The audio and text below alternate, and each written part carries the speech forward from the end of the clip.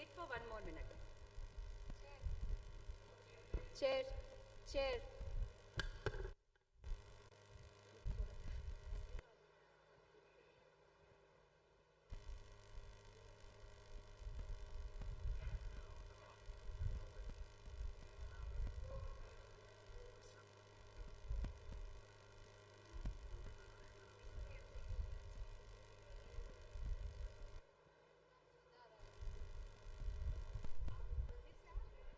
Hello, hello, check.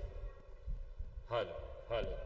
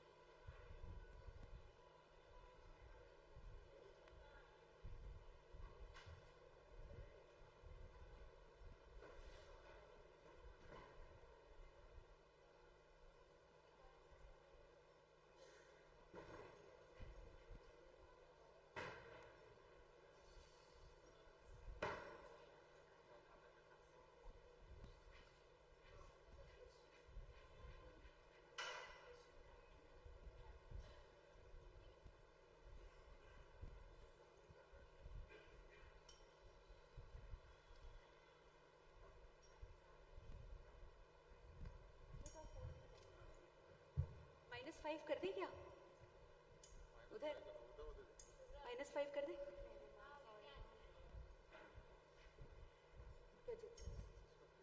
Can we start projecting, please?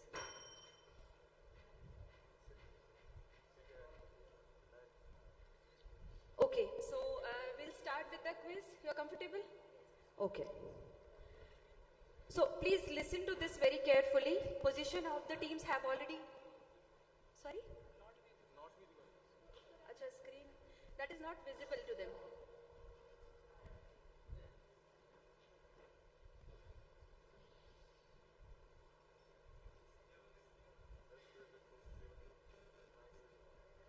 Okay, I'll anyway speak everything. This is nothing important, not much important right now. So basically teams have already been positioned based on lots, right? And there will be 8 regular rounds, okay? 1 question per team, and the questions will be passed if the particular team doesn't answer the question. And there will be last rapid fire round, okay? And it will be a 1-minute time period. So you have to answer within 10 seconds or you have to pass immediately, okay? So, and once the question is passed, the passed team answers immediately, you can't take minutes there. First, full specific answer will be the final answer. Be very careful, okay? Whatever you mutter fast will be considered the answer. So be very careful when you answer the question. Correct answer to direct question gives you 10 points.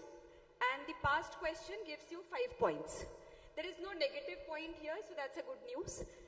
Questions for the first 4 rounds will go clockwise. That means A, B, C, D. And the second question, B, C, D, A. So So like that. And next 4 questions will be anti-clockwise. So DCBA, then CBAD, like that. Got it? Sorry? Yeah. So, and last will be rapid fire question, where you will have 10 questions in 1 minute. Each question gives you 3 points. So it's a game changer most of the time, okay? And here also first full answer is final and we can't go back. So once you pass, it is gone. Are all rules clear to you? Any questions, any doubts? Okay. So all the best everybody. So team A, are you ready? Team A, वो start नहीं हुआ अभी तक. This is D, no? A, okay. A, B, C, D, right? Correct? Not visible? फिर कैसे होगा?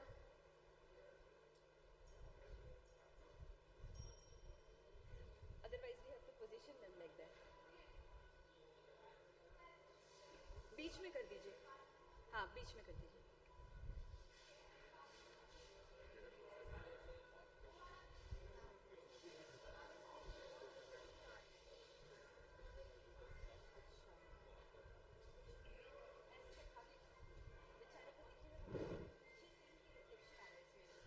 इसका कुछ पोजीशन टाइम लगेगा इसको ऑन करने में।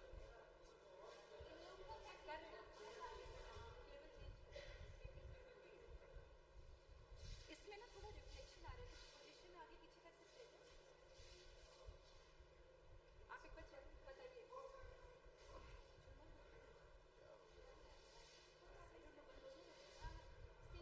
ये वाला लाइट हाँ बंद करो.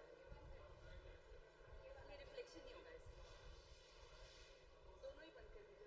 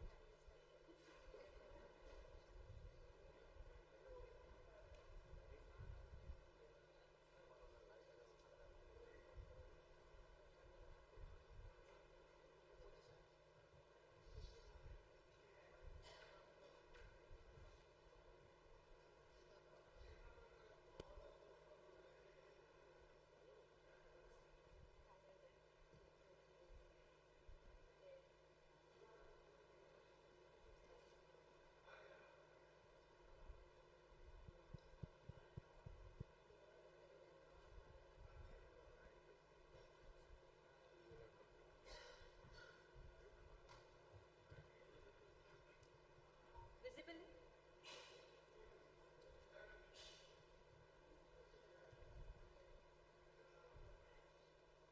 Please don't move anything from there. ना? Slides move मत कीजिएगा उधर से. हाँ. Okay. So team A, ready? Okay. So your question is, so as we discussed, round 1 will have A, B, C, D. Okay. So team A, identify the marked molecule of the dermoepidermal junction in the image shown. Can you see the red arrow?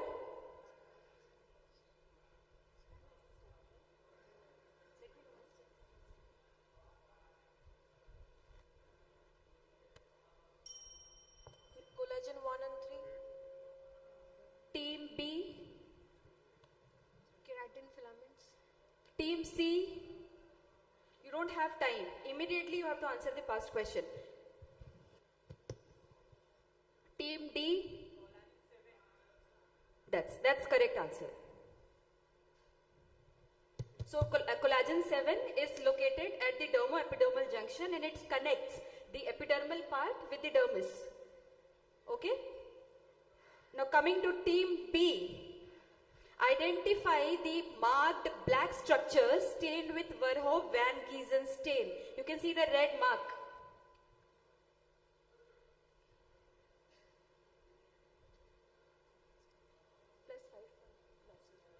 Melanin. Team C. Collagen. This question is invalid, okay, right now. It won't be passed further. Okay? So the answer is elastin. Actually, the answer was shown later on, so I have dismissed it right now. So now the direct question to team C. Are you ready? Identify the organism mentioned in the image shown.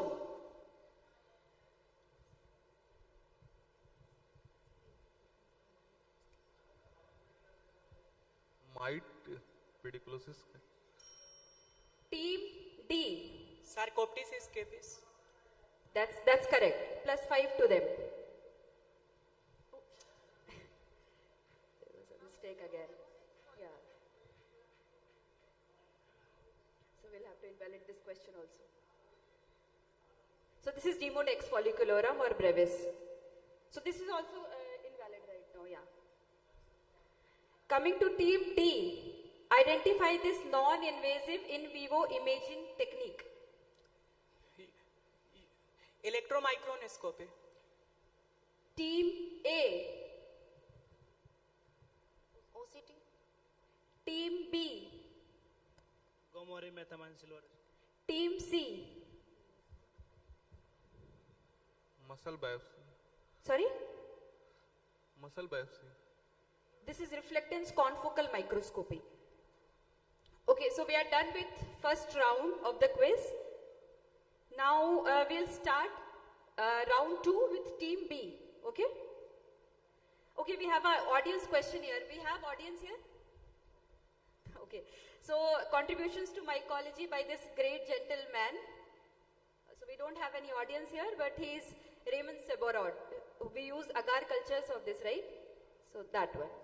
Now coming to round 2 and the questions start from team B. Are you ready for the first question? Identify the disease in a case of sexually inactive adolescent female with acute painful genital ulcers with fever and inguinal adenopathy.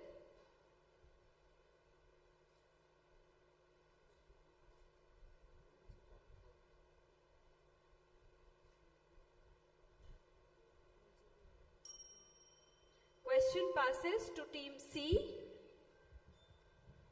LGV. Question passes to team D. Sancroid. Sorry? Sancroid looks like. Question passes to team A. Condyloma acuminata. Sorry? Condyloma. Please be very clear and loud, otherwise it is not audible clearly. Condyloma acuminata. Okay, the answer, anybody in the, actually we don't have anybody in the audience. Okay, so the answer is Lipschitz ulcers. It's seen in pre-adolescent girls after any viral fever. So basically it's an immunological response and you don't have to do anything unless it is very severe. So steroid is the treatment, otherwise just conservative management. Okay? Now next question to team C, right? Direct question. History of recurrent diarrhea and these are the clinical images. What is your diagnosis?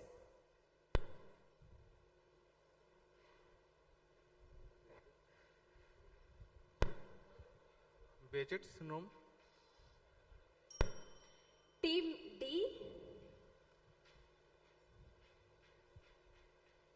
Team A. Team B. So this is pellagra. Diarrhea and photosensitive rash on the photo-exposed areas, right? Predominantly. And you just have to correct the vitamin B3 deficiency. Okay, so now direct question to team D. Recurrent crops of painless ulceration with this clinical image and this histopathological image.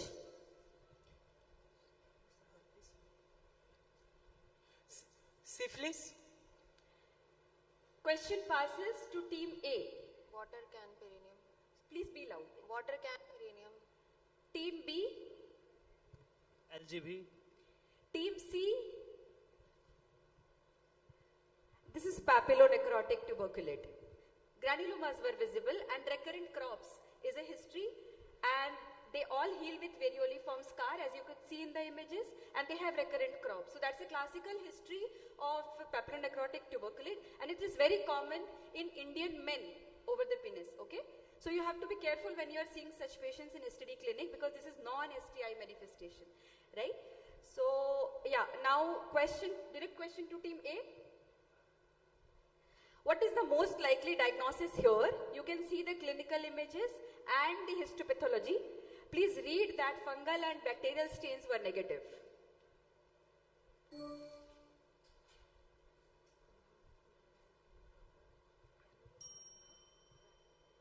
Team B, Orinibacterium infection, please be very loud, otherwise even if you answer correctly, I will not be hear it. Team C, please be loud, fast and clear. Team D, Team A. Team A? Okay, so the answer is cutaneous Crohn's. You have that knife cut ulcers which are characteristic of Crohn's disease, and there were granulomas in which all the stains were negative. So it's a non-infective granulomatous condition. These knife cut ulcers are the characteristic of Crohn's disease. So once you see it, you have to biopsy and look for any GI manifestations. Okay, so we are done with we have an audience question, but nobody is here. So this is a case in a sexually inactive young female. You can see yellowish red plaques and papules over genitalia, and this is the histopathology with foamy cells in the papillary dermis. Anybody? So this is verruciform xanthoma. It's a benign appendigeal tumor, common in genitalia and oral mucosa. Okay, so coming to round 3, which starts with team C, then D, and so it will be going from D, A and B. Okay, so team C, are you ready? Okay, first question for you. Identify the visible change in a neonate which faded within few minutes.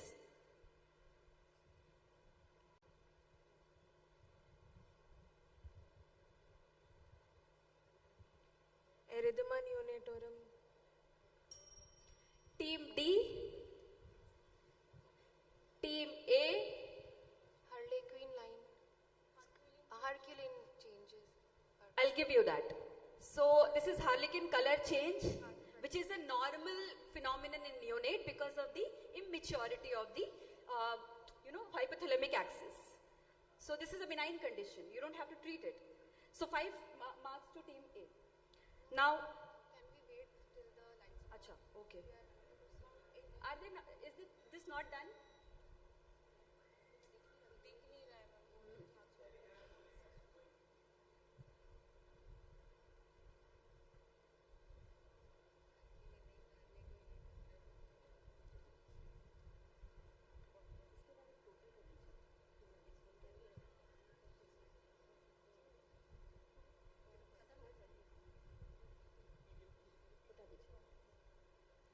At the end of 2 rounds, I am declaring the scores. Only Team Gaya has opened their account with 5 marks, and rest 3 teams are yet to open their account.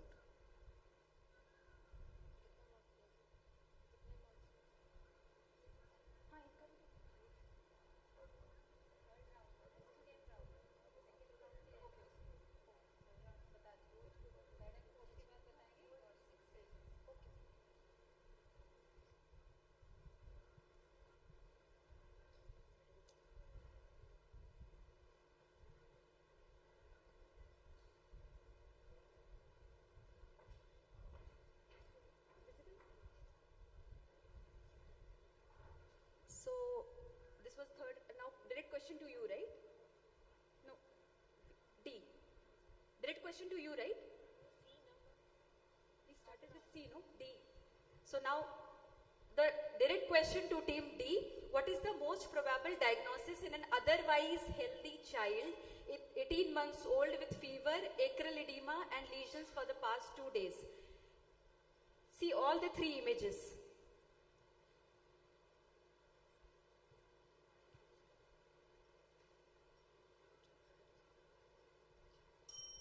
Team A, Ma'am, rubella, blueberry muffin. Team B, Team C. Cytomegalovirus infection. No. This is acute hemorrhagic edema of infancy. Fever, acral edema and leukocytic vasculitic like picture. So basically this is a triad of acute hemorrhagic edema. Again self-limiting, very common in children after vaccination or infections. Okay. Now direct question to team A. Right? Identify the marked condition in an otherwise healthy newborn baby.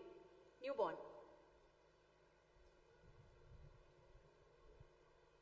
Ma'am, ETN, erythema toxicum neonatorum. Team B. Suction blister. That's correct. 5 marks to them.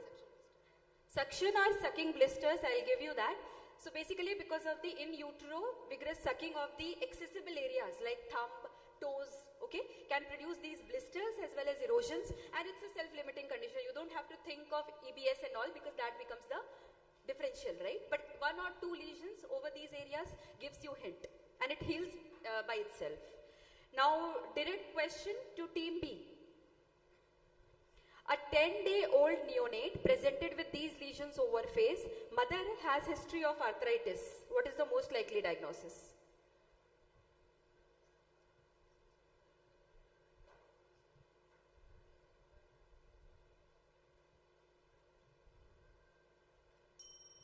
Team C?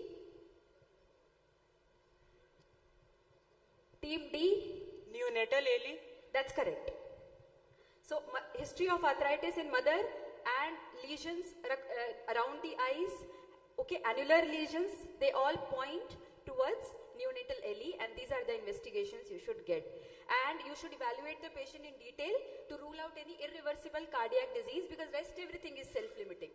So, heart blocks and all has to be ruled out and patient has to be referred to cardiology. Okay. So, audience question again, but nobody is here. So, soft asymptomatic nodule in a 7-year-old child resolved spontaneously after 2 months. Anybody? This won't give you marks, but you can attempt. So, it is spontaneously resolved. Okay? So, something not very difficult to treat, and it is idiopathic facial aseptic granuloma. Basically, it is a form of granulomatous rosacea, they say, seen in children. Okay, so round 4, and that starts with team D. Okay, you're ready? So question for you, identify the condition, see the clinical image and the Zank smear.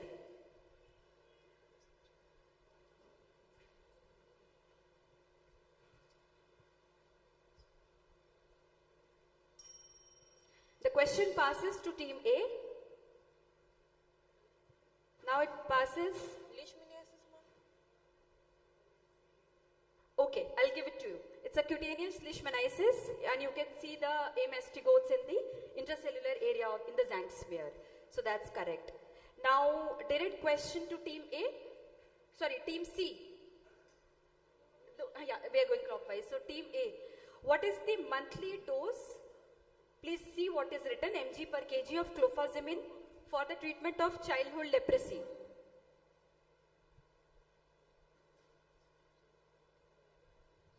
Six milligram per kg. The question is for team A.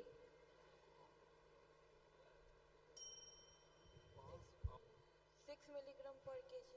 So we have to, we'll do the question again. So I have a spare question. We'll do that again later on because let's continue with this. Your question will be done later. Is that okay? So please don't answer somebody else's question. Everything has been mentioned in the top for whom that question is, and only that person will answer. Once the question is passed, you can answer. So we'll re-ask the question to team A at the end. Is that okay with you? So the answer is correct, 6 mg per kg. Now, direct question to team B. Identify the condition.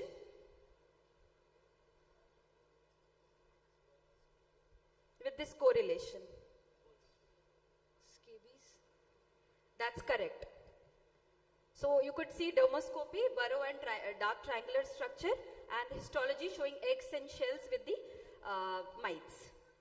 So direct question to team C now. What does the marked entity signify in the image mentioned below? National Leprosy Eradication Program. Team D. Team A. National Leprosy and Program. Team B. Ray of Hope. So basically, first of all, the question was to identify the thing, not the whole where it is derived from. So this is beauty and purity in lotus. Rest I have shown you. Ray of hope and optimism is for the rising sun. Okay, and this house made with the thumb and the affected fingers shows that leprosy can be cured, and a leprosy patient can be a useful part of the society. Now, our audience question. We have audience now. So, anybody identify the fruit with use in leprosy, rheumatic pain, and constipation? You can also answer because. Okay, so this is Hypnocarpus or Cholmogra, which has been used in the past, and it's still used in China and all. So now at the end of the round 4, please tell me the score. At the end of 4 rounds, Team B, PMCH, is leading with 15 points, and Team A and Team D are at 10 points, and Team C, NMCH, is yet to open their account. Okay. So now we will start with round 5, and that starts anti-clockwise. Okay. So we'll start with Team D this time.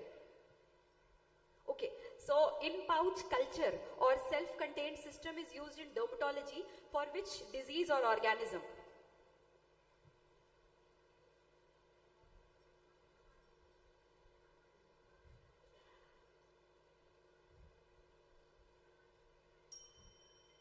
Team C, Team B, Team A. HIV. So this is trichomoniasis. It's an in-pouch growth. It is done to see the motility. Okay. Now coming to Team C, because we are going anti-clockwise, mention the volume of distilled water in the third NACO STD color-coded kit, which we use day in and out in our OPDs. 1 ml. Team B, 10 ml. that's correct. So 5 marks to Team B. So this is very important that you read each and every part of STD things, especially NACO and CDC, because these are the 2 things which we have to read about it, right? So so you have a disposable syringe with 21 gauge needle and 10 ml sterile water. So now question to Team B. Where was donovenosis described? Where?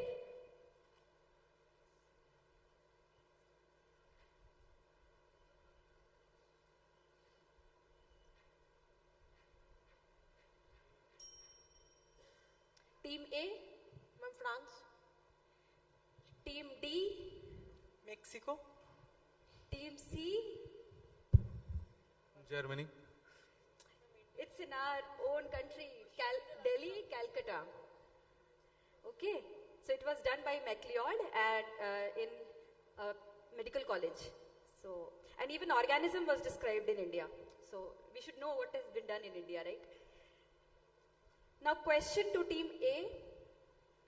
Mention the week of gestation when acyclovir suppressive therapy for pregnant women with recurrent genital herpes can be started. Timer please. 36. That's correct. 36 weeks of gestation, you can start the suppressive therapy. So audience question again, identify this gentleman. Okay, so he is Donovan. Donovan. Yes. So now going to round 6, which starts from team C, okay? C, B, A and D, anti-clockwise. Identify the marked entity. Marked by black arrow.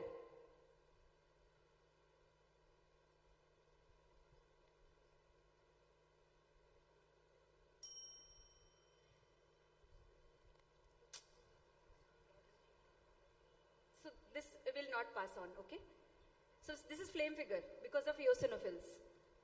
It is seen in all conditions where you have infiltrate rich in eosinophils. So basically it is because of the eosinophilic proteins which deposit on collagen and it forms a eosinophilic bundle-like structure which looks like a flame, okay? So question to team B this time, identify the marked entity, marked with black arrow.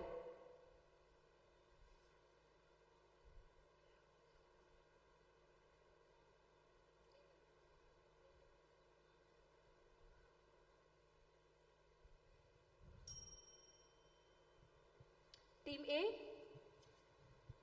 Ma'am, plasma cell. team D, Acantholytic cells. team C. This is apoptotic keratinocyte, eosinophilic cells, crumbled, okay, and seen at the basal layer of the epidermis, okay. There was no segregation as we see in acantholytic cells, so it is not acantholytic cell. It is seen in many conditions where you have interface dermatitis. And the level of acantholytic cell can sometimes help you differentiate between lichen planus as well as DLE. So DLE, it will be there in the upper layers also, while in LP it is usually in the basal layer. Now, direct question to team A. Identify the cell marked with yellow circle.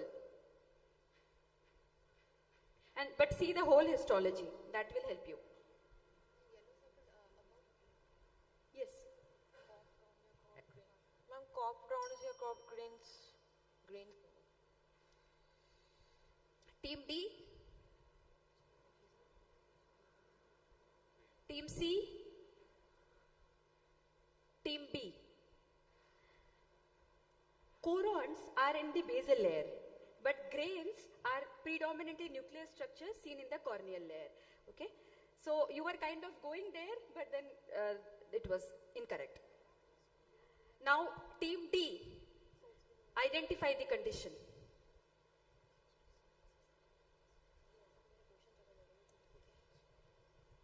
Schistosomiasis. Team C. Team B. Team A. This is uchronosis. You could see umber-colored structures in the dermis, which is characteristic of uchronosis. Okay, coming to the audience question. Identify the condition, anybody? So this is elastin, which is showing an unraveled woolen appearance, seen in pseudoxanthoma elasticum. So this is because of the denaturation of the elastin structures, which is seen in pseudoxanthoma, as we all know. So coming to round 7, which starts from team B and team B, A, D and C. That will be the sequence, okay? So team B, mention the next line of please be very careful while you are listening questions. Mention the next line of management in tetracycline non-responsive Hurley stage 3 hidradenitis suppurativa.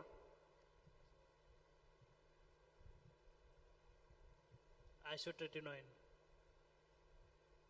Question passes to team A. Ma'am, corticosteroid. Question passes to team D. Surgical excision. Question passes to team C. Tofacitinib. It's rifampicin and clindamycin first, and then you have to go to those higher therapies. Okay, so this is something which has been mentioned in our rooks, so please go through that. Okay, question to team A, direct question. Mention the first line of treatment for the management of scleromyxedema, and you can see the images here.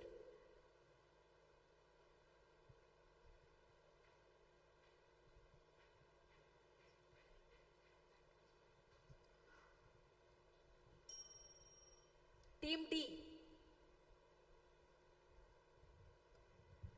Team C. Retinoids. Team B. IVIG. That's correct. That gives you 5 points. So this is the first line of management, and there are others like thalidomide and stem cell transplant. Okay, direct question to team D.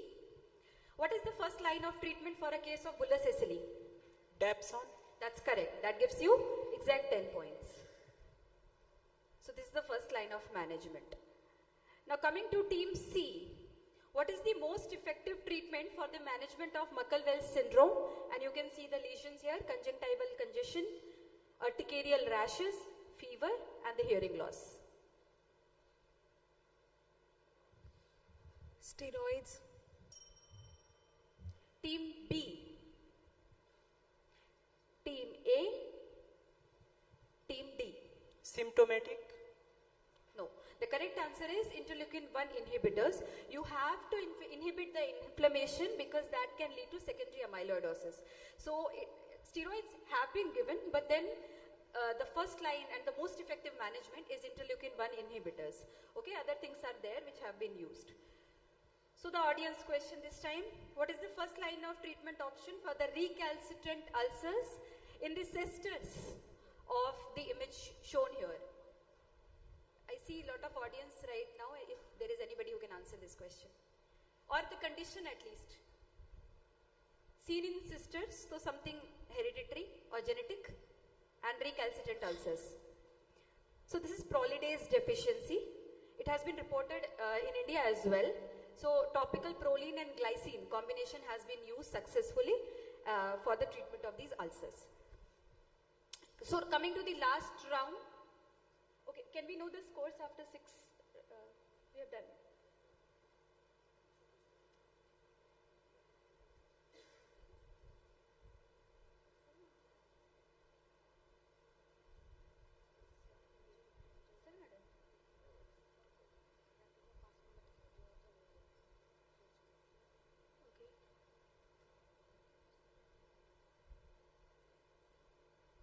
This is 7, no?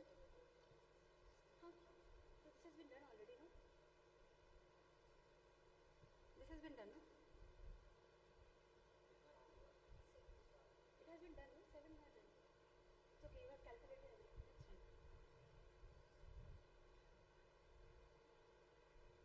So we are at 8th round now.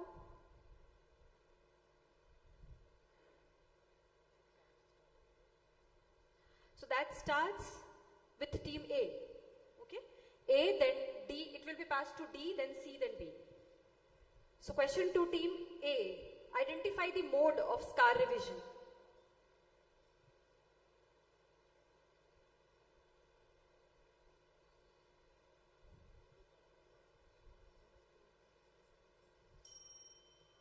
Team D.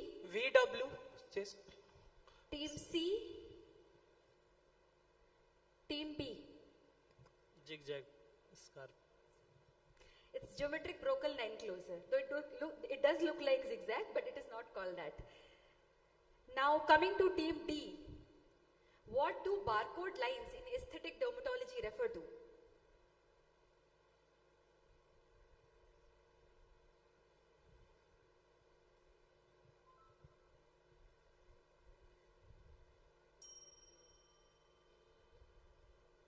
Team C, Team B,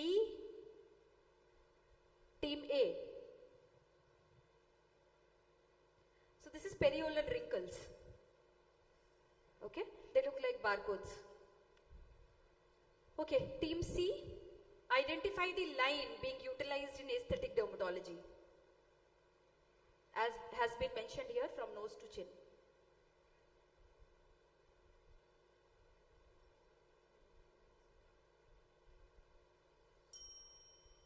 Question passes to Team B. Team A. Team D. This is Ricketts E line. Basically, when we are injecting fillers, so we have to see the proportion which should align with the aesthetic E line, and you can see the proportions. 4 millimeter, upper lip should be 4 millimeters behind, and lower lip should be 2 millimeters behind this line. So that gives you an idea how fillers have to be used in these areas. Okay, question to Team B. Mention the full name of this surgical procedure.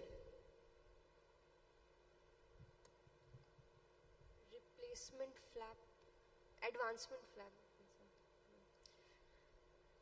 Question passes to team A.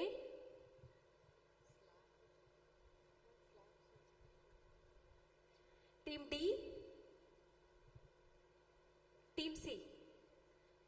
So even if you told me biload flap, I would have considered that, but because when there are two lobes, right? So that would have also been the answer, but it's fine. So there are two forms, Essers and Zitelli. One has a 90-degree angle and another one is 180-degree angle. So yeah, that brings us to the audience question. What is the source of hyaluronic acid used in Profilo, which is a skin booster? Okay, so that's Streptococcus zooepidemicus. So we are at the end of 8 rounds. The final scores, please. Yes, we'll do that after rapid fire because the sequence is like that. So after the end of 8 rounds, Team B is leading with 25 points and Team A and D are at 20 points and Team C is yet to open their account. Okay, so as we have finished normal 8 rounds, now we will be proceeding to the rapid fire round and that is a 1-minute time period. You have 10 questions. Pass it on if you don't know the answer, but once you have passed on, I will not be going back to that question. There is no negative marking, but first answer is something which you have to give. It should be final answer. Okay? So pass on if you don't know the answer because there are 10 questions and 1 minute. So we have to start 1-minute timer as soon as. So rapid fire that starts from A again. It will be clockwise. Okay? So team A, are you ready? Kind of. Yes, ma'am. Start the timer now. So the question is, what is the age at and beyond which topical crisaborole is FDA approved? 12 years. You have to tell me to pass on the question. Okay, pass, ma'am. Bendazimir gel has been FDA approved for which dermatological condition? Pass, ma'am. Which element is used to treat Hailey-Hailey disease? Pass. How long can lepra bacilli survive in moist soil? 48 hours. Please be loud. 48 hours. That's incorrect. Okay. What is the normal human eye blink rate? Pass. World Skin Health Day is celebrated on which day? Pass, ma'am. Epithelioma of Malherbe is another name of which tumor? Pass. Okay, we are done with 1 minute? Okay, so there are a few questions remaining. What is the color of NACUA STI color-coded kit for anorectal discharge? Gray. Yeah, but I can't give you that right now because time is up. Who is the current editor-in-chief of IJD? Pass. Spermatozoa-like structures are predominantly described in the dermoscopy of which disease? Okay, Pass. so I'll go to the answers. So, 3 months for crisaborole, molluscum, bendazimir. Magnesium is used, magnesium chloride is used in treatment of Hailey-Hailey. 46 days actually in moist soil, okay, survival of lepra bacilli. Eye blink rate is 6 per minute. Why do you need to know this? Because in leprosy, when you are seeing leg of thalmos and all, and activity of the muscles, you should know this. Because unless you know the normal thing, you can't know the abnormal, right? So 8th July is World Skin Health Day. Pilomatricoma is tumor of Malherbe, epithelioma of Malherbe. Gray was correct. Dr. Manas Chatterjee is the editor of IJD, and mycosis fungoides. Characteristic spermatozoa-like structures have been described. Okay, so now we go to, so there were no correct answers. There were no correct answers, no? No correct answer. Gray was answered after 1 minute. No, where was it? Was all the questions, nothing was marked. And correct answers give them 3 marks. So no answers were correct. So now we proceed to team B. Are you ready? Yes, ma'am. Okay. So here goes your first question. Zoliflodacin is being studied for the treatment of which dermatological disease or organism? Pass. When did FDA approve secukinumab for moderate to severe hidradenitis suppurativa? Year is enough. 2016. That's incorrect. Finger pebbles are most commonly associated with which systemic illness? Pass. What is the minimum infective dose of lepra bacilli in mouse foot pad model? 10 to the power 3. Incorrect. Camel foot appearance in histology of which dermatology condition? Pass. World Psoriasis Day is celebrated on which day? Pass. Papillary adenoma of nipple is another name of which disease? Pass. What is the color of NACO STI color coded kit for lower abdominal pain? Yellow. That's correct. 3 marks. Who is the current editor-in-chief of IJDVL? Pass. Pore sign in dermoscopy is seen in which disease? Okay, so you've seen the questions, right? Now coming to the answers, it's Neisseria. It's being studied because of the antibacterial resistance, which is quite often seen nowadays. October 23 is when secukinumab was approved for its moderate to severe HS. Finger pebbles are characteristically described in diabetes, and 1 to 10 solid bacilli are the infective dose for foot pad, and psoriasis shows camel foot appearance in histology because of the broadening of the retinages, right? And it is uniform. 29th October is World Psoriasis Day, and erosive adenomatosis of nipple is the another name. Yellow, you answered correctly. Dr. Archana Singhal is the editor-in-chief of IGDVL, and epidermoid cyst shows pore sign in dermoscopy. Okay, so one correct answer, right? 3 marks to them. Now, Team C, are you ready? Okay, so the time starts now. Your question is, what is the minimum age for which topical tacrolimus 0.1% is FDA approved? 2 years. Incorrect. When was rituximab FDA approved for pemphigus vulgaris? 2016. Incorrect. What is the generation time of lepra bacilli? 11 to 14 days. That's correct. What is the most common paranasal sinus to get involved in Ethmoidal sinus. leprosy? Repeat again. Ethmoidal sinus. That's correct. So 2 correct answers. Flamethrower-like appearance is seen in the histology of which structure or dermatology condition? Pass. World Leprosy Day is celebrated on which day?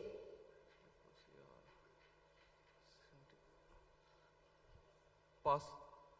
What is the another name of flagell disease? Kyle's disease. Incorrect. What is the color of NACO STI color coded kit for vaginitis? Time is up, but would you like to answer? Gray. It's green. Who is the current editor-in-chief of Ayodhya?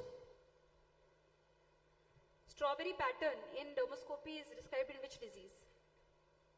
Okay, so these are the answers. 16 years is when you can give tacrolimus topical 0.1%, though we don't actually strictly use it in the day-to-day practice. June 2018 was rituximab approved. 11 to 14 days was correct. Ethmoid was correct, and this was just telogen hair shaft because of those loss of the inner root sheath. No, it looks like that. Flamethrower-like appearance. Last Sunday of January is World Leprosy Day. Hyperkeratosis lenticularis perstans. Basically, that disease is because of the papules on the legs. Okay, so it looks like that. They're hyperkeratotic. Green was the correct answer. K.A. Sitaraman, sir, is the editor-in-chief of IDOJ, and actinic keratosis shows strawberry-like pattern. Okay, so 2 correct answers. Now, Team D, are you ready? Timer starts now. When was nimolizumab FDA approved for prurigo nodularis in adults? 2022. Incorrect. Name the disease for which trifarotene is FDA approved apart from acne vulgaris. Pass. How long do lepra bacilli survive in dried nasal secretions? 6 to 8 hours. That's incorrect. What is the current prevalence of leprosy in India? 0.4 per 10,000. That's correct. Not appropriate, but I'll give you. That's correct. Jigsaw puzzle appearance is seen in the histology of which dermatological condition? Cylindroma. That's correct. World Vitiligo Day is celebrated on which day? Pass, ma'am. Michel disease is synonym of which dermatological condition? Pass. Color of narco STI color coded kit for genital ulcer disease, herpetic. Kit 3, red kit. Kit 4, red kit. 4. Color, Blue. incorrect. Who is the current editor-in-chief? Okay, the time is up, but you can answer this. Editor-in-chief of Indian Journal of Leprosy. Mobility sign in dermoscopy. Which disease? Okay, so it has been recently approved actually, limolizumab, August 24. Lamellar ichthyosis is the one along with acne vulgaris for which trifarotene has been approved. It is 7 or 9 days. Actually, there are two schools of thought, so I have given two. Prevalence is exactly 0.45, but I have given you for 0.4 because it is approaching to that. Cylindroma is correct. 25th June is the day, and erythromelalgia is the another name for Michel's disease. Red is the color. Okay, and Dr. Vishwa Mohan Katoj sir is the editor-in-chief of Indian Journal of Leprosy, and the sign is seen in epidermoid cyst. So can we know the final scores, please? Okay, just after that we'll first question. One question is remaining for you people, right? No, you answered after they had told, no? But till that time you had not answered, so I can't give you that.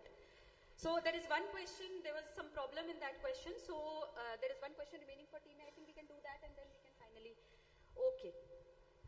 So I have already kept a tiebreaker, so you can use that question, okay. Team A, identify the cause of this indurated chronic non-healing ulcers in a patient with a history of chronic severe abdominal pain.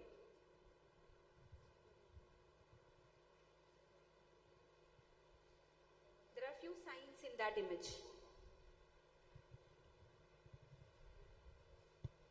Multicentric reticulohistiocytosis. Question passes to team B. Crohn's disease. Team C. Pyoderma gangrenosum. Team D. It's pentazocine induced ulcers. Why? There are 3 pointers. Chronic severe abdominal pain, so painkiller intake history, okay? Then you can see there are nerves which look little bit, calcified and papular. That shows that some injectables have been taken. And indurated ulcers, hard ulcers are characteristically seen in one of the manifestations of pentazocine induced ulcers. So it is something which is seen in OPD, not common though. So I think we are at the final, we can know the final scores please.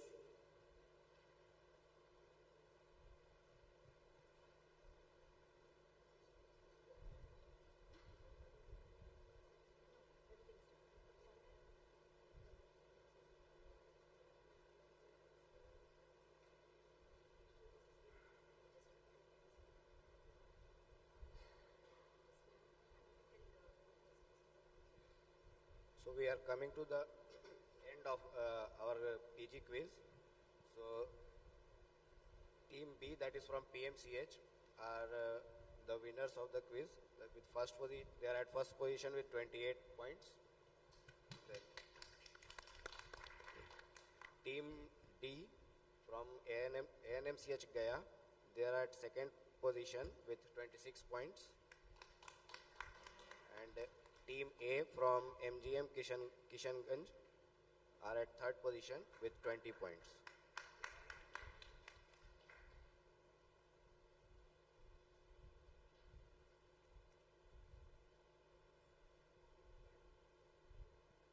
Okay, thank you so much, and congratulations to actually all 4 teams, because it takes strength and you must have studied so much to come over here.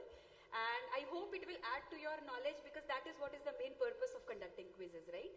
So, and thank you audience for, being here, and thank you so much. Yeah.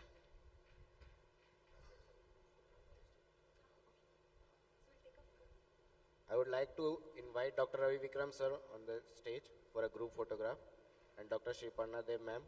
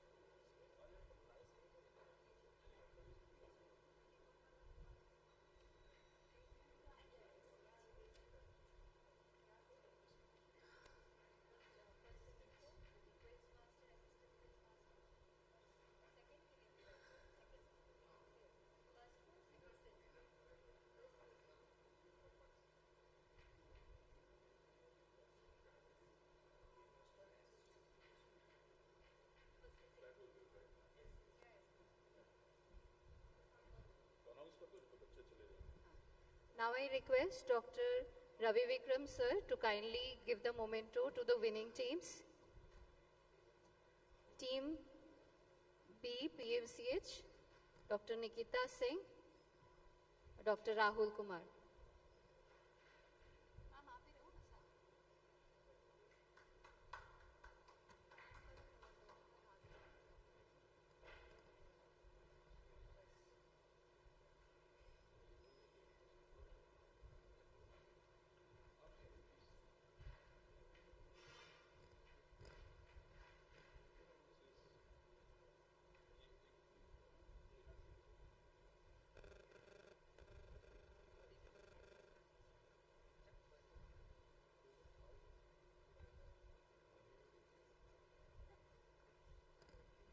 For the runner-up team, Gaya.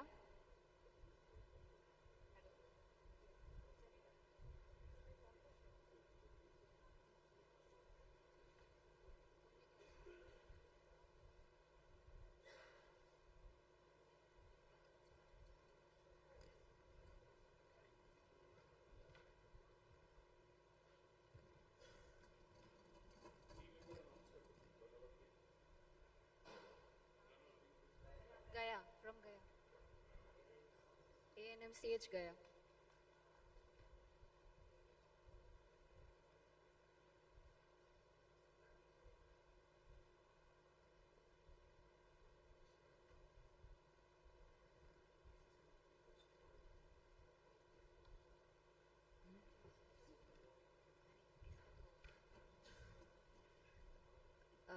I would ask sir to felicitate our quiz master, the very dynamic Dr. Bhavya Sarnakar.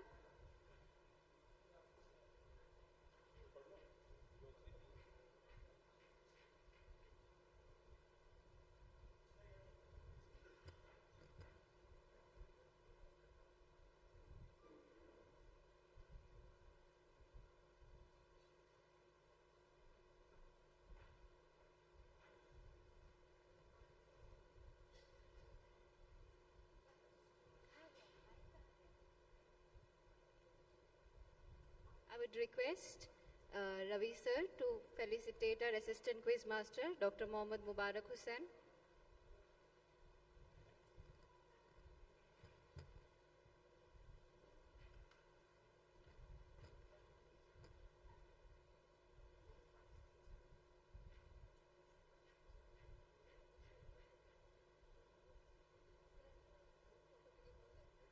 I'll request all the PGs who have participated in the quiz to kindly come upon the stage for a group photo.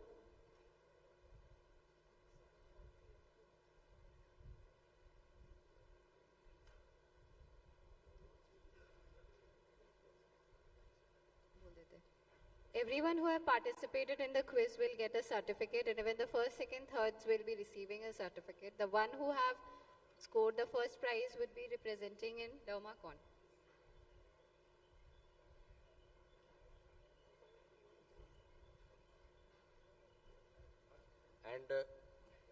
And trophies for first, second and third prize in quiz will also be given in the AGBM session to all the to the winners of the quiz from IADVL, from CUTICON Bihar team. This trophy is from the GSK team only.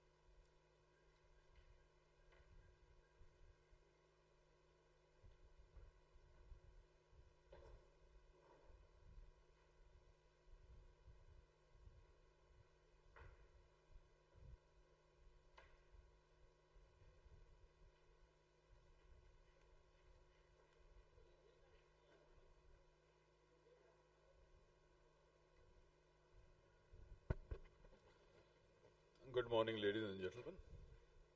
So, coming to the last day of our conference, hope you enjoyed the last 2 days. So, we are just waiting for the clearance of the stage. We have just finished the PG quiz. We are waiting for the clearance of the stage, and we will start with the first session, first presentation of Dr. Deepa Bhatt. I hope the chairpersons, Pushpendra Kumar Singh and Dr. Sunil Malpani are here.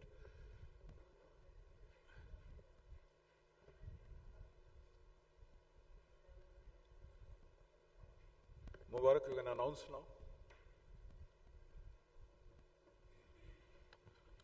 Good morning, everyone. We'll be starting the session.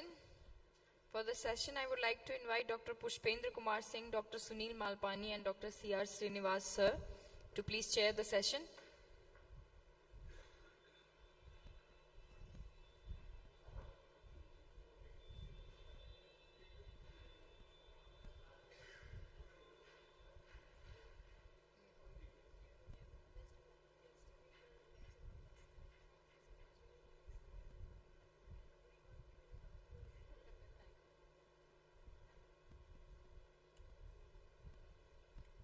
I would request our chairpersons to please introduce our speaker.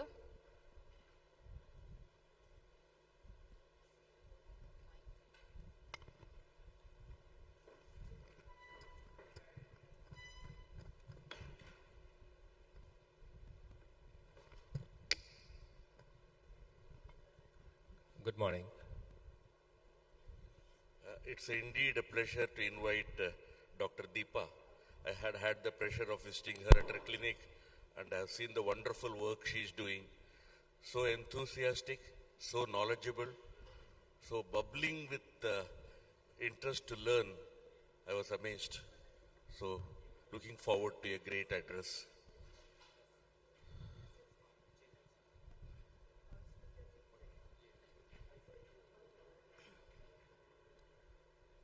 Good morning, everybody. I'm very much thankful to Bihar team for inviting me to share my experience. My topic is atopic dermatitis and scenario in the pregnancy. Usually fascinating immunological mechanisms that are crucial for the pregnancy can lead to development of the different skin conditions, of which atopic dermatitis is the most frequent one.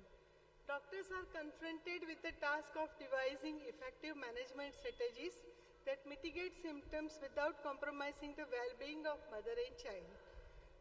In the currently used nomenclature, all the different atopic dermatitis phenotypes occurring during the pregnancy are referred to as atopic eruption of the pregnancy.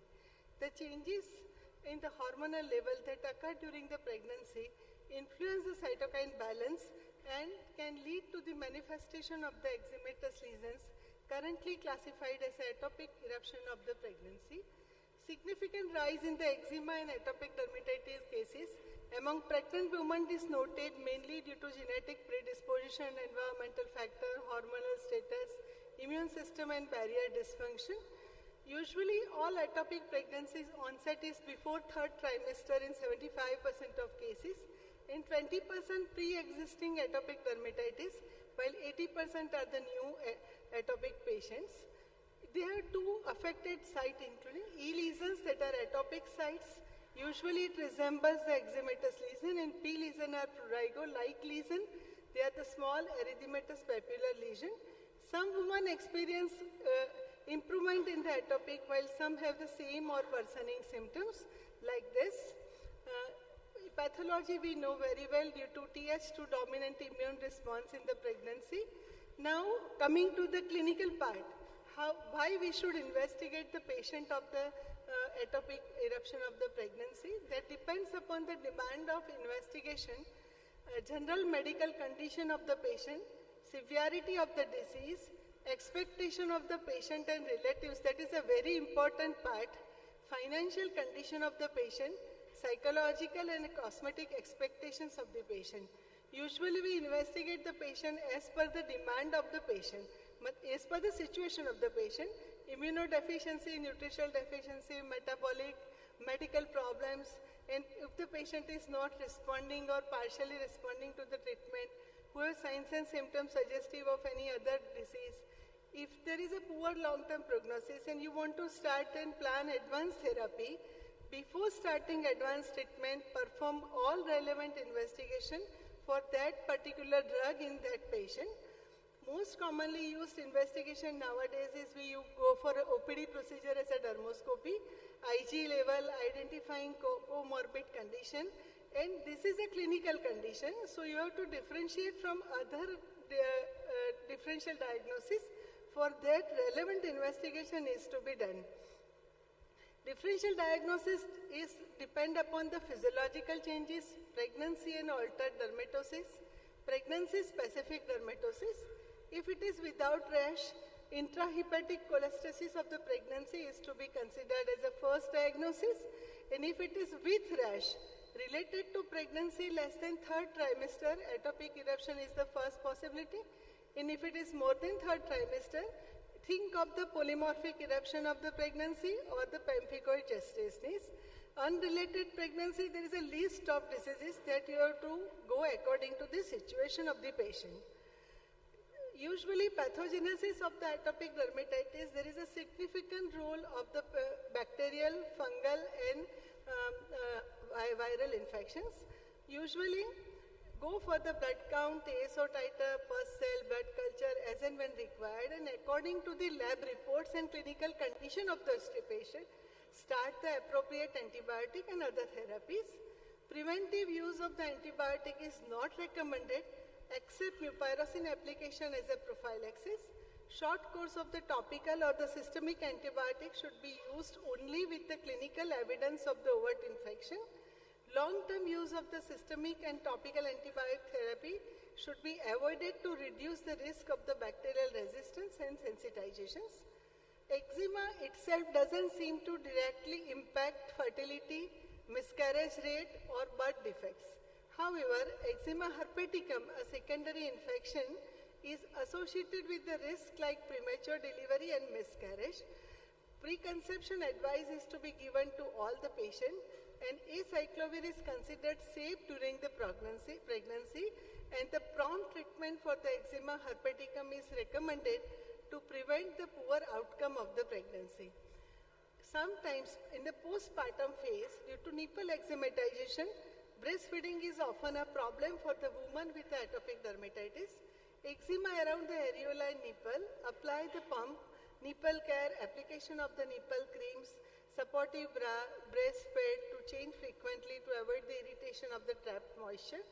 Hand eczema is also one of the problem for the postpartum phase, and use of the moisturizer, topical steroids, phototherapy can help, but apply steroid cream or ointment after finishing one feed and wipe it off gently before the next feed. That you have to explain to all the patients very clearly. Step-by-step escalation may be necessary as per the disease severity. For planning of the therapeutic algorithm, detailed history, investigation, proper counseling and explanation of the disease process and consequences of the drug therapy to the patient and relative is a very important part in treating a pregnant woman. Use of the moisturizer is the mainstay of treatment. Wet therapy also helps in oozing dermatitis. Topical calcineurin is very safe. Consider the short-term and intermittent use of the antihistaminics category B. If patient is not responding, you can add UVB or UVA if it is available. Careful risk-benefit assessment to proceed for the systemic therapy. First line of the treatment is systemic corticosteroids. Maximum dose of 0.5 mg per kg per day for maximum duration of the 2 to 3 weeks is to be considered. Cyclosporine can be added. Azathioprine biologics can be as a later part of the treatment. Treatment of the pregnant woman is challenging regardless of the disease because it needs to be safe for the fetus, and therefore patients often wish to avoid taking any medication during the pregnancy. Usually moisturizer is the first treatment. Topical antihistaminic can help to avoid the itching. Reduce the relapse rate if you go for the repeated application of the moisturizers. Select the moisturizer fragrance-free, hypoallergic, and ingredients that we know very well, because so many ingredients are there. Moisturizer has a short-term and long-term steroid-sparing effect and reduce the frequency of the acute episodes. You advise the patient to apply 3 minutes before taking bath, and patient can continue use at all the phases of the pregnancy. Wet wraps are wet bandages wrapped over the emollients and topical steroid creams to the red hot spot whipping eczemas, cooling, moisturizing and steroid absorption enhancing effect with the protection from the itching and scratching. Method we know, benefit, side effect we know very well. And mainstay of the treatment in the first line of therapy is topical steroid. Shortest duration at the lowest potency should be advised. High potency topical steroids should be avoided if possible, and when they must be used, they should be used only for the shortest period of time after the detailed discussion with the patient and relatives. Treatment with a high potency steroid is associated with a lower birth weight when total dose exceeds 300 milligram during the entire pregnancy. High frequency corticosteroid, the amount of 200 milligram per month should not be exceeded. And as and when maintenance therapy, that is called the weekend therapy to hotspots, as a protective management during the maintenance. Calcineurin inhibitors, pimecrolimus, tacrolimus have an immunomodulating effect, and absorption is very less, so they can be advised as a main treatment modality. It is a powerful immunosuppressive. Weekend therapy is advised, though it has a black box warning. Crisabolol is currently not recommended pre-conception and during the pregnancy or in a nursing mothers. UV light is very safe. UVA1 in acute phase and narrowband UVB in a chronic phase are the most suitable modalities in the atopic patients. ACOG and ACAI recommend preferred antihistaminic as a chlorpheniramine. And pregnancy category B, that is a no demonstrated risk to the fetus in animal studies.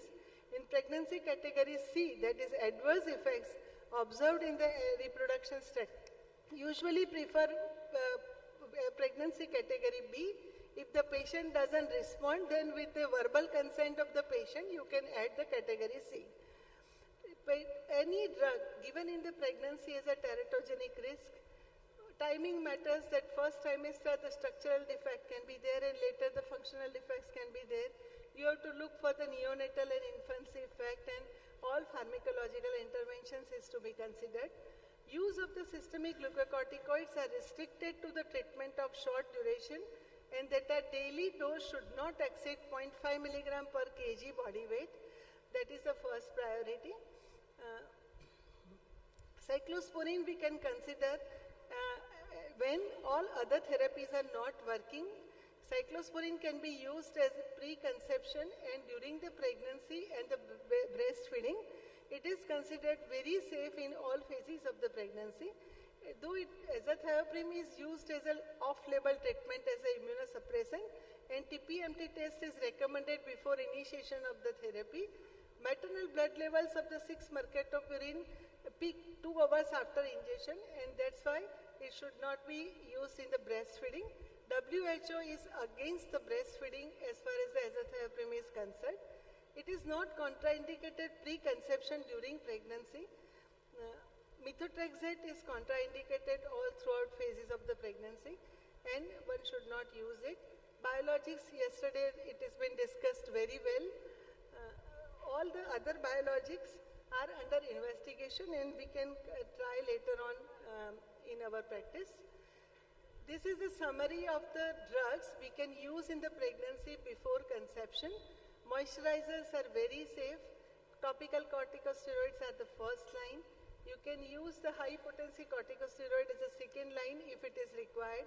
Crisabolol is not indicated, has no data on the teratogenicity. UVB is very safe, but PUA therapy is contraindicated.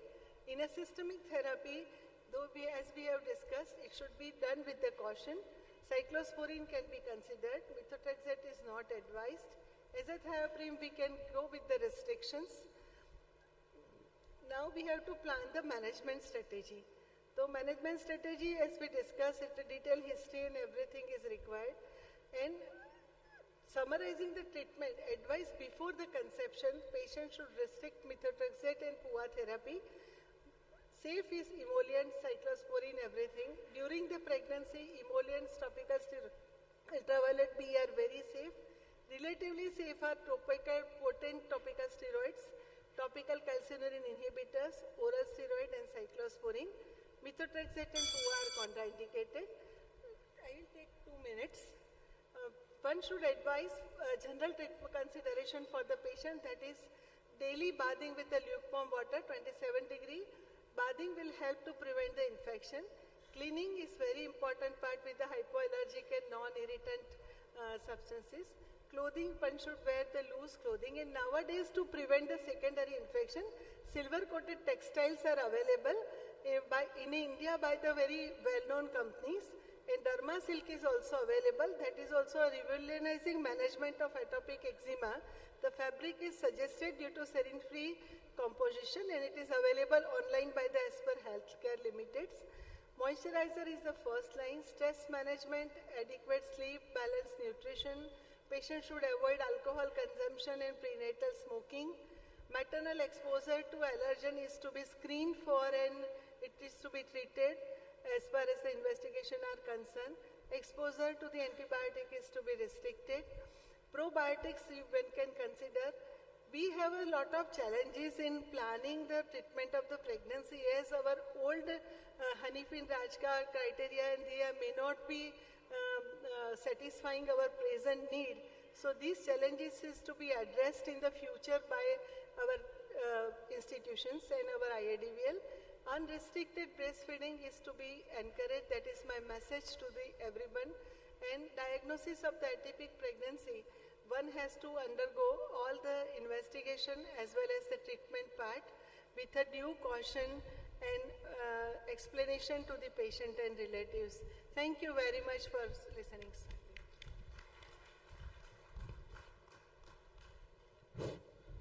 Treatment of atopic dermatitis in pregnancy is a very challenging task. Patients come to us, but they don't want medicines. So they come mostly for assurance, and as you rightly said, moisturizers. And of course, I do not like the word allergen-free, hypoallergic, because what is allergic to one can be allergic to other. So apart from that, you have given a lot of useful take-home message. Thank you very much. Are we opening for questions? Are we inviting questions from the floor? No. So thank you very much. I think you can ask clarification from her. Thank you. I would request Dr. C.R. Srinivas sir to please present memento to ma'am. Dr. Deepa Bhatt ma'am.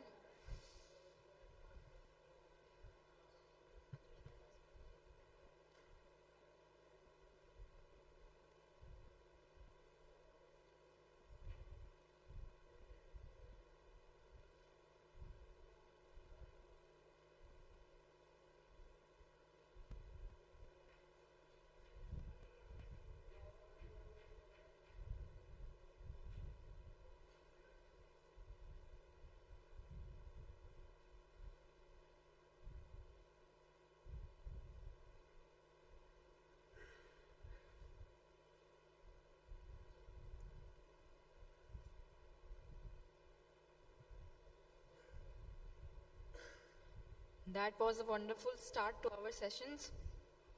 For the next session, I would like to invite Dr. Manjulata Das ma'am and Dr. Sumit Gupta sir to please chair the session.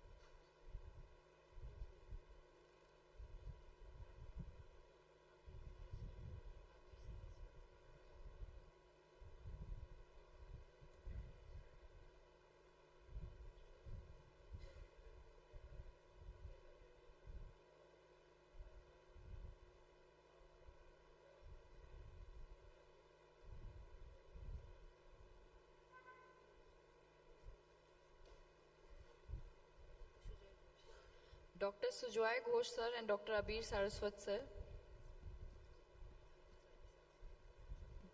Dr. Sumit Gupta sir.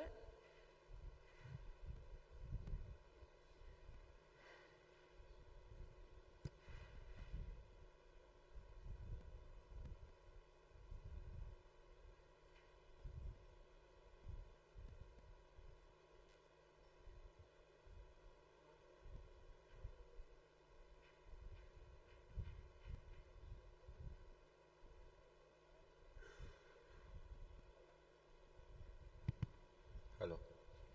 Okay. Good morning, everybody. So moving on to the next, I invite Dr. Sognita of Associate Professor of Hindu Institute of Medical Sciences, Safedabad, UP.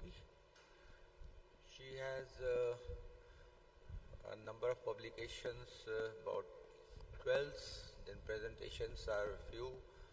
She has been honored IADVL GSK quiz first position from Bihar 2011. She the member of IADVL, and her special interest is Hansen's disease and dermatosurgery. Moving on to Dr. Saganika. Stage is yours now. Good morning, everyone. Today my presentation is on ultrasound imaging in dermatology. As we all know that ultrasound has been extensively used in all specialities. Its use in dermatology dates back to 1979 when Alexander and Miller first used for measuring the normal skin thickness, and later Boltzmann et al. Demonstrated that the ability of higher frequencies like 7 to 15 megahertz significantly improved the diagnostic accuracy, and later in 1990 a high resolution ultrasound was used for assessment of skin nodules and cutaneous lesions. Since then the application of ultrasound in dermatology is evolving and ever increasing. Its use for diagnosing various cutaneous diseases and assessing therapeutic response. The advantages being it is non-invasive, inexpensive and widely available. Its use has been varied in dermatology as well. Its axial resolution is higher than when used in higher frequencies than MRI, and it has a color Doppler and power Doppler modes which help in characterization of the blood flow, perilesional and lesional areas. It also helps in providing the nature of the lesion, could be cystic or solid. The technology is that the transducer emits acoustic waves which pass through the tissue and is reflected back to the transducer and is converted to electrical energy, which is interpreted by the computer either as A mode or B mode. B mode is the mode which is commonly used, and it's known as the brightness mode. It generates an image which with different intensities of brightness. The bright or hypoechoic region represents abrupt increase in echogenicity, whereas the dark or hypoechoic areas represent decrease or no change in the tissue density. A black or anechoic region represents area which virtually reflects back no waves. The resolution and penetration of an ultrasound wave depends upon the frequency. High frequency is those which utilizes more than 20 megahertz, and ultra high frequency is more than 30 megahertz. Though the commonly used frequency is 12 to 15 megahertz, which is commonly available in most centers. The normal skin under ultrasound, the non-glabrous skin shows an epidermis which is monolamellar, bright, hyperechoic epidermis, also known as the entry echo. The echogenicity here is due to keratin. And in the dermis, again there is a hyperechoic band which is shown here, but it is less bright than the epidermis, and in between there are areas which are hypoechoic, which represent the appendages. Below this is the subcutaneous tissue which is hypoechoic, and in between there are hyperechoic fibrous bands in between. So And with aging, this subepidermal hypoechoic bands appear that represent the glycosaminoglycan deposition under the dermis, also known as subepidermal low echogenicity band, which is a sonographic sign of photoaging. Here we can see the glabrous skin and the non-glabrous skin. In the glabrous skin, the epidermis is bilamellar bright hyperechoic area due to the prominent keratin content here. The normal nail has a bilamellar hyperechoic layer. As we can see in the transverse section that the dorsal plate is hyperechoic and the ventral plate is also hyperechoic, giving it a bilamellar appearance, and in the center there is an echoic area known as the interplate space. And below this is the nail bed, which is hypoechoic, and the proximal part is the nail matrix, showing a little more hyperechogenicity. Again, in the this transverse section and in the cross-sectional section as well, the bilamellar area can be appreciated. Coming to its uses, it is used widely in the benign cutaneous tumors, pseudotumors, in skin cancers, inflammatory skin lesions, vascular anomalies, nail disorders, as well as in aesthetics for identifying the type of fillers and mainly assessing the complications like vascular compromise. First condition which I am going to discuss is pilonidal cyst. In this, there is nest of hyperechoic linear tracts. As we can see here, they represent the entrapped fragments of hair tract in the subcutis, and surrounding it is a hypoechoic area which shows the inflammation. And on color Doppler, hypervascularity in the periphery can be seen. Sonography here will help us demonstrate the nature, axis, and the extent, which can help in surgical planning. Then comes hidradenitis suppurativa, is an inflammatory condition. Here the ultrasound helps in performing the diagnosis as well as the staging of the disease. Majorly the signs which are noted are widening of the hair follicles, anechoic or hypoechoic pseudocyst, anechoic hypoechoic fluid collections, fistulae, and increased dermal thickness. Here, these signs, 3 or more when present, shows sonographic diagnostic criteria for HS. There is also a staging system which is uses ultrasound, and in this single fluid collection or dermal change affecting single body segment without fistulous tract is stage 1. Then 2 or 4 fluid collections, single fistulous tract with dermal changes affecting 2 or more body segments, stage 2, and similarly 5 or more fluid collections or 2 or more fistulous tracts with dermal changes or involvement of 3 or more body segments is stage 3. Here ultrasound helps in monitoring the treatment non-invasively. There is also ultrasound guided injectable procedures, and it also helps in assessing the the recurrence and the activity of disease non-invasively. Here is a power Doppler image showing hypervascularity at the periphery of this tract, and here there are hypoechoic nodules, hypoechoic fibrous bands showing the wide opening as well. There are various studies which have compared pilonidal cyst and hidradenitis suppurativa and showing similar features, and it has been considered as a variant as well by some fellows. And then pilomatrixoma is a hyperechoic shows hyperechoic center and hypoechoic rim. Dermatofibroma can also be assessed. It shows an ill-defined hypoechoic heterogeneous dermal structure and causes distortion and enlargement of the regional hairs. Calcium deposition is not a feature of dermatofibroma. Then comes scleroderma. It is utilized variably in scleroderma for assessing the stage of the disease as well as for knowing the early diagnosis when the clinical changes are not very marked. In the inflammatory phase, there is reduction in echogenicity but increase in the dermal thickness. In sclerotic phase, there is increased echogenicity and thickening in dermis, and in atrophic phase, we can see thinning in dermis and the echogenicity is similar to the unaffected area. And a study has shown that 18 megahertz ultrasound is more sensitive than clinical assessment for measuring the skin hardness, and being quantitative, valid and reproducible has additional benefits. This is a picture of active morphia showing increased epidermal thickness, increased vascularity in color Doppler, and the echogenicity is also more than the surrounding area. Here there is a decrease in the thickness and similar echogenicity to the surrounding area.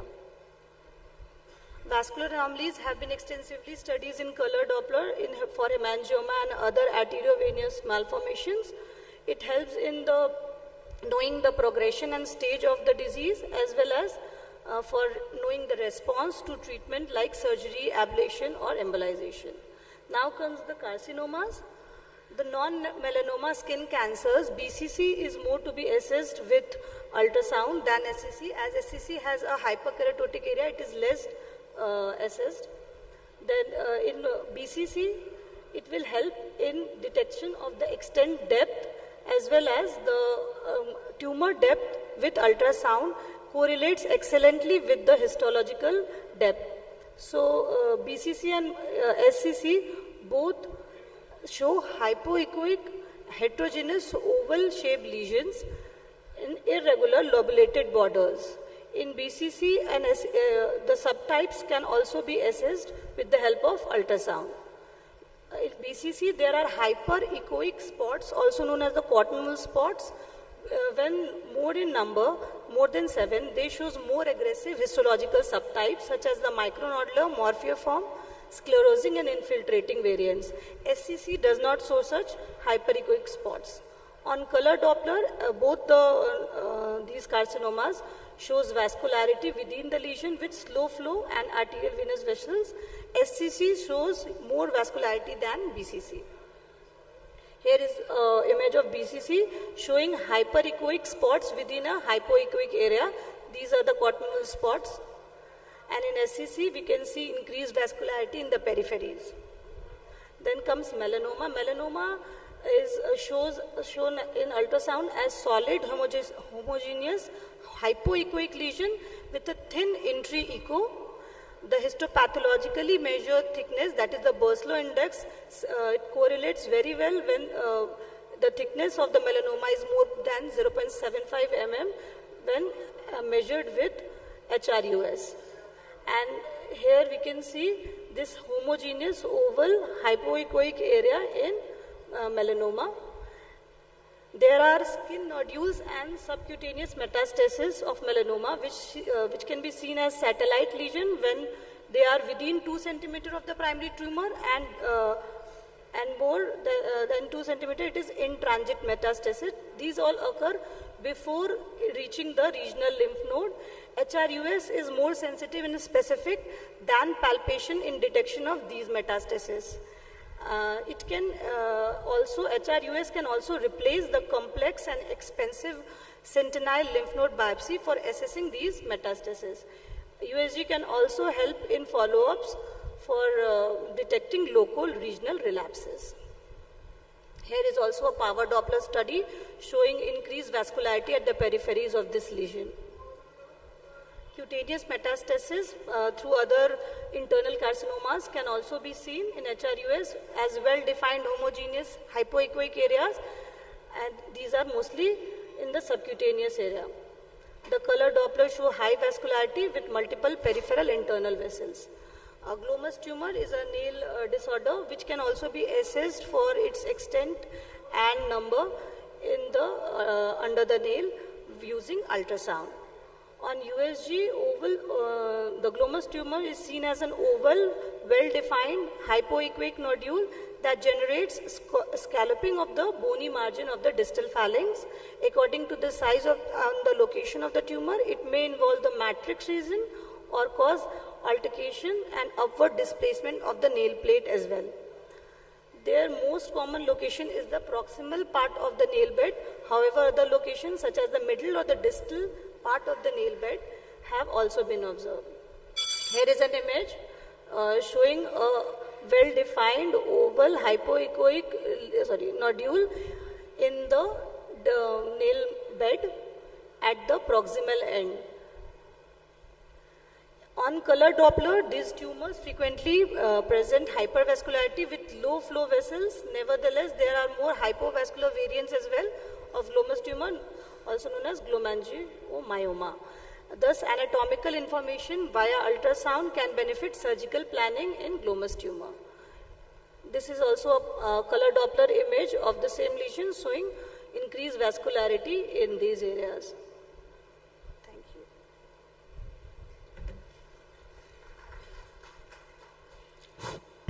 Thank you, Dr. Suganita. The evolution in dermatology in last 3 decades are very fast.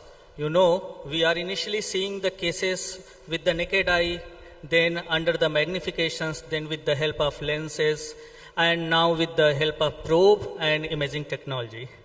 So we are losing confidence in our clinical acumen and depending on some newer technology. Something is good, something is best. The important thing is that the judicial use of these technology is very important. Otherwise, we complicate our own dermatology and give the butter to the others. Thank you.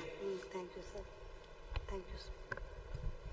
Thank you for such wonderful session, ma'am.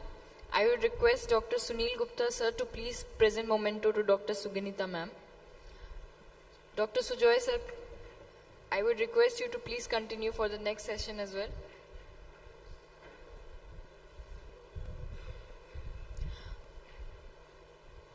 For the next session, I would like to invite Dr. Sujoy Ghosh, sir, and Dr. Tarachand, sir, to please chair the session.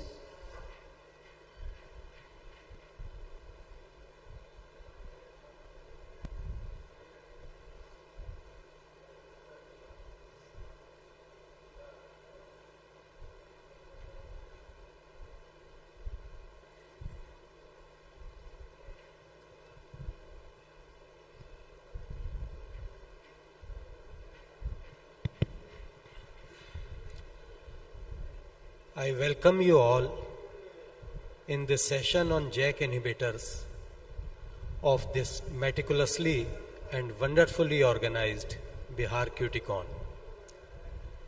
Our speaker today is Dr. Abir Saraswat, master of his words, clinician academician whose influence is not limited by boundaries of states or nation. He is ideal of many and inspiration of all. I request him to enlighten us on the subject.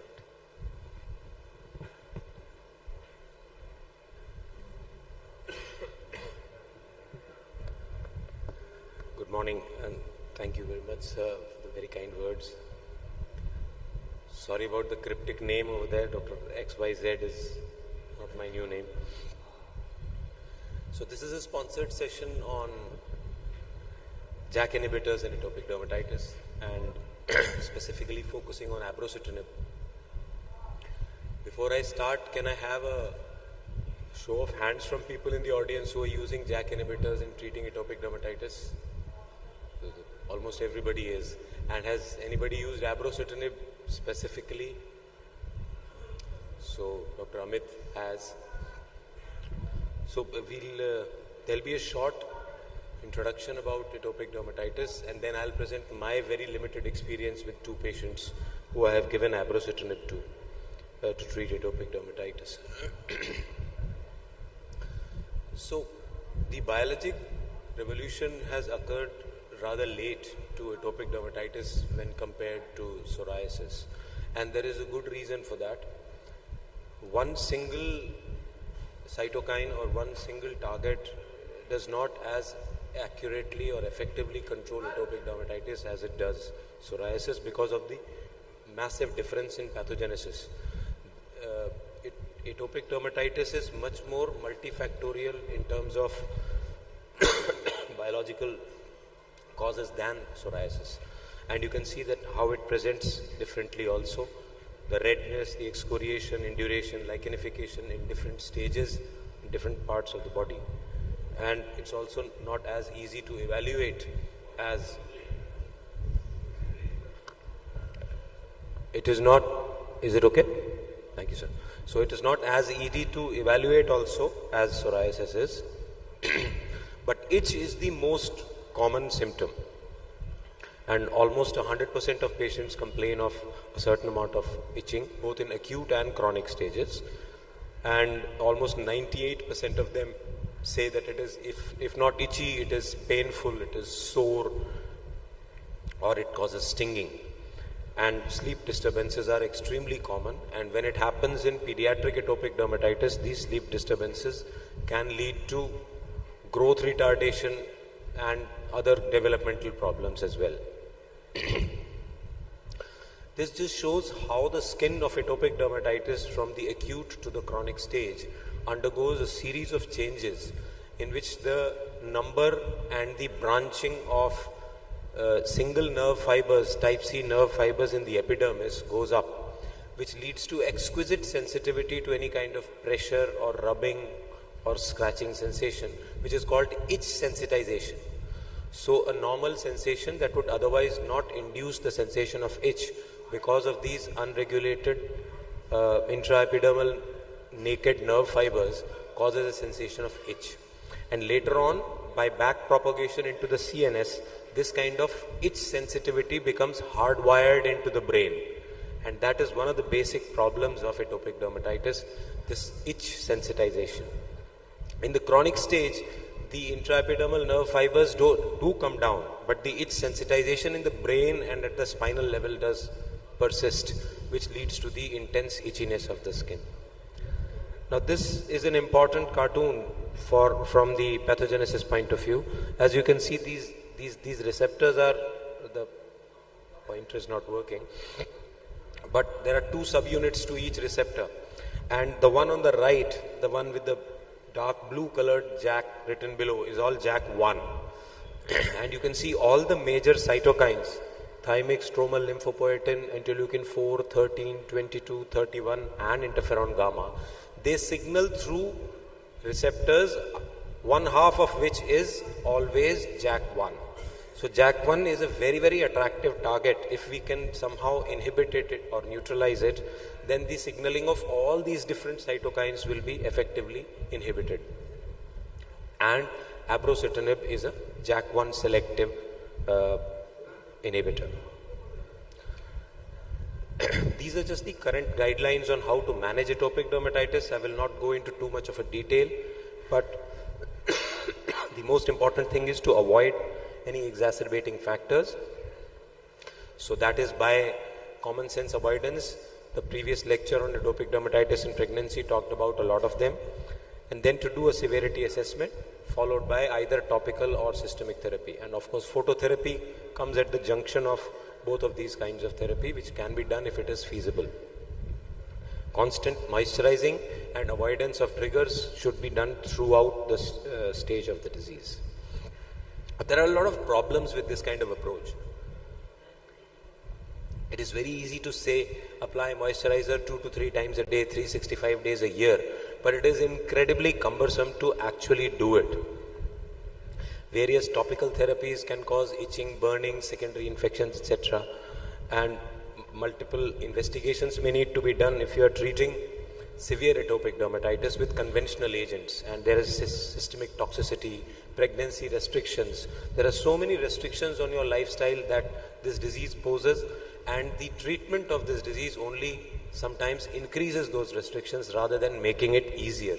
So from the patient's point of view, the itch may have been relieved, but 5 other complications into the life have been introduced which make it equally difficult. So there are a lot of need gaps. We need a very simple, very highly effective therapy that doesn't need too much monitoring, doesn't involve too many needle pricks or too many investigations or restrictions to the lifestyle.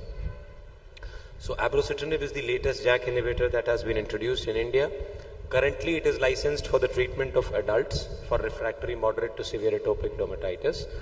Elsewhere in the world it is approved for 12 years plus age group as well. Even in India, I think very shortly the company is going to apply for approval for 12 years plus. This is a small molecule that works inside the cell to inhibit JAK1, as I said. And as you saw in the cartoon, JAK1 is the hemidimer that is responsible for signal transduction of most of the major cytokines that cause eczema or itching in atopic dermatitis. So it's a very, very attractive target. If we can effectively and selectively inhibit JAK1, we can get very, very good results in atopic dermatitis. It is as is with most modern medicines, they share two characteristics. They are very expensive and they are exceedingly well studied. And one is a function of the other.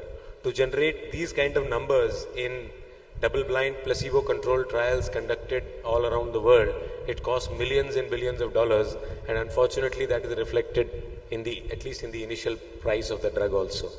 So you can see these JADE programs, JADE Mono 1 and 2, which were about 650 patients with monotherapy. Then JADE Compare, it was compared with dupilumab, which is currently one of the most effective therapies for atopic dermatitis. And then JADE regimen in almost 1,000 patients also studied the various doses of abrocitinib. And then JADE DARE was again a head-to-head comparison with dupilumab in more than 700 patients. So very, very extensive trial program. And the going on JADE Extend is the ongoing open label extension that is going on. Now in all of these studies, what has been shown in whichever way you measure atopic dermatitis, either as an overall investigator global assessment or as EASI-75 or as the NRS itch scoring, it scores very, very well. At 12 weeks, almost half of the patients are almost completely free of the disease. The PASI 75 responses at the 200 milligram dose are in the range of 65% at 12 weeks. And they do hold on as you go on. And the itch control, that is more than 4 points improvement in the itch score, is also very high. So, and when compared to dupilumab, it scores much faster. So at the 4-week stage, much more patients are improved with abrocitinib compared to dupilumab. But as you go on to 24 weeks, 52 weeks, dupilumab does catch up. So the key message is that if you want to use dupilumab, which is even more expensive than abrocitinib, it is slower acting, but over the long term it is comparable. And this is also the maintenance. So up to 52 weeks, it has been shown that the responses to abrocitinib are maintained. Almost 65% of patients become almost completely disease-free, and then up to 52 weeks, it is maintained. So this is just the clinical summary. So highly impressive reductions in itch and overall scores, well tolerated, acceptable short-term safety profile, and faster response than dupilumab. It is a once daily oral treatment, either a 100 or a 200 milligram tablet. Dose can be increased or decreased, of course. Topical therapies can continue, should continue if needed, can be taken with or without food. There are not many restrictions. Only for severe hepatic impairment is it contraindicated. Otherwise, can be given to mild to moderate hepatic impairment. In renal impairment, only a dose reduction is recommended in significant reduction in eGFR. Otherwise, it can be given. Vaccinations should all be given. Ideally, it is recommended that you give herpes zoster vaccination also. Nausea and headache are uncommon. Acne is a class effect of JAK inhibition. It is seen in this also, but it is not troublesome. The risk of herpes infections is slightly elevated compared to placebo in all JAK inhibitors. It is so with abrocitinib as well. But the risk of major cardiovascular events, thromboembolism or malignancy doesn't seem to be much higher than placebo. The monitoring is very simple. So as you can see at the bottom, monitoring is with just a CBC and a lipid panel that is recommended. Otherwise, a good clinical examination is all that matters. Now, before I end, my experience with a couple of patients with abrocitinib. So this was a 15-year-old boy from Lakhimpur who had recurrent eczema since the age of 7. His weight is 47 kgs, onset from flexures and then to the whole body. The father has allergic rhinitis. parameters were okay, otherwise IgE was more than 2000 and eosinophils were 11%. Now he's under treatment with me since November 22 and he has been given, as you can see, cyclosporin, good response but started developing furuncles. Then he was given methotrexate, then cyclosporin was added to methotrexate, and then he went into erythroderma after he stopped this combination. So again, tofacitinib 5 milligrams twice a day was started. There's only about a 50% response to tofacitinib. And then methotrexate was added to tofacitinib. So it's a very, very severe patient where I'm trying everything. But almost 90% clear in August 22. But again, he stopped treatment and presented in January this year with a very severe exacerbation. So I was started itraconazole for facial dermatitis and then increased the tofacitinib to 15 milligrams per day. He flared while on tofacitinib 15 milligrams per day and presented with a severe exacerbation. Then I started treating him with abrocitinib and with a dramatic clearing. So you can see these are the photographs of this patient, pre-treatment photographs. Almost in erythroderma, very, very extensive eczema. And this is while the patient is on 15 milligrams of tofacitinib along with 0.4 milligrams per kg per week of methotrexate, both. And this was his condition on May 30th. On July 10th, after 40 days of starting abrocitinib on the face, so this was the pre-treatment. This was after 40 days of abrocitinib. The middle photograph, after 40 days of abrocitinib. That is just very severe post-inflammatory hyperpigmentation, but the disease has essentially cleared very, very rapidly and I was able to stop all other medications. All lab parameters were normal as monitored. So very important message, at least in this one, that even in patients who have failed tofacitinib seem to be responding. Now the second case is much, much more challenging and complicated than this one. This was a 36-year-old housewife from Prayagraj with seropositive rheumatoid arthritis since the age of 25. History of seizures, is on anti-seizure medications, multiple anti-seizure medications. Referred in December 22 to me for severely itchy lesions on large areas of the body while she was on 20 milligrams of methotrexate for rheumatoid arthritis. She was given various steroids, etc. Serum IgE, as you can see, is 14,000, very, very high IgE.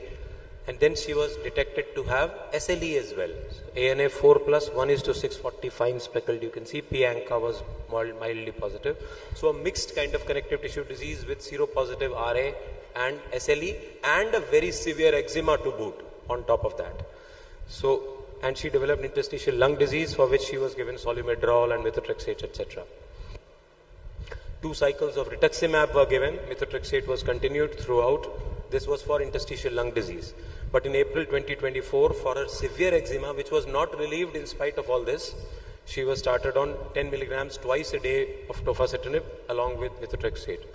Referred again for severely oozy lesions to me. Tofacitinib was stopped. I started cyclosporin and methotrexate with clindamycin. Skin lesions were better, but the moment I tapered the cyclosporin to 150 milligrams, it flared up. So on 13th July of this year, I started her on abrocitinib 200 milligrams and told her to continue the methotrexate, which was in any case given for arthritis and SLE. But the patient had such a dramatic improvement with this that she stopped methotrexate in spite of my telling her, and after about a month reduced abrocitinib to 100 milligrams. Unfortunately, I don't have pre-treatment photographs for this woman.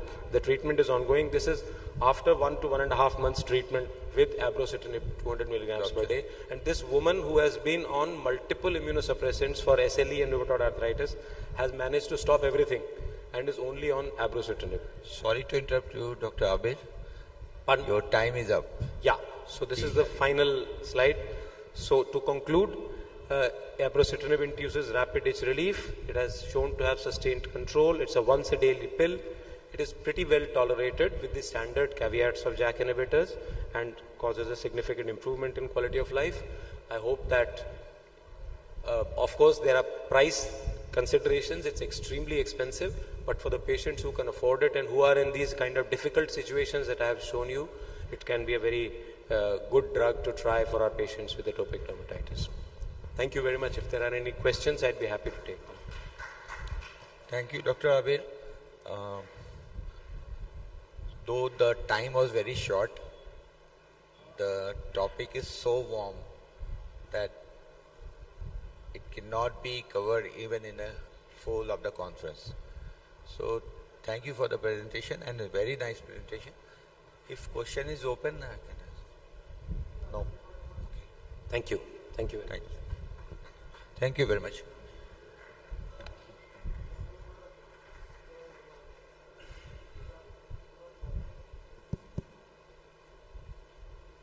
Thank you, sir.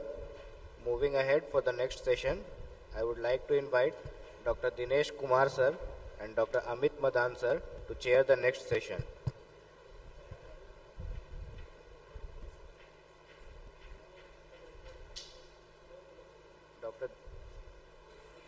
Dr. Dinesh Kumar, sir, and Dr. Amit Madan, sir.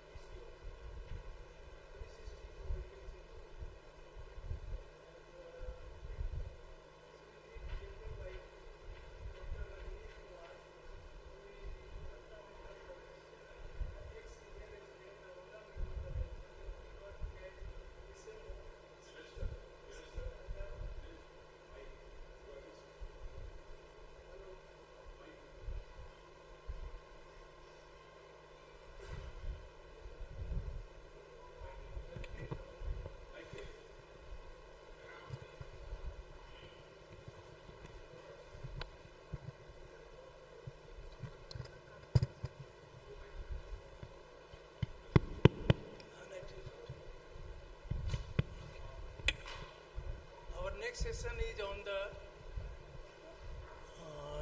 investigating approach on PCOs, and this will be presented by Dr. Rajneesh Kumar, who is MD from Patna Medical College, at present working in ex-senior student Darbhanga Medical College, presently working as SMO Skin under Bihar Health Service. He has got more than 20 publications and more than 30 presentations. He has been awarded Joint Secretary IADVL Bihar 2019 and 2020. Joint Organizing Secretary Dharma Zone East. He is a member of Fellowship and Scientific Organization IADVL, ACDI and IMA. His special area of interest is clinical dermatology, dermatosurgery and leprosy. So please come to the dais, Dr. Rajneesh Kumar.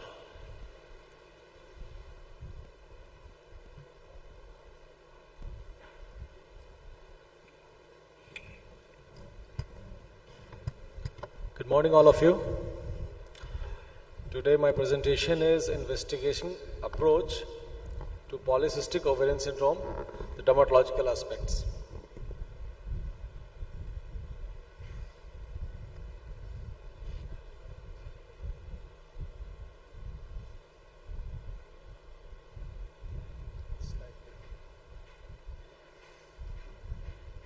Starting with the introduction. Okay, thank you.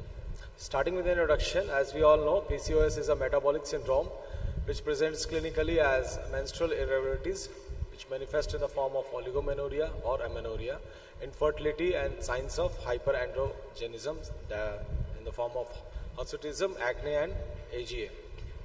The metabolic disturbances include insulin resistance, impaired glucose tolerance, hyperlipidemia and obesity, that is BMI more than 30.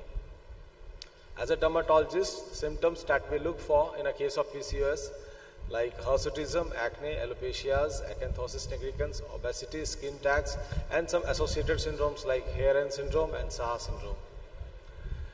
Few words regarding pathogenesis. The increased GnRH pulse frequency leads to stimulation of anterior pituitary to secrete luteinizing hormone more than FSH. As a result of this, LH and FSH ratio is increased. Ovarian theca cells produce more androstenedione. This leads to ovarian androgen production increased and leads to hyperandrogenism. A few points regarding pathogenesis, some more points. That insulin is an important factor. It stimulates ovarian theca cells to secrete androgen. It inhibits the hepatic production of sex hormones binding globulin and obesity. These are important points in the pathogenesis of PCOS. Insulin resistance and hyperandrogenism are responsible for the cutaneous involvement of PCOD. The insulin resistance is responsible for acanthosis nigricans and skin tags, while the hyperandrogenism features include hirsutism, acne, oily skin, seborrhea, and hair loss. Now, diagnostic approach to a patient with hirsu woman. The history is very important. The onset and progression of the hair growth, previous treatment, any cutaneous signs of hyperandrogenism like acne, seborrhea, acanthosis, patterned hair loss. Menstrual is very important. History of infertility, symptoms of viralizations like deepened voice, clitoromegaly, increased muscle mass, and any drug history like androgens, anabolic steroids, and valproids. Coming to physical examination, the Ferryman-Galway hirsutism scoring system or a modified Ferryman-Galway scoring system is used to categorize the severity and distribution of excess hair growth. This is a clinical photograph. You can see the all 9 portions where we calculate the score has been shown. The areas examined are upper lip, chin, breast, abdominal area, upper arm, upper back, lower back, perineal area, and thigh. Each of these 9 body parts is assigned a score from 0, that is no hair, to 4, frankly virile. The separated scores are summed up to provide a hormonal hirsutism score. Total score is 36. 8 to 15 demonstrates the moderate hyperhirsutism, where a score of more than 15 shows severe hirsutism. As I mentioned in the previous slide regarding Hair-N syndrome, this stands for hyperandrogenism, acne, insulin resistance, acanthosis nigricans. It is a subphenotype of PCOD. It is characterized clinically by acne, obesity, hirsutism, acanthosis nigricans, amenorrhea, and viralization. Insulin resistance is being the primary abnormality. Reasons for this hyperandrogenism is PCOD accounts for 71 to 86% of the cases, CAH, that is congenital adrenal hyperplasia, accounting for 3 to 10%, while adrenal and ovarian tumor account for less than 0.5, 0.3% of the cases. Saha syndrome stands for seborrhea, acne, hirsutism, alopecia, and it is of the classification is like idiopathic, ovarian, adrenal, and hyperplanetomic Saha. Associated findings include PCOD, cystic mastitis, obesity, insulin resistance, and infertility. Now coming to the investigative approach, laboratory and radiological testing is in a patient with hirsutism may be needed to confirm the diagnosis of a suspected underlying pathology or to rule out a serious underlying pathology. Early morning testosterone blood levels is an important investigation and the first line investigation. In this, the level of fasting testosterone level is calculated. If it is normal, then it does not rule out hyperandrogenism. It may be seen in cases of idiopathic hirsutism, and if the levels are increased, it can be seen, and hirsutism is in a moderate to severe type and associated symptoms are present. A full endocrinal workup is needed. In this, free testosterone, sex hormone binding globulin, diaz, and androstenedione. These are calculated. Now, if we suspect malignancy, in case of suspected malignancy, the levels of serum testosterone is more than 200 nanogram per dl. If it is like that, we can suspect ovarian tumor, and if the levels of diaz is more than 700 microgram per dl, think of adrenal tumor. Now, in that cases, we have to proceed further, and transvaginal ultrasonography is recommended. CT, that is computed tomography, MRI abdomen is done to rule out the suspected malignancy. For PCOS specifically, fasting lipid profile and serum glucose levels are done. Ratio of LHS and FSS is important. In this case, the LH and FSS ratio is more than 2. It is indicative of PCOS, not diagnostic. Transvaginal ultrasonography is done. Additional testing, which is etiology based. If the Diaz and early morning 70 hydroxyprogesterone is done to exclude adrenal hyperandrogenism, 24-hour urine cortisol, overnight low-dose dexamethasone suppressant test, and late-night salivary cortisol level is done for to rule out Cushing syndrome. Prolactin levels are raised, then think of hyperprolactinemia, and the level of somatomedin C is done for suspected cases of acromegaly. Thyroid profile is done to rule out thyroid disease. In this, the T3, T4 and thyroid antibodies are also done. So this was all the testing. Thank you. Thank you, Dr. Rajneesh Kumar, for a detailed approach to PCOS. As dermatologists, I think we diagnose many of the cases for the first time, and we should manage those cases. But even after such extensive investigations and negative family history, there is a small group of subclinical PCOS which we see, and I think we should coordinate with our endocrinologists for the treatment for such cases. I often see patients being referred to gynecologists. I often feel that we are competent enough to treat such cases. So endocrinologist should be a right person to coordinate. Thank you. Thank you, sir. Any questions, audience, please?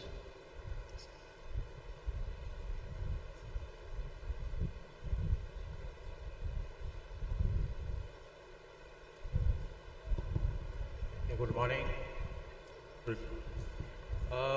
I don't know whether you all are recognizing me with this new hairstyle or not. I'm Dr. Neeraj from Lucknow.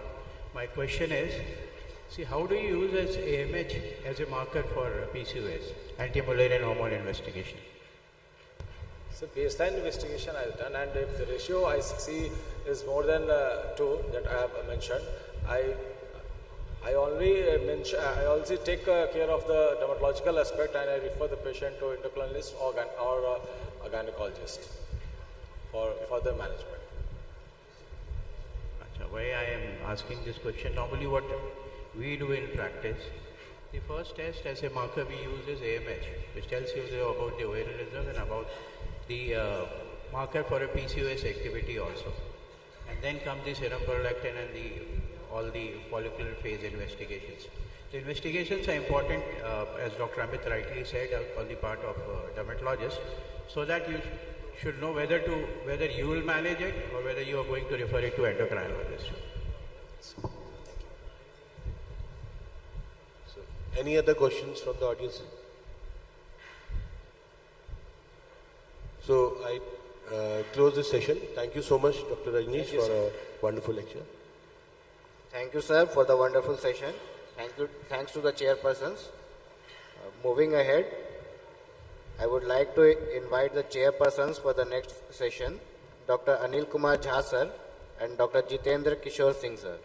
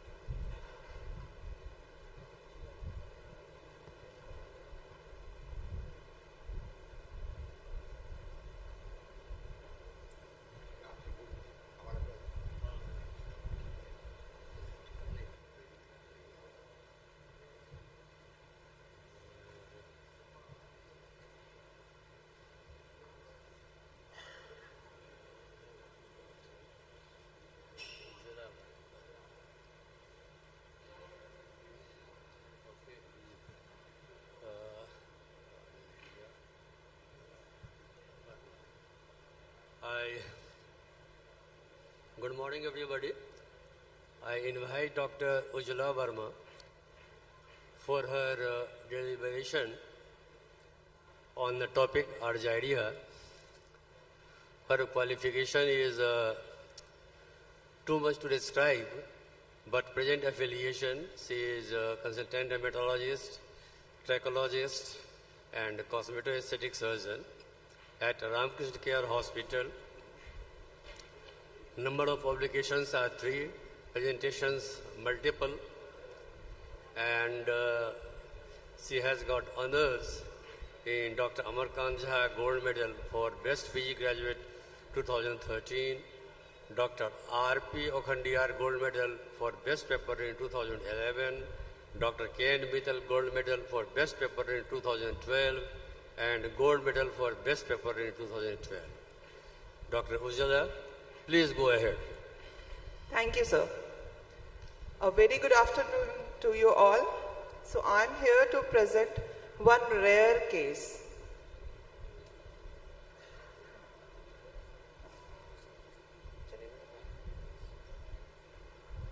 Argyria, how I cleared pigmentation. So what is argyria? Argyria is an acquired condition caused by exposure to or ingestion of silver, and it presents with the insidious onset of gray or blue mucocutaneous discoloration. The word argyria is derived from the ancient Greek word of silver, argyros. Argyria can cause localized or generalized skin pigmentation depending on the form of silver exposure.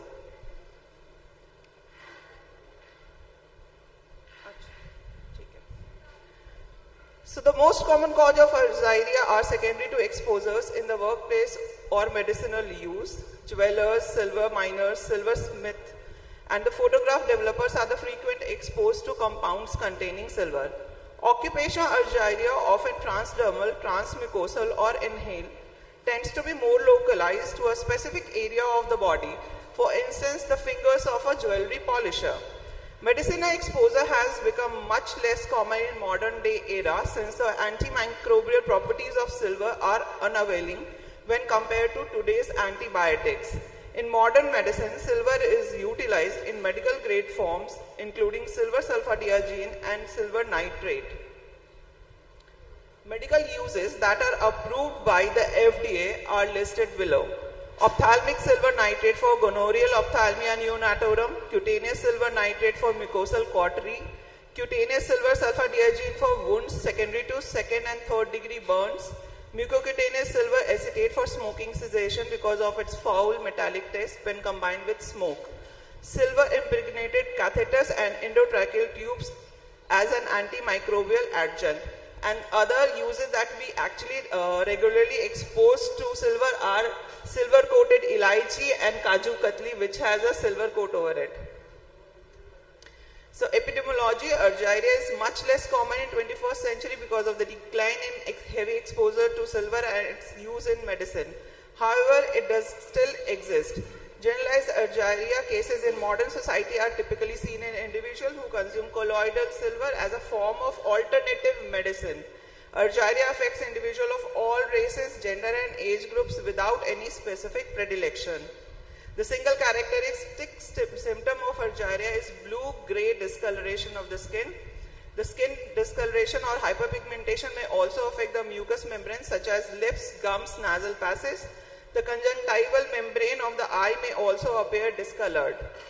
When a patient of severely affected argyria undergoes surgery, a surgeon can see his intestine and other organ also be on a bluish or a grayish discoloration. Silver can enter the body via the mouth and cause generalized argyria. In generalized argyria, discoloration may affect the entire surface of the skin as well as the mucous membrane and the internal organs. Silver that enters the body through the skin tends to cause localized argyria. With localized argyria, skin discoloration only affects the area that has come into the contact with the silver particle. It could be around the nose or around the ankle also when they wear a silver pile or nose pin. What are the factors that affect the degree of discoloration? So level of the silver in the body, degree of sun exposure. So melanin is a natural skin pigment that causes the skin to darken on exposure to sunlight. In argyria, sun exposure causes silver particle in the skin to stimulate the release of excess melanin. As a result, part of body that receive more sun exposure may become significantly darker. These area includes face, neck and arms at the time. In early stages of urgyria, the skin may turn a blue color. Over months or years, the affected area may turn dark into slate gray. The pathophysiology, the body tends to store a small amount of natural silver, so the cumulative content of the silver increases with age in the body. With an increased amount of silver, the photoactivation and the metal reduction produce a bluish gray discoloration of the skin in light exposure area. So what is the treatment and the management? Treatment or management of urgyria. Being a rare disease or rare condition, the treatment is also not very known or not very used by every practitioner because the cases are very rare. So urgyria is considered a permanent, irreversible skin condition. Many potential treatment has been attempted without success. Among these, chelation has been attempted but was not effective. Dermabrasion and hydroquinone have been trialed without notable result. One study highlights the use of Q-Swiss Nd:YAG laser therapy. So it was a study of 6 patients in 2015. Now coming to my case. So here you all can see a person with a darker skin color. I have used this picture in a public. Why? Just to show the relative color of the skin from other normal skinned individual. So we can see the patient is looking darker, especially on the face, and some amount of darkness is also present on hand, which is not very visible. So the patient actually came to me just to get his sutures removed. His biopsy was done at some other clinic and he was not diagnosed with anything, though he was roaming here and there, visiting every consultant, and he was applying some creams, skin lightening creams, sunscreens, everything, yellow peel, hydrofacial, everything was done. And he visited me just to get his sutures off. When he came, actually the color of the skin was so blue, so it was not looking like a lichen pigmentosus also, not even the ashy dermatosis. So I diagnosed like urgyria, and then within half an hour to 1 hour he got his report, which he got done 3 days back in Delhi, and his histopathology report shows section shows fine black granules in the basement membrane of the eccrine secretory coils and small blood vessels in connective tissue sheath of pilosebaceous units and encrusted on the elastic fibers of the papillary dermis. Sparse through mid-perivascular and perifollicular lymphocyte infiltrate is present in papillary dermis. Epidermis is unremarkable and lichenoid pathology is not seen. So the provisional diagnosis from his previous dermatologist was lichen planus pigmentosus, but the histopathology was sent. I diagnosed urgyria, and after half an hour he got his report from Delhi, and it was in a biopsy it was shown that biopsy shows exogenous pigment more suggestive of urgyria and urgyrosis. So it was by luck the patient presented to me, and histopathologically within half an hour he got diagnosed that confirmedly he is a urgyria. So how we started with the treatment? So we tried laser. So what I used to treat, I used picosecond laser. The parameter for tattoo removal mode was used. The energy was set to 80 millijoules. Spot size was 10 mm and first pass. And second pass I have given with the SR mode. The energy was 240 millijoules. Spot size was 10 mm and the second pass was similarly given. But the point was that the patient was very apprehensive. The second part, it was very painful. So the topical anesthesia was applied for 45 minutes. Even after that, patient was not able to tolerate the pain. Then I have given regional blocks on the face. Even after that, the patient was not able to tolerate the pain. Then I have given local small blocks. Then I finished the session. It took me 4 hours to do a face.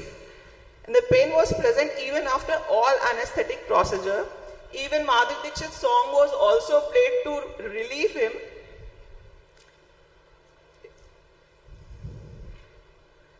So this video is only to show you how much the patient was in pain. He was holding his hand tight and I was doing the laser and he was like, just 10 shots and I have to stop, 10 shots and I have to stop. So this was the immediate effect. The laced area has cleared up immediately. The argyria pigment in the scalp can be differentiated from the laced area. So we have not targeted the scalp, we have left the hairline and the skin was laced. We can see the small red puncture mark for the local anesthesia that I have given. The whole treatment was repeated to complete 3 sessions at a gap of 1 month and then 3 months whenever he was able to dare the session. Parameters were kept the same and same amount of anesthesia was required every time. This is how he looks right now in this Dandiya season. So a journey worth sharing. The person was looking like this and now he looks like this.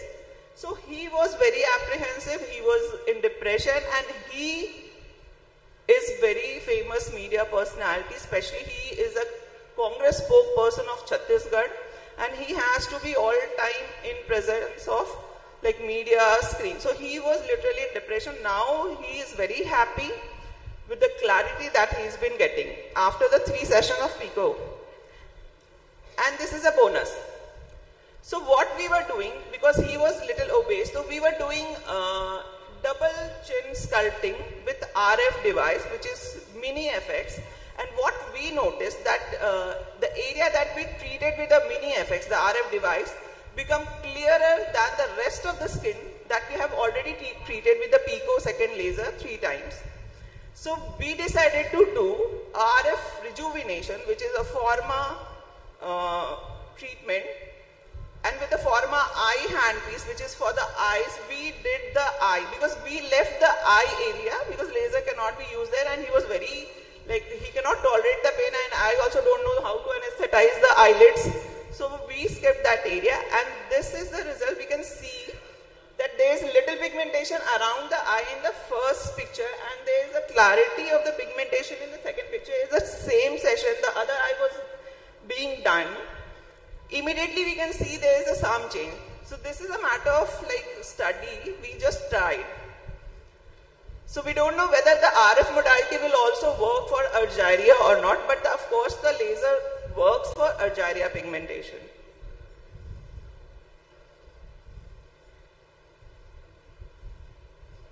Thank you.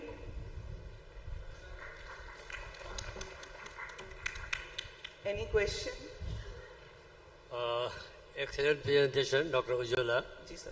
But one thing I would like to know, what is the maximum dose of silver that an adult can take safely? Sir, I don't know because the disease is very rare and the person was actually ingesting only silver-coated elaichi. Maybe 4 years back, the Congress phone in Chhattisgarh, he must be consuming too much of Kaju Katli, but I don't know, sir. It's very rare. I just had a chance to clear the pigmentation. So, even my knowledge is very low. But I was fortunate to treat a patient which he was not getting treatment, whether he visited many dermatologists in Mumbai, Delhi, wherever he used to go, I don't know where he went, but he was very depressed. No, you are very true. Nowadays, it's not a part and parcel of this medication, but still, in alternative medicine, people are using colloidal silver. And right Sir, now, we used to do silver sulfadiazine creams for burns. We do silver sulfate cauterization, the chemical cauterization that we do with the silver. Yeah, that is very true. But as per the data, 5 microgram per day, if it is consumed, it won't cause any argyria. Thank you. Thank you very much. Thank you, sir.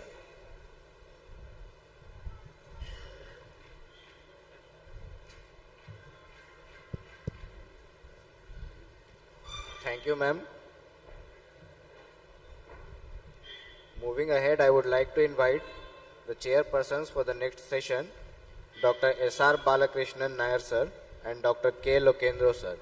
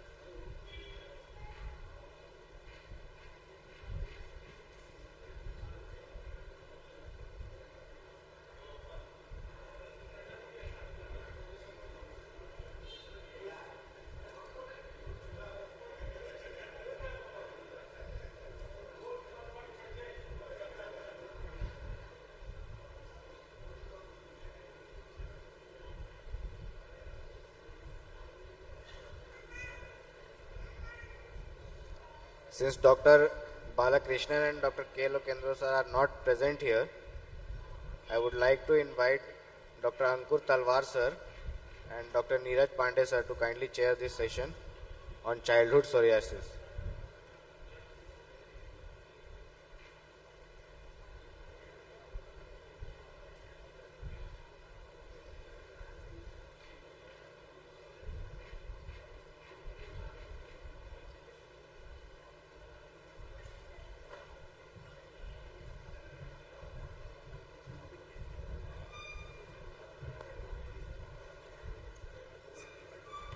Hello. So good morning, everyone. Our next speaker for this session is Dr. Rakhi Gupta. She is MBBS MD Dermatology and Associate Professor, Department of Dermatology, AIIMS, Patna. She has multiple publications and presentations. She is member or fellow of scientific organizations like IADVL and XCSI. Special areas of interest are pediatric dermatology, psoriasis. So over to you, Dr. Rakhi Gupta. Thank you, sir. A very good morning to all my respected seniors and my colleagues. My topic is about the child psoriasis and metabolic syndrome. As we know, psoriasis is a chronic inflammatory immune-mediated papillary-squamous disorder affecting all age groups. Now, but the incidence of childhood psoriasis. The incidence of childhood psoriasis is around 2% of global population, and as we know, around 1/3 of psoriasis cases develop during their childhood. There are various epidemiological studies regarding the childhood psoriasis. In various studies, it found the childhood psoriasis in India have shown the prevalence of psoriasis ranging between 0.5% to 2%. The theme of World Psoriasis Day 2024, which takes place on 29th of October, is family. Now come to the childhood psoriasis. There are some little bit difference from adult psoriasis to childhood psoriasis. As we know, the most common variety in adult psoriasis is chronic plaque psoriasis. In childhood psoriasis, it is also the most common type, that is chronic plaque psoriasis. It is a little bit common in female and it is more pruritic as compared to adult psoriasis. Now, as we know, the characteristic feature of psoriatic plaque, it is well-defined erythematous scaly plaque. But in case of childhood psoriasis, it is little bit small, less scaly and thinner plaque. The severe family history is more common in case of childhood psoriasis. Now for the severity, as we know, in case of for assessment of severity, we mostly use the body surface area involvement or the physician global assessment. But the severe form of psoriasis, like you can say erythrodermic psoriasis or pustular psoriasis, is little bit less in case of childhood psoriasis. The prognosis is also better in case of childhood psoriasis, and there is more chances of complete remission in case of childhood psoriasis. If we will consider about the treatment, then in most of the condition we go for first the topical treatment, because in most conditions the involvement is less than 10%. If there is more than 10%, then we will think about the systemic treatment. Now come to the association of childhood pediatric psoriasis. The most common association about which today I will discuss is the metabolic syndrome. Next are the depression, anxiety, arthritis, autoimmune disorder like vitiligo, alopecia areata, atopic dermatitis.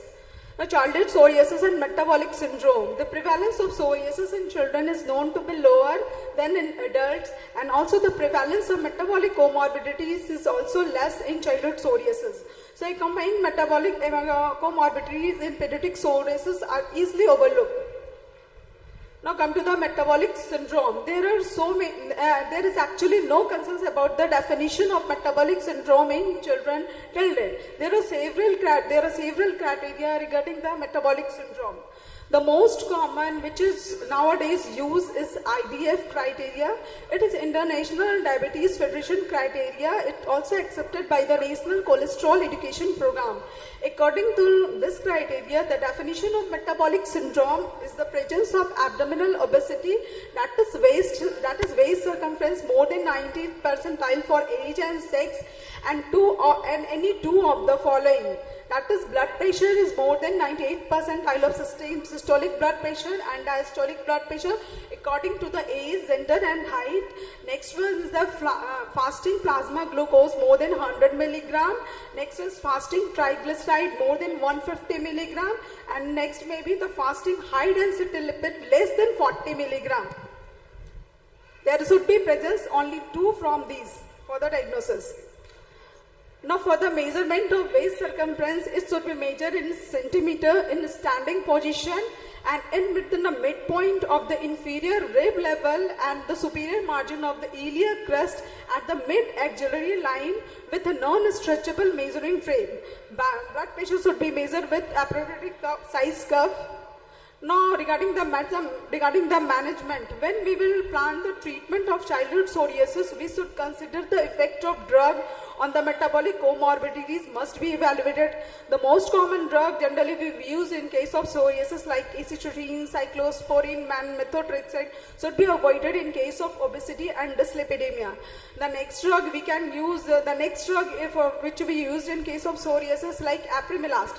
But as we know, there is a little bit role of apremilast in case of childhood psoriasis. So next option for people in this condition, like in metabolic syndrome, we can go for biologics. And in biologics, we can use adalimumab or secukinumab. Now the screening guidelines for pediatric psoriasis. The first one is the BMI annually starting at the age of 2 years. Next is the hypertension annually starting at age of 3 years. Dyslipidemia by fasting lipid profile between age of 9 to 11 years and 17 to 21 years. Next one is the screening for fasting plasma glucose starting at the age of 10 years at every 3 years. There are several studies that is going on and happen that showing the relationship between the childhood psoriasis and the metabolic syndrome, including the meta-analysis. There is a meta-analysis which is done in the year of 2024 that found the mean duration of illness for more in case of the mean duration of illness. If the disease, the childhood psoriasis disease has longer duration of illness, then that is more chances of developing metabolic syndrome. Next is the psoriasis with obesity. Psoriasis with obesity predisposes children to metabolic. Regarding the most studies show there is association between psoriasis, but still nowadays it's not confirmed which comes first, either psoriasis or obesity. But in most of the studies says that the psoriasis is the first. Nowadays, in a recent study, there is a molecule that causes leptin. This leptin is secreted from the adipose tissue. So if any child having more adipose tissue, then that will secrete more leptin, and this leptin has a role as a systemic inflammation. So that will cause the metabolic syndrome. But but nowadays psoriasis is also considered, it is a systemic inflammation, not only limited of the cutaneous. There is systemic inflammation. There is so many inflammatory markers secreted like cytokine, chemo, and this causes systemic inflammation. And the psoriatic plaque, nowadays psoriatic plaque considered just a cutaneous manifestation of systemic inflammation. If we talk about the pathogenesis, then there is little bit difference between the adult psoriasis and there is little bit difference in the pathogenesis of adult psoriasis and childhood psoriasis. There are two, interleukin 17 and interleukin 22. That is more prominent in case of childhood psoriasis at the adult psoriasis. Next is the low high density lipid, could be the earliest manifestation for metabolic syndrome, and it may further cause the insulin resistance. Next, there is decreased level of high density lipid cholesterol and increased concentration of fasting glucose may represent the very early stage of metabolic syndrome with psoriasis. There is also finding the psoriatic area severity index, so a significant but a bit weak correlation with patient body mass index. Isolated low high density lipid is a marker of insulin resistance. So it is the initial event. It is the initial event in the developing metabolic syndrome. If there is initial low high density lipid, then it will cause the insulin resistance, and then further it will cause the metabolic syndrome. There are 15% increased chances of developing metabolic syndrome in pediatric psoriasis patients more than 12 years as compared to less than 12 years. There are so many studies which happen that are contradictory to these points. As there is a study that has happened in 2024, that study found there was an inverse relationship between the excess adiposity and the severity of psoriasis. So this is just contradicted the already study that has happened. Previous so many studies have told there is correlation between psoriasis and adiposity, but this study told there is an inverse relationship between the adiposity and severity of psoriasis. Psoriasis exerts an influence irrespective of the adiposity status, and it is an independent risk factor for the development of metabolic comorbidities. This study explained whatever developed the metabolic syndrome, that is only due to the psoriasis inflammatory marker. That is only responsible for the developing of metabolic syndrome. It may be at the time, next. But in other study, it also told that it may be that at the time of diagnosis, he or she is not obese. But in future, there is a chance of developing obesity. The lethal complications that may involve in case of metabolic syndrome are like myocardial infarction, stroke, and peripheral artery disease. So take-home message for our study, we should screen all the patients of pediatric dermatosis at the time of diagnosis, and when we were considering regarding the treatment, we should consider it. Thank you.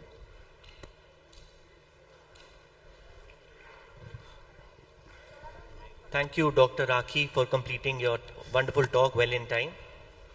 It was an interesting observation on the association of childhood psoriasis with metabolic syndrome. Do we have any queries from the audience? Thank you, Dr. Rakhi. Thank you so much.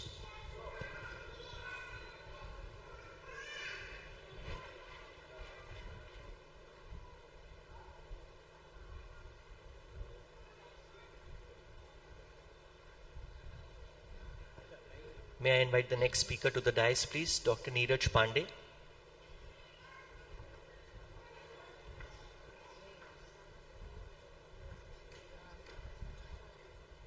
I would like to invite Dr. Parmulla Natraj, Dr. Kumar Satyaprakash, and Dr. P.C. Das for chairing the next session.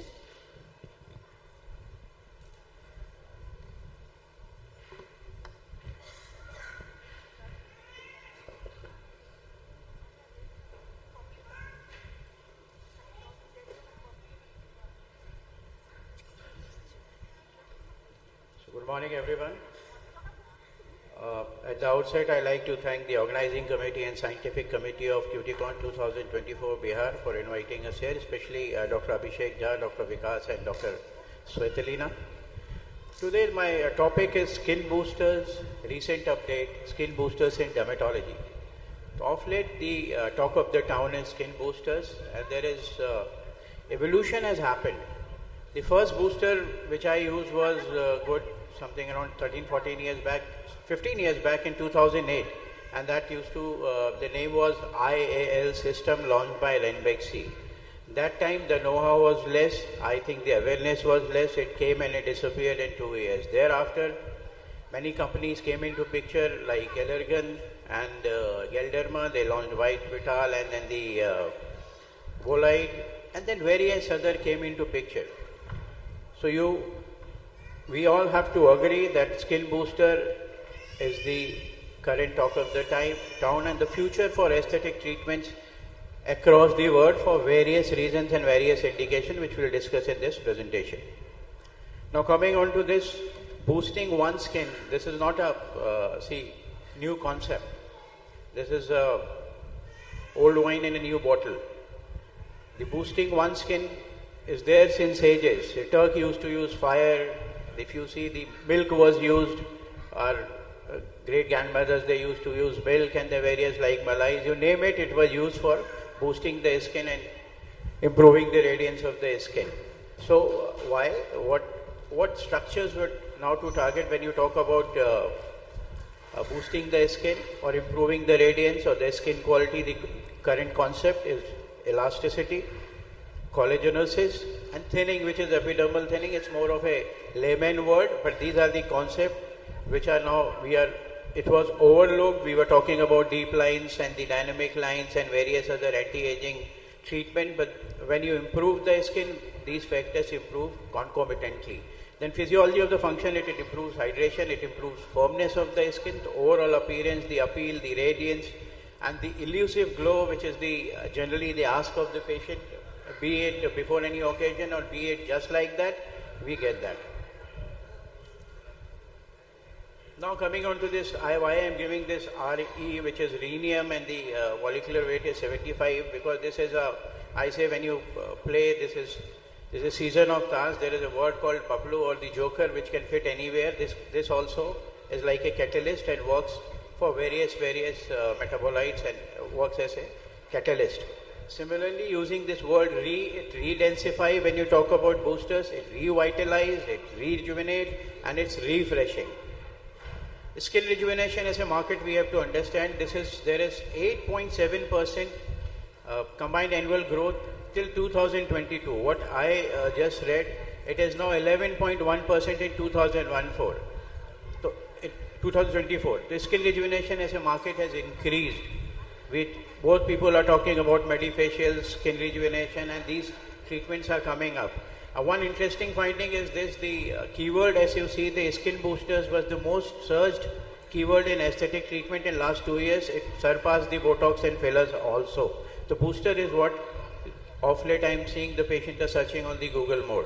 So how I use skin boosters in my practice?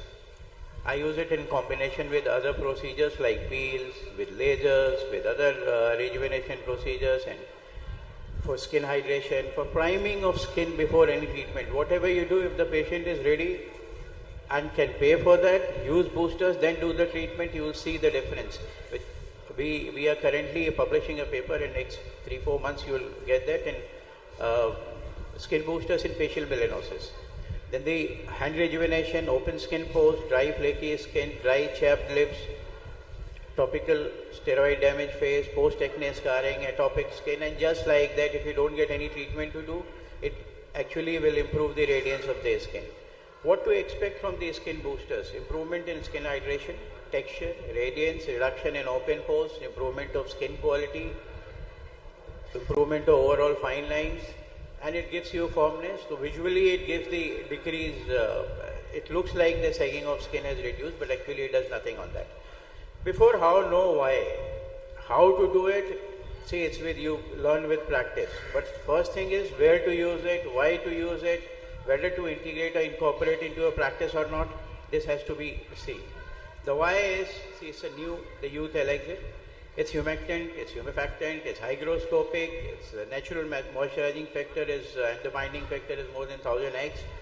So due to this hydrating factor, it gives you a glow and radiance, and it can be combined with any of the procedures physiologically relevant. Reason being, when you see on the right side, it's a low and ultra low weight hyaluronic acid is the current concept. Many companies are launching hyaluronic acid, but we don't know what the exact size, what Dalton molecular weight it is. See, the better the hyaluronic, more costly it is. So getting it in 200 and 300, it means it's just the upper 0.1%, and it won't be absorbed in the skin most of the time. That's why we need more injectable hyaluronic acid has come into the picture. Then its most abundant dermal glycoaminoglycans, the most abundant. So this is what, if it depletes with age, you can inject it from outside. And ECM, the extracellular matrix framework, is the core of the aging process. When you talk about fibroblasts, when you talk about elastin, when you talk about collagenesis, the neocollagenesis, where it comes from. And the target is the intradermal, where is more improvement of the ECM.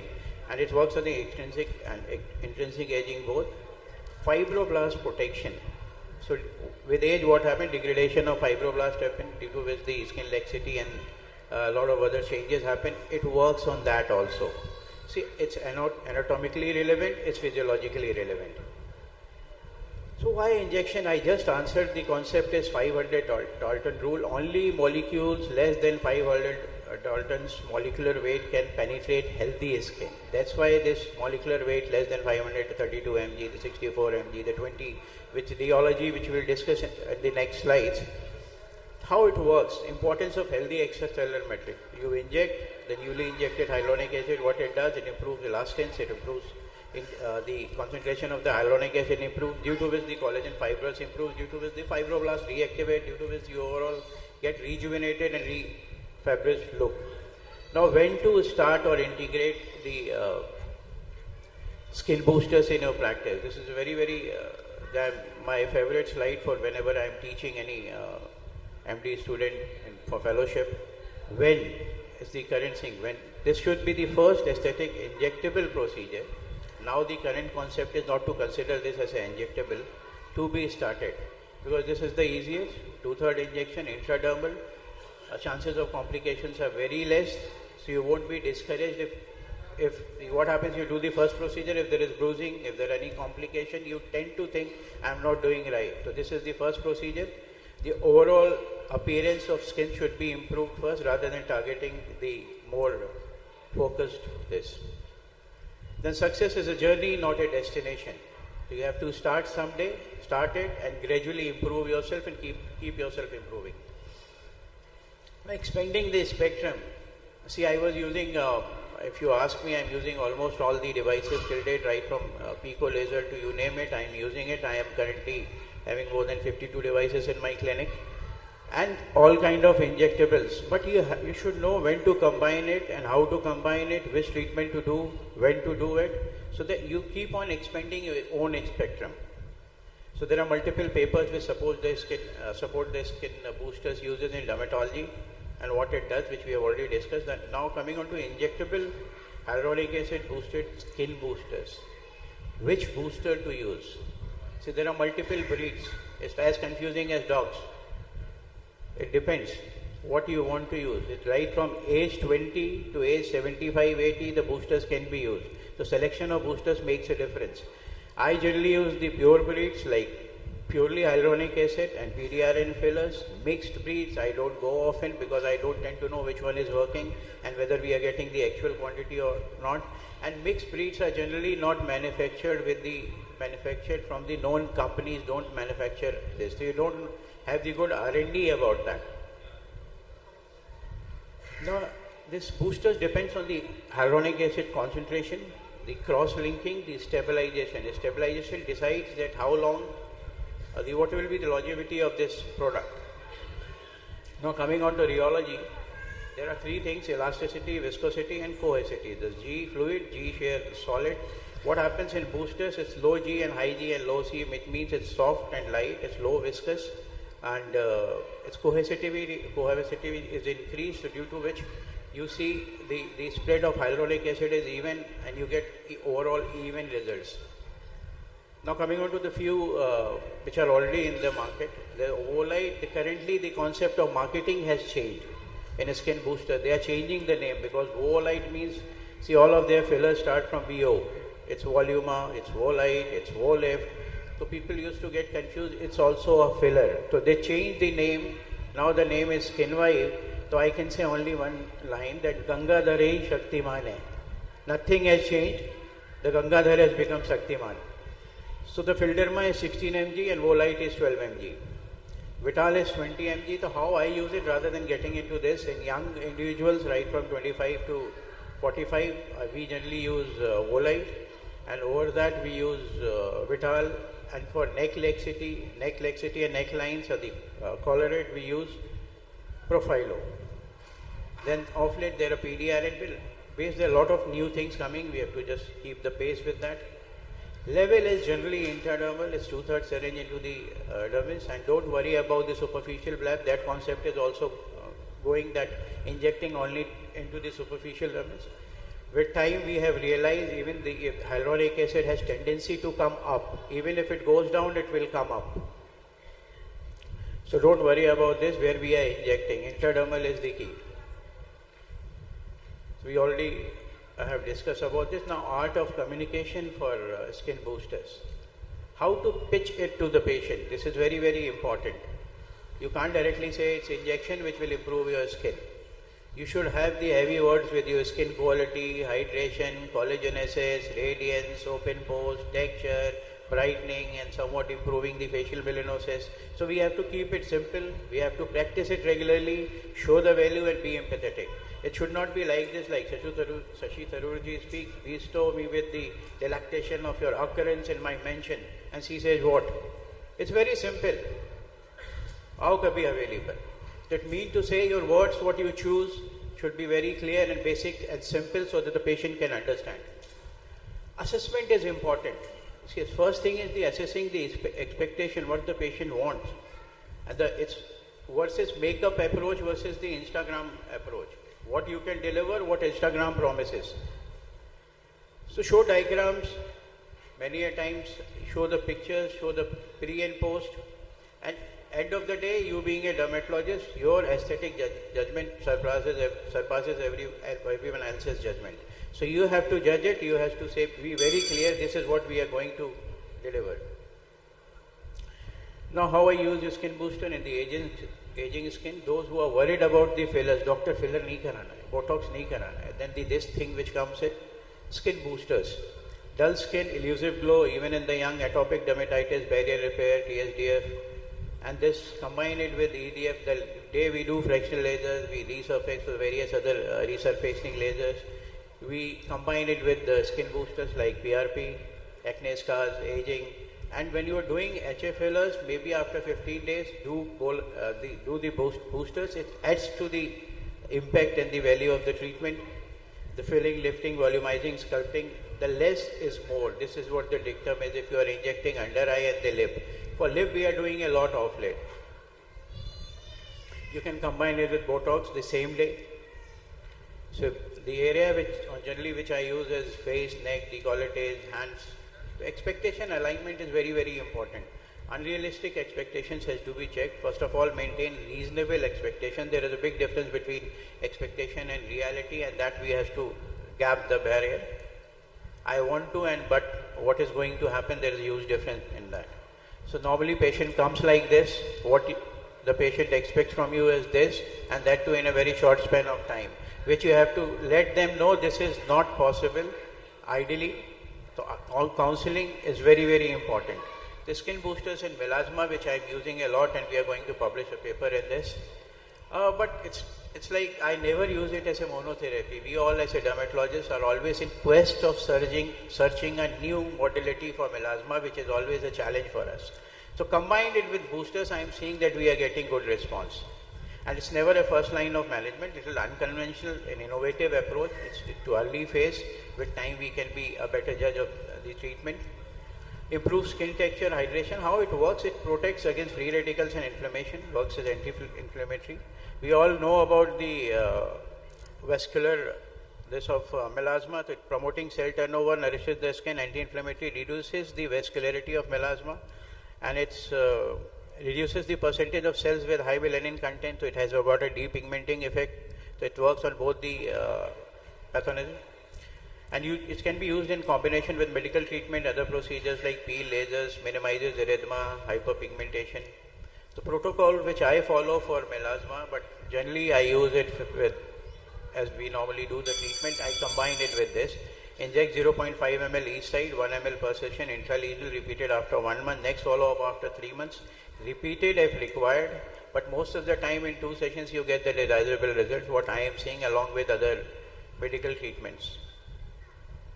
So this is a picture after 2 sessions of skin boosters, but it's not only with skin boosters, but what I am seeing when I am combining with skin boosters, we are getting better results. So this is what should be the ideal plane of booster. Should be intradermal, 2/3 syringe inside. Don't worry about any complications. Normally it's very, very safe. So this is young dermatologist injecting on a young dermatologist in my clinic, my fellows. So skin booster in facial melanosis, how it improves. Normally not easy to get these kind of results I am seeing, because when you are combining, once you do it, you get to know it. But the quantity of the boosters makes a difference. I never inject 2 syringes now. It's 4 plus 4. The current concept of using is 20 syringes in a year. So don't worry about this, because it's just a hyaluronic acid, it does nothing. It's hyaluronic acid improves overall, when it improves the texture, it improves the facial melanosis also. So this is how it improves the texture of the skin, the open pores. See the right side of picture. This is after just 1 session of 4 skin boosters. Again for the open pores. See even the texture and the radiance and the color also has improved. And this is a patient who wanted something which can improve immediately in a short span of time for some kind of tour. She was going on a bachelor women trip, they name it. So we did 6 ml of skin boosters. It was overall texture was improved, even the scars visibility was improved. Similarly in this patient, the combination treatment is the key. It's not only boosters which works, you have to combine with the right treatments. Aftercare is afterglow. There are various things. Avoid smoking for 24 to 48 hours, especially when you are using on lips, no lipsticks for next 24 hours.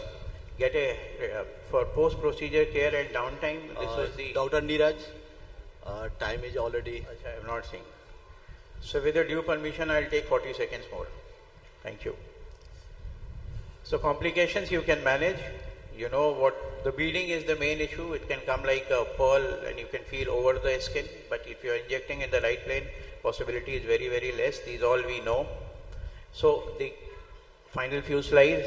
Don't get into this conundrum of my HA is better. There are various companies. Use your own brain and use as per the age, select the right booster. The last is how much is too much. That this is a new concept. I just mentioned 20 ml in a year you can inject 20 syringes. Reasons to start skin boosters I have already mentioned. Don't under promise, over deliver is the key. Under correct, inject again if needed. Expectation alignment. Take home message. Patient selection, choose wisely. Create treatment plan and treatment goals. The roadmap. The male patient is the new frontier. Male generally don't agree to most of the treatments, but the skin boosters, you can. So the man behind the injectables is as important as injectable. Understand it. A smooth sea never made a skillful sailor. And this is me just a year back. Thank you. Thank you, Dr. Neeraj, for nice presentation. Any question from audience?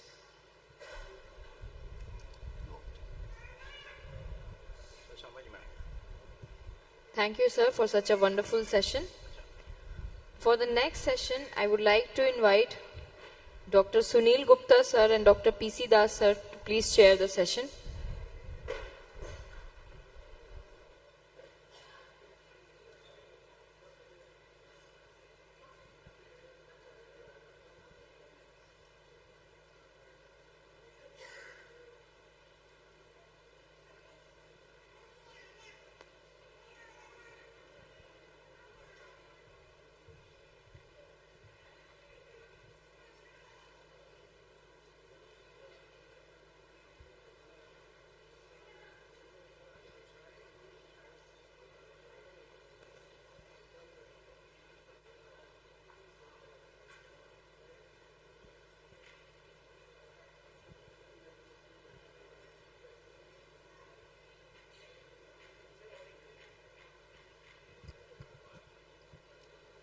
moving to the next session, I invite Dr.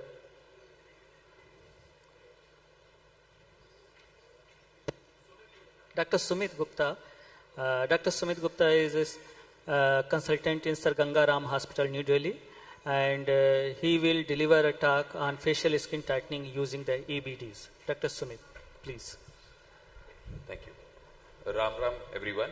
Thank you, IADVL Bihar State Branch, for inviting me and allowing me to present my slides on this platform. So I'll be talking about facial skin tightening using energy-based devices. So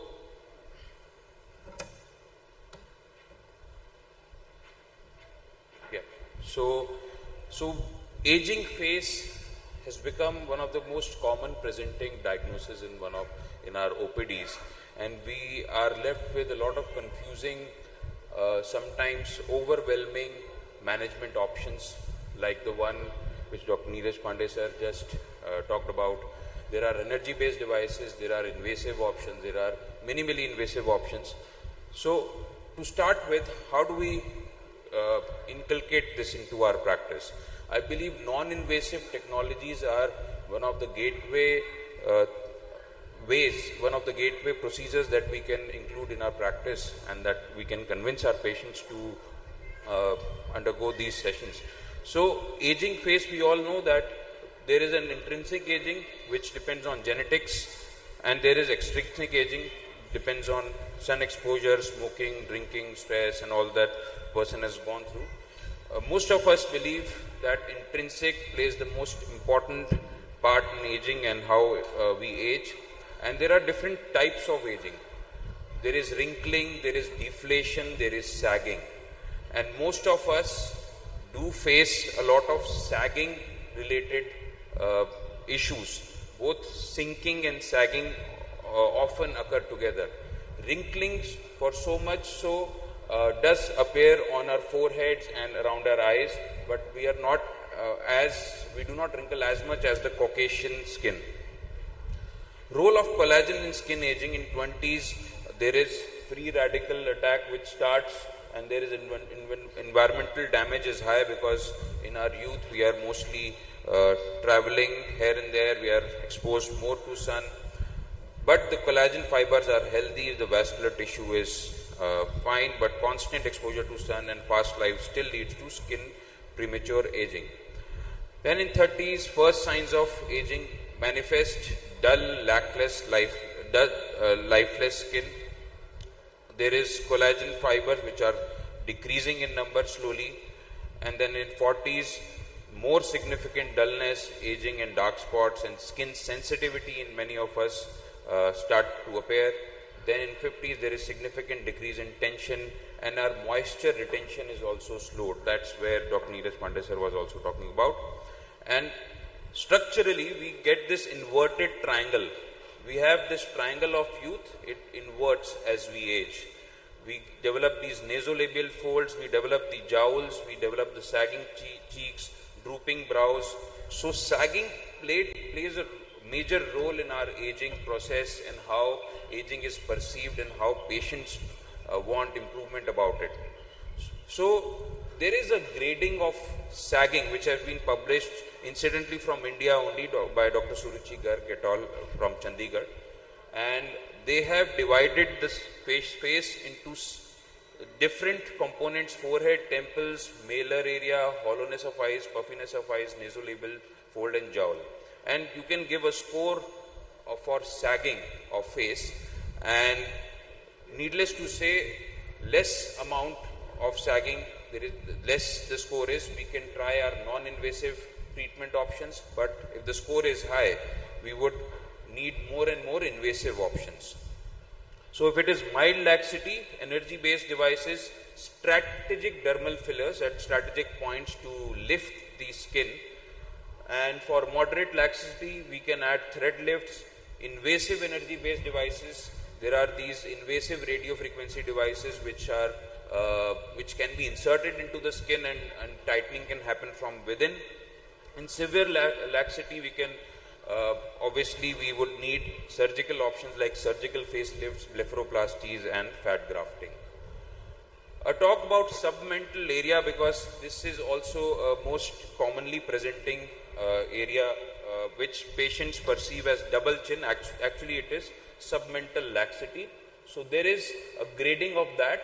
If there is less fat and more of laxity, our energy based devices do work. If there is more fat and then less laxity, we need to lose fat by either injection lipolysis. HIFU can also, high intensity focused ultrasound can also help in reducing fat to a limited extent, or if it is very high grade of fat, invasive liposuction. If there is fat plus laxity, we need our energy based devices or invasive procedures. So there are a plethora of non-invasive therapies that are available to us. They can be principally divided into laser-based or optical energy-based, non-laser based, electro-optical synergy, and other techniques and procedures. So among all these, the two technologies which have, so to speak, stood the test of time and are being used more and more are radio frequency or high intensity focused ultrasound, simply because they tend to work better. Why is that so? For any energy based device non-invasively to work on skin laxity, we need to look at two things: the amount of temperature that it is able to achieve and the amount of depth where it is able to achieve that. So this is a chart showing what happens at various temperatures. So once we reach 40 to 45 degrees Celsius, we get fibroblast stimulation. And once we reach 60 to 70 degrees Celsius, there is denaturation of proteins and beginning of coagulation and necrosis. So this is the working temperature range where we want to get our things going. Now, with regards to depth of penetration, we all know lasers and other optical devices do not reach so deep into the dermis, maximum superficial dermis. RF can lead to can reach to deep dermis. Fractional lasers, again only epidermis. HIFU can penetrate the subcutaneous fat and also reach the SMAS layer, which we are going to talk about. So radio frequency can lead to less than 50-55 degrees Celsius temperature. HIFU can reach 60 to 70 degrees Celsius at the correct depth that we want to achieve. Now radio frequency is also, now there is a very confusing world of devices where different terms are used. Basically there are three types of radio frequency devices. Monopolar, where there is one pole which is the working pole and one is the grounding electrode. So that's called the monopolar. Bipolar is both the poles are touching the skin, so positive and negative, the energy flows from that electrode, and there can be multiple such arrangements of these bipoles so as to create multiple fields in multipolar radio frequency devices. These handpieces look somewhat like these. So one very important concept in skin laxity is the SMAS layer. SMAS layer stands for superficial musculoepineuritic system, which actually is beneath the subcutaneous fat and invested into the musculature of the skin. And there are these tree-like ligaments which rise from the periosteum, which are called retaining ligaments and connect to the dermis. And they are very tightly embedded into the SMAS layer. As we age, they tend to become oblique because of the sagging. But once we tighten the SMAS layer, they tend to become vertical again. So that's how we can decrease laxity by affecting the SMAS layer. Now, a word about aesthetic ultrasound. So we know that 20 to 20,000 approx the kilohertz is our audible range of sound waves. So if we are using somewhere like 4 to 7 megahertz, that's very high frequency, that becomes the ultrasound. And within that range is what we use it for aesthetic indications. For diagnostic purposes, we use 2 to 20 megahertz. So HIFU is high intensity focused ultrasound using sound waves to target a certain area within the tissue and in effect damaging it and affecting change there. So in 1942, Professor Lind first suggested the use of focused ultrasound in surgery, And in 1954, Professor Fry discovered the ultrasound can be focused well in soft tissue. Then it became very commonly used in lithotripsies to kill the, to damage the urinary stones by using sound waves. So, mechanism of HIFU is there are 3 steps. High intensity focused ultrasound is emitted to 3 or 4.5 mm depth. That's the depth of smash layer which we were talking about. And when that happens, there is thermal damage in that area. The fibrous tissue of fat layer and dermal layer are also damaged because of the varying depths. And then there is gradual skin tightening because there is contraction in this mass layer that appears. There is thermal injury and cavitation causing cell disruption and cell death. There are molecular vibrations which leads to heat generation and rapid rise in temperature to the tune of 60 to 70 degrees Celsius at that zone. There are compressions and rarefactions, and there are powerful shear forces that are created leading to frictional forces and high temperature. Because of that, there are microscopic bubbles that are formed which implode and lead to thermal injury zones. The epidermal surface, more importantly, remains unaffected, and healing occurs rapidly from the untreated adjacent tissue. The same concept it is used in fractional resurfacing. Goal is to elevate the local temperature to 65 degrees Celsius, which leads to collagen contraction, sparing the adjacent non-target tissues, and collagen fibers become denatured and contract, and they become shorter and thicker. So this is the immediate kind of configurational change that happens when the treatment is delivered. In addition to this, there is de novo collagen formation which occurs over a span of next 2 to 3 months, and new viscoelastic collagen is formed. So by targeting the facial smash layer, which is a fan-shaped structure and layer which we talked about, we are able to lift the skin. So this is the smash layer which lies deep to the subcutaneous fat, envelops the muscles of facial expression. And it is focused. The important thing about this procedure is precision, because it is focused at a particular depth. We are not targeting the intervening tissue. It's like this is a porcine sample which was targeted with HIFU, and you can see these necrotic zones, and there is no damage to the intervening tissue, both in the depth and in between those zones. So after 1 month of treatment, you can see somewhat straightening of those retaining ligaments start to happen. After 3 months of treatment, the straightening of that ligaments are complete, and that leads to lifting up of the facial skin. So it causes thick. In addition to this, it is also being seen the results are not limited to the smash layer and retaining ligaments. They extend over to the dermis. There is thickening of dermis which has been proven by histopathological studies, rejuvenation of dermis, and thickening of deeper connective tissue layers. So you can see the amount of dermis that has been thickened after 3 months of treatment because of the new collagenesis. Same thing, this sparing of the intervening tissue is also seen in histopathological samples. And there is an initial lift which is seen, which is the inflammatory phase, which lasts for about days. Then there is proliferative phase, and then there is tissue remodeling phase, which goes on for about a year, which leads to a better lifting of the skin. And who is a HIFU candidate? We talked about the magnitude of skin laxity before. So people who have lesser scores of skin laxity, younger with normal wound healing, skin and soft tissue laxity, not too much fat, because we are not able to target too much fat here. And surgery actually is recommended, or more invasive procedures are recommended for older patients.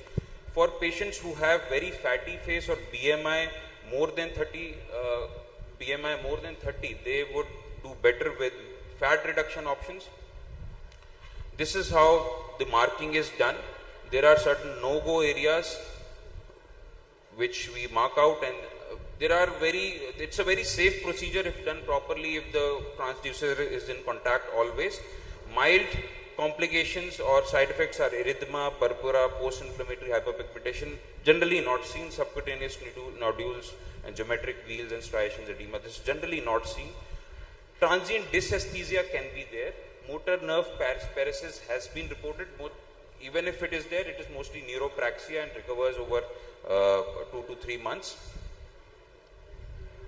Combination of HIFU and radio frequency. So HIFU targets the SMAS, and if there is little amount of fat, we can also use it to dissolve it.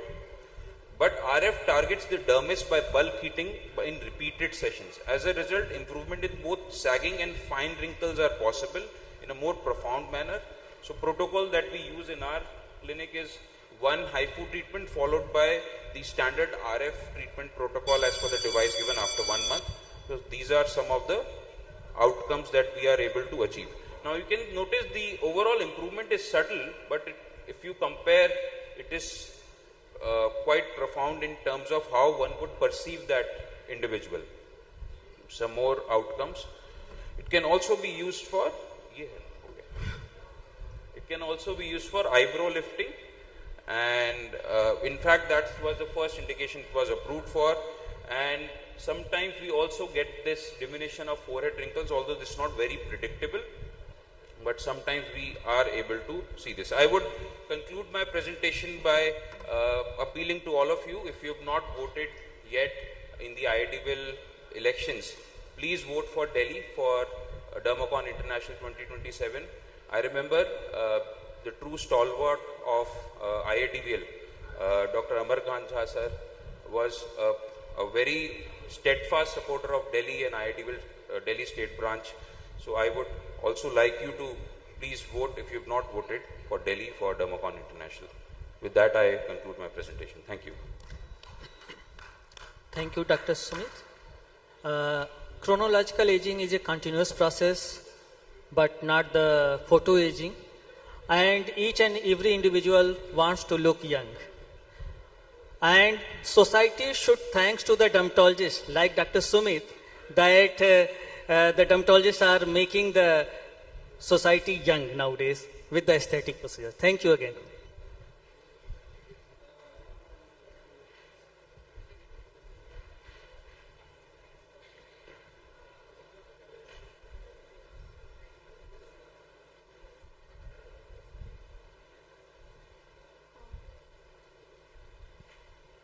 For the next session, I'd like to invite Dr. Radha Krishnan Nair and Dr. A. Bhuvaneshwari to chair the session.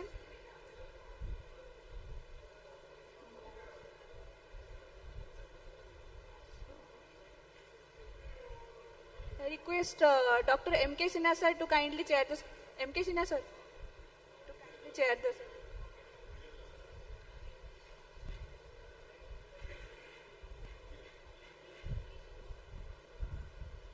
And also Dr.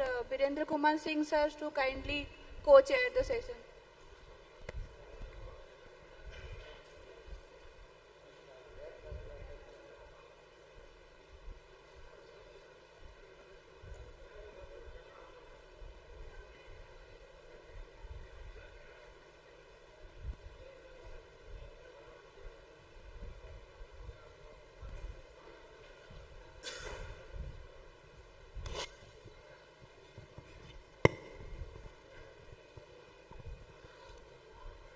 We have, it's good afternoon or good morning, whatever it may be. So we have our next session, and the speaker is Dheeraj Kumar, consultant dermatologist from Patna. He would be speaking on basics in hair transplantation. So we welcome Dr. Dheeraj. So please come on the dais and start your lecture.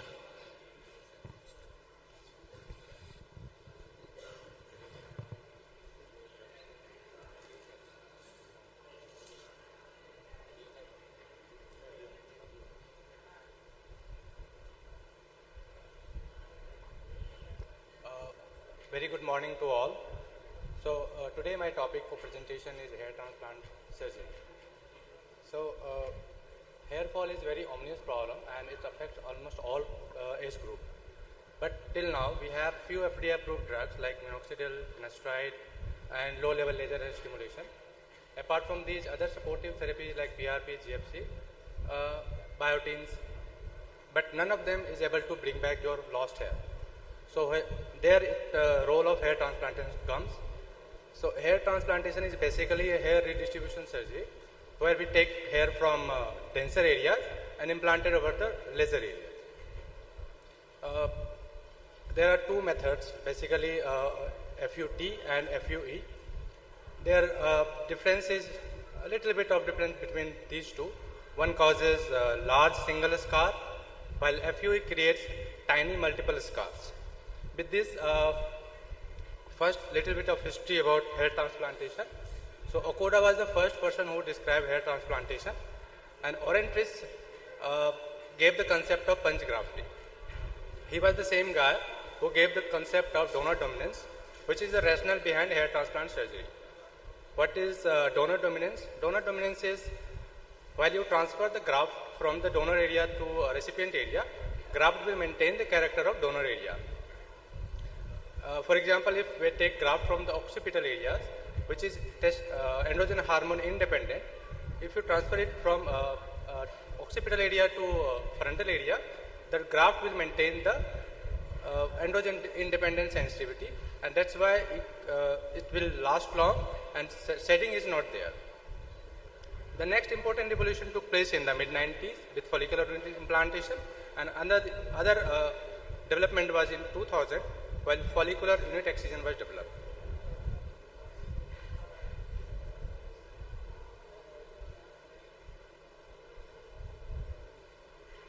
So like other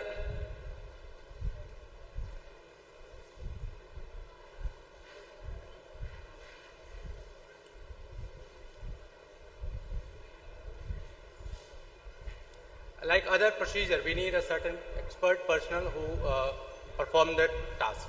So here important person is hair transplant surgeon, who is responsible for hairline design, extraction of graft, implantation of graft, and supervision of whole process.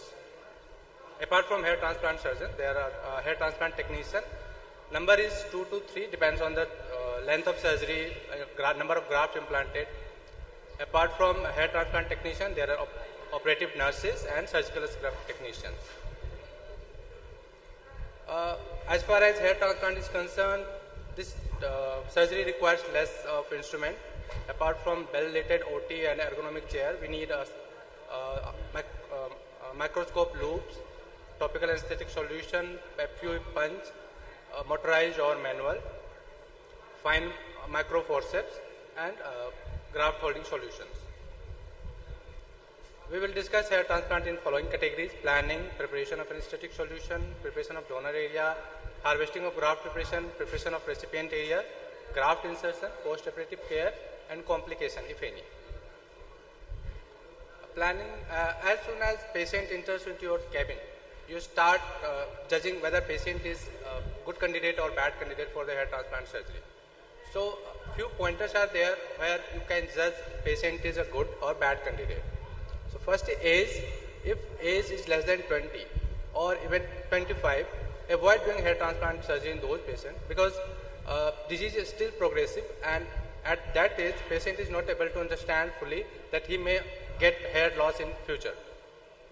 If progressive hair loss is there, you don't take hair transplantation. First stabilize the disease with topical therapy we have in our hand. Family, if family has AGA, there is higher chances of getting patient land up in a higher grade of androgenetic alopecia. Response to medical therapy is important, because if you once patient is responding to medical treatment, the transplanted hair or existing hair both work wonder, and the response is better in case of if patient is responding to medical treatment and or other supportive treatments. Donor characteristics, patient, this is the rate limiting step of hair transplant surgery. The donor characteristic judged by FUE graft density, FUE density, diameter of hair follicle, donor area miniaturization. So if donor is having 90 to 150 follicular unit graft per centimeter square, then you can just say that the donor is good. Thickness of hair is also important. 50 to 60 micron diameter is a good sign of donor area. Degree of baldness, The ideal candidate of hair transplant surgery is grade 3 to grade 5. Avoid doing hair transplant in grade 1 and 2. Try to maintain that with the topical treatment or finasteride or GFC or PRP, whatever you prefer. Grade 6 and 7, patient with extreme baldness, avoid doing hair transplantation, or you can personalize the treatment session, because if you are not going to cover completely the scalp. So you ask the patient whether he likes frontal tufts of hair over scalp or mid scalp area. So look will be changed, but you cannot cover the full area. Yes, if there is a better donor area, you can cover the whole area, but the density is compromised. Patient expectation, every patient thinks that he will get the natural density, but this is not very possible, and you should counsel the patient regarding this is a cosmetic procedure, and we will try to achieve whatever the maximum result is. We cannot compete with the nature, but yes, look will be definitely changed. So this all I have discussed. Yeah, this is the picture of, you can see to your left, the high density area, that is good donor, and to your left, right is poor donor area.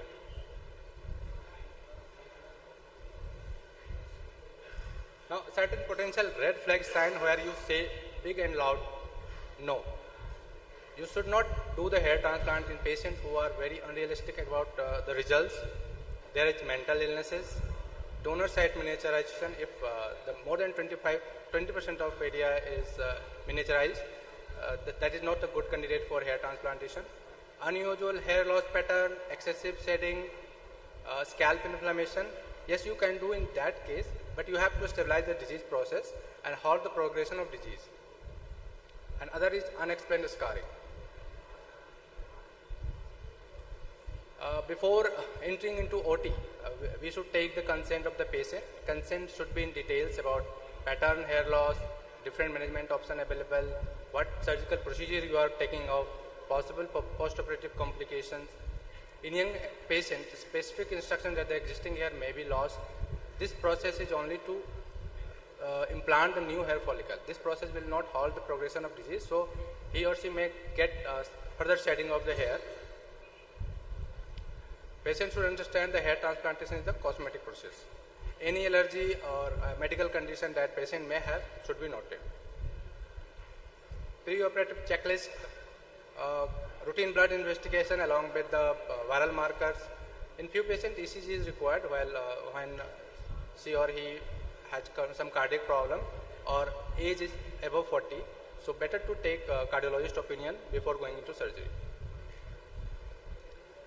Pre-operative checklist, this includes stop minoxidil application for 2 weeks prior to the surgery, stop alcohol, cigarette smoking, and any NSAID for at least 7 to 15 days. Pre-operative photographs are necessary from the all corner of head, top, front, side and back. Planning start with the calculation of grafts. This is simply calculated by density you are giving multiplied by area. So if you are giving 40 to 50 follicular unit per centimeter square, you simply multiply with the area you are going to cover. So the graft, number of grafts will come.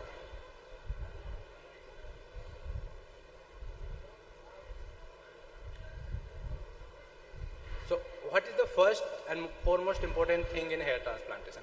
If you ask me, I say creation of frontal hairline. So hairline design is actually a transition zone. It's not a line. Transition zone extends 5 to 10 mm and further merges with the mid scalp area. Usually 250 to 300 single grafts are required to create a new hairline. A hairline placed in such a manner that it will not create a line. There should be placement like micro irregularity or macro irregularity. The irregular fashion will give natural hairline. When we draw hairline, the first point I draw is mid-frontal point, which is the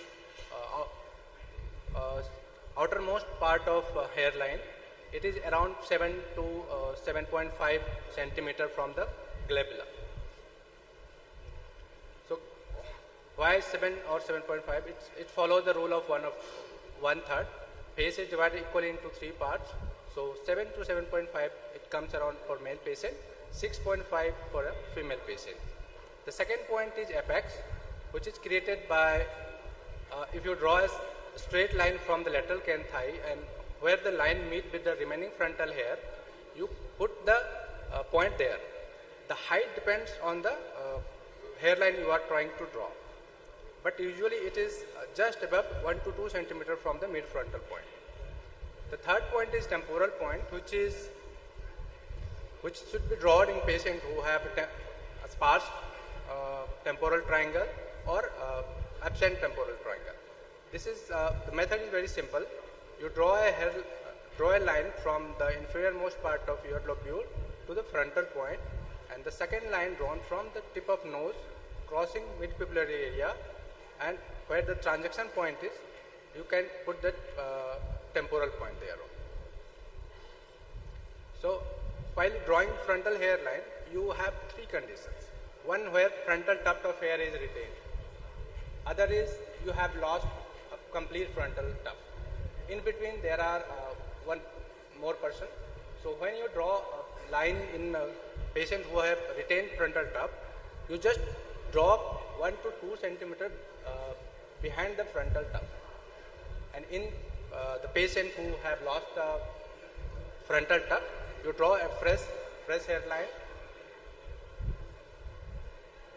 This is a complete surgery after drawing a frontal hairline. You can easily notice that there is irregularity, micro and macro irregularity. No single graft is in single line. So local anesthesia preparation is very simple. You add 25 ml of 2% lignocaine with 25 ml of normal saline, add 0.25 ml of ADR. Apart from local anesthesia, tumescent saline should be prepared. Tumescent saline prepared by adding 500 ml to 0.5 ml of ADR. Tumescent anesthesia has the advantage that it gives you clear field and elevate the structure from the subcutaneous layer so that you can not damage the underlying nerve and arteries. This is the zone where you can take the maximally hair, but in FUE technique you can just migrate over safe donor area.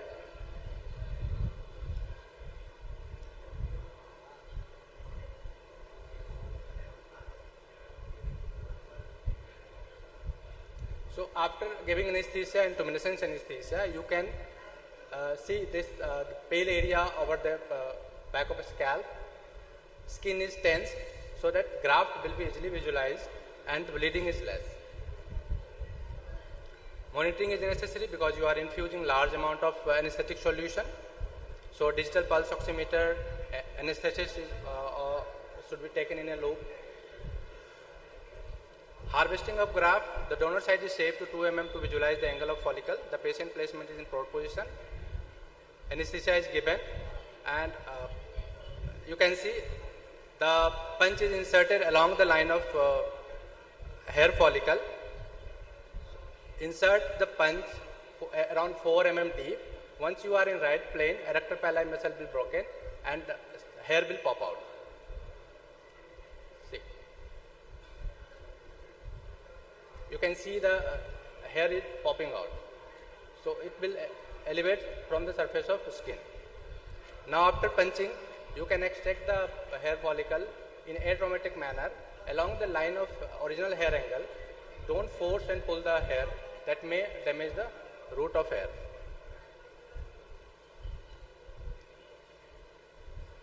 Recipient area slit is making by using 19 gauge needle or 18 gauge needle. If you use blade, 0.6 to 0.8 mm blade can be used. Depth is approximately same, 4 mm. This is the slit making process. Maintain the angle. You can see that I have inserted 2/3 of beveled end of 19 gauge needle, and This is to show how much density you can give in 1 centimeter square area. This is around 50 to 53 slits are there in 1 centimeter square area. So slitting is also important because you can, interlocking pattern is there. When you put the slit into behind two consecutive slits, you put a single slit behind that. So this is interlocking pattern that will prevent the see-through effect of the hair transplantation. So this is the complete picture after slitting. Implantation by two methods. Please read. Time is over, Dr. Dheeraj. 1 minute more. So this is the implantation technique. You insert the graft by opening the slit and put it inside by one stroke. Don't forcefully push the graft, that may result into damage of the hair follicle.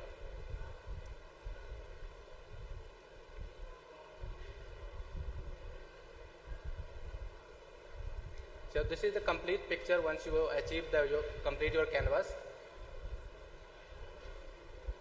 Post-operative care, dressing, bandage, keep that area for 2 to 3 days. Spray normal saline over the grafted area. Patient can shampoo after 3 days. Regrowth, one day scab will form and other day you can pass after 7 days. This is the timeline of hair transplant surgery. Day before surgery. Dr. Dheeraj, would you please conclude? You have already exceeded your limit. This is the this is the quote I love most. I hear and forget. I see and treatment. I see and remember. I do. I understand. Thank you. Thank you so much.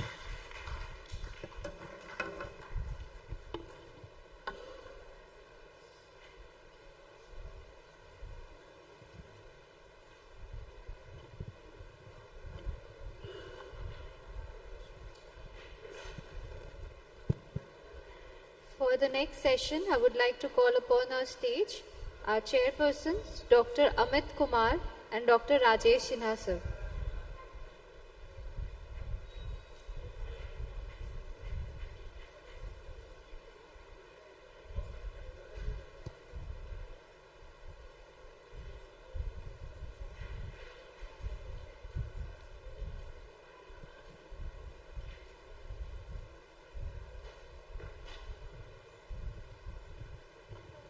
I would request Dr. K.K. Jha sir to join as a chairperson.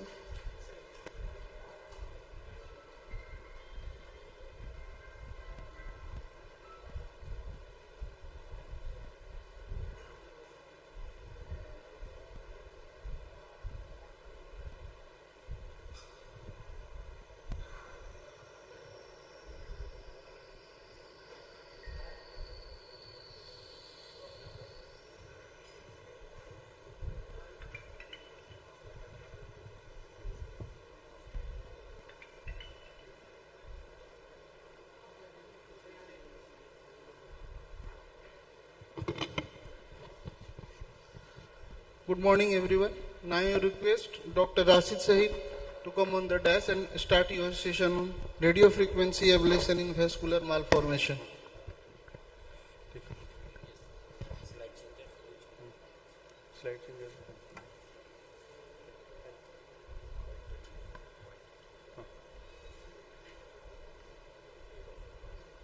Good morning everyone.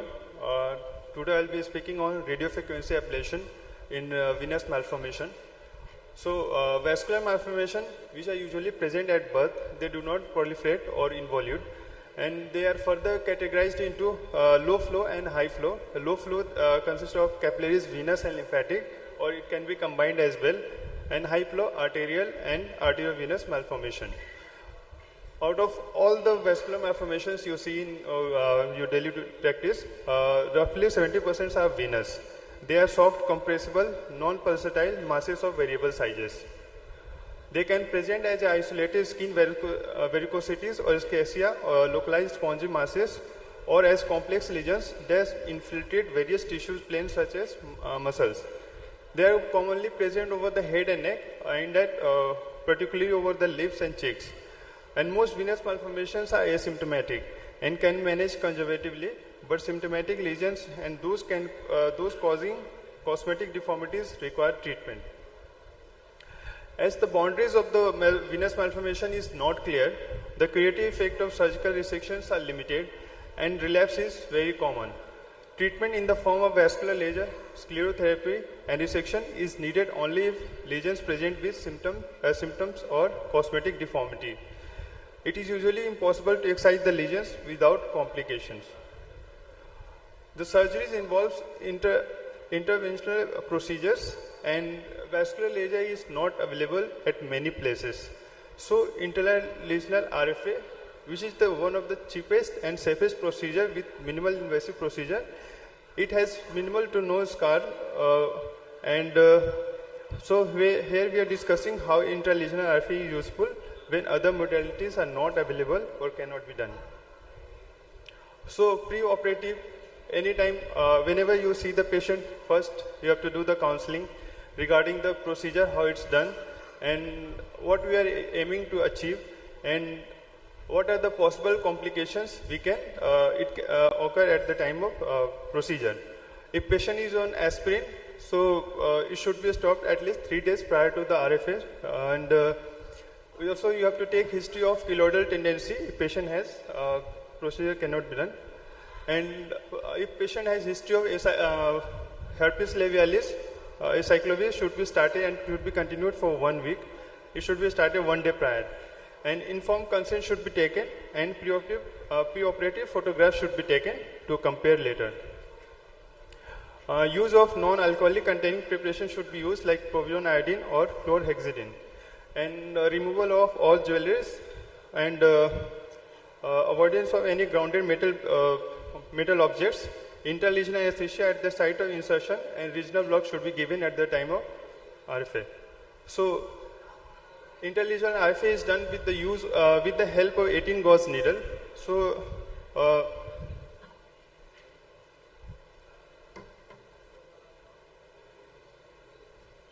this is the cannula. So at the proximal part, this is covered with plastic sheet. So proximal part of the plastic sheet is cut so that the metallic part should be in contact with the probe and for the conduction of RFA current. So now coming to the case discussions, this is the case 1, 22 years old female patient presented to us in OPD with venous malformation over the lower lip. Duration was 10 years and it was asymptomatic, and patient gave history of gradual progression of the lesion. We did intralesional RFA with cannula as extended probe. Total 4 sessions were done over the period of 6 months.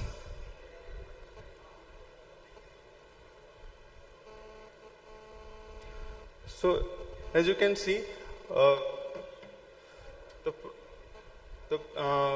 the cannula is inserted inside and the RFA probe is touching the metallic part from where the cover sheet was cut.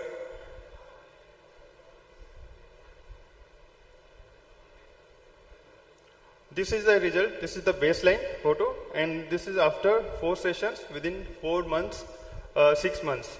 So almost it is subsided within 4 sessions only.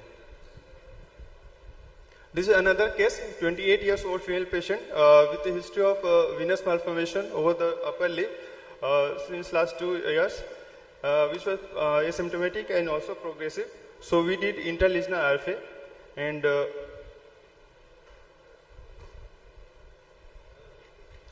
after single session only, you can see there was reduction of more than 50%.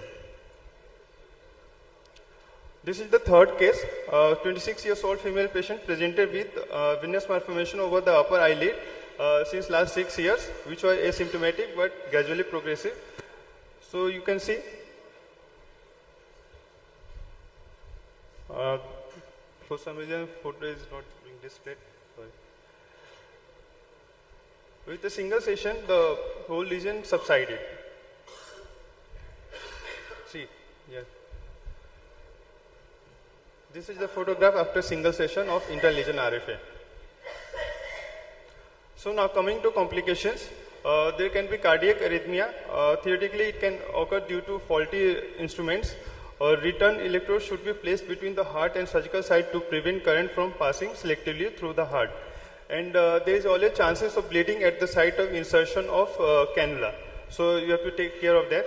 And they can be burn at the site of needle insertion, and there are always chances of secondary infection.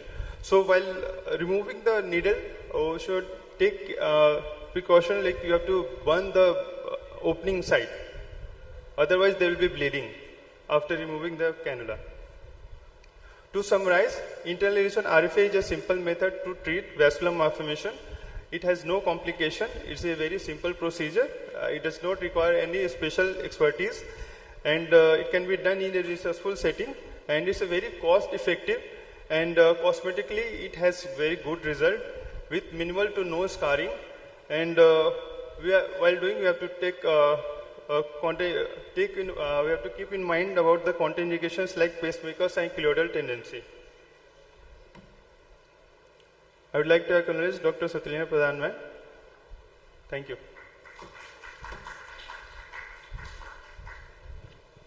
Thank you, Dr. Rashid, for such a nice presentation. Any questions? Dr. Rashid, please. Rashid. Dr. Rashid, please come on the desk.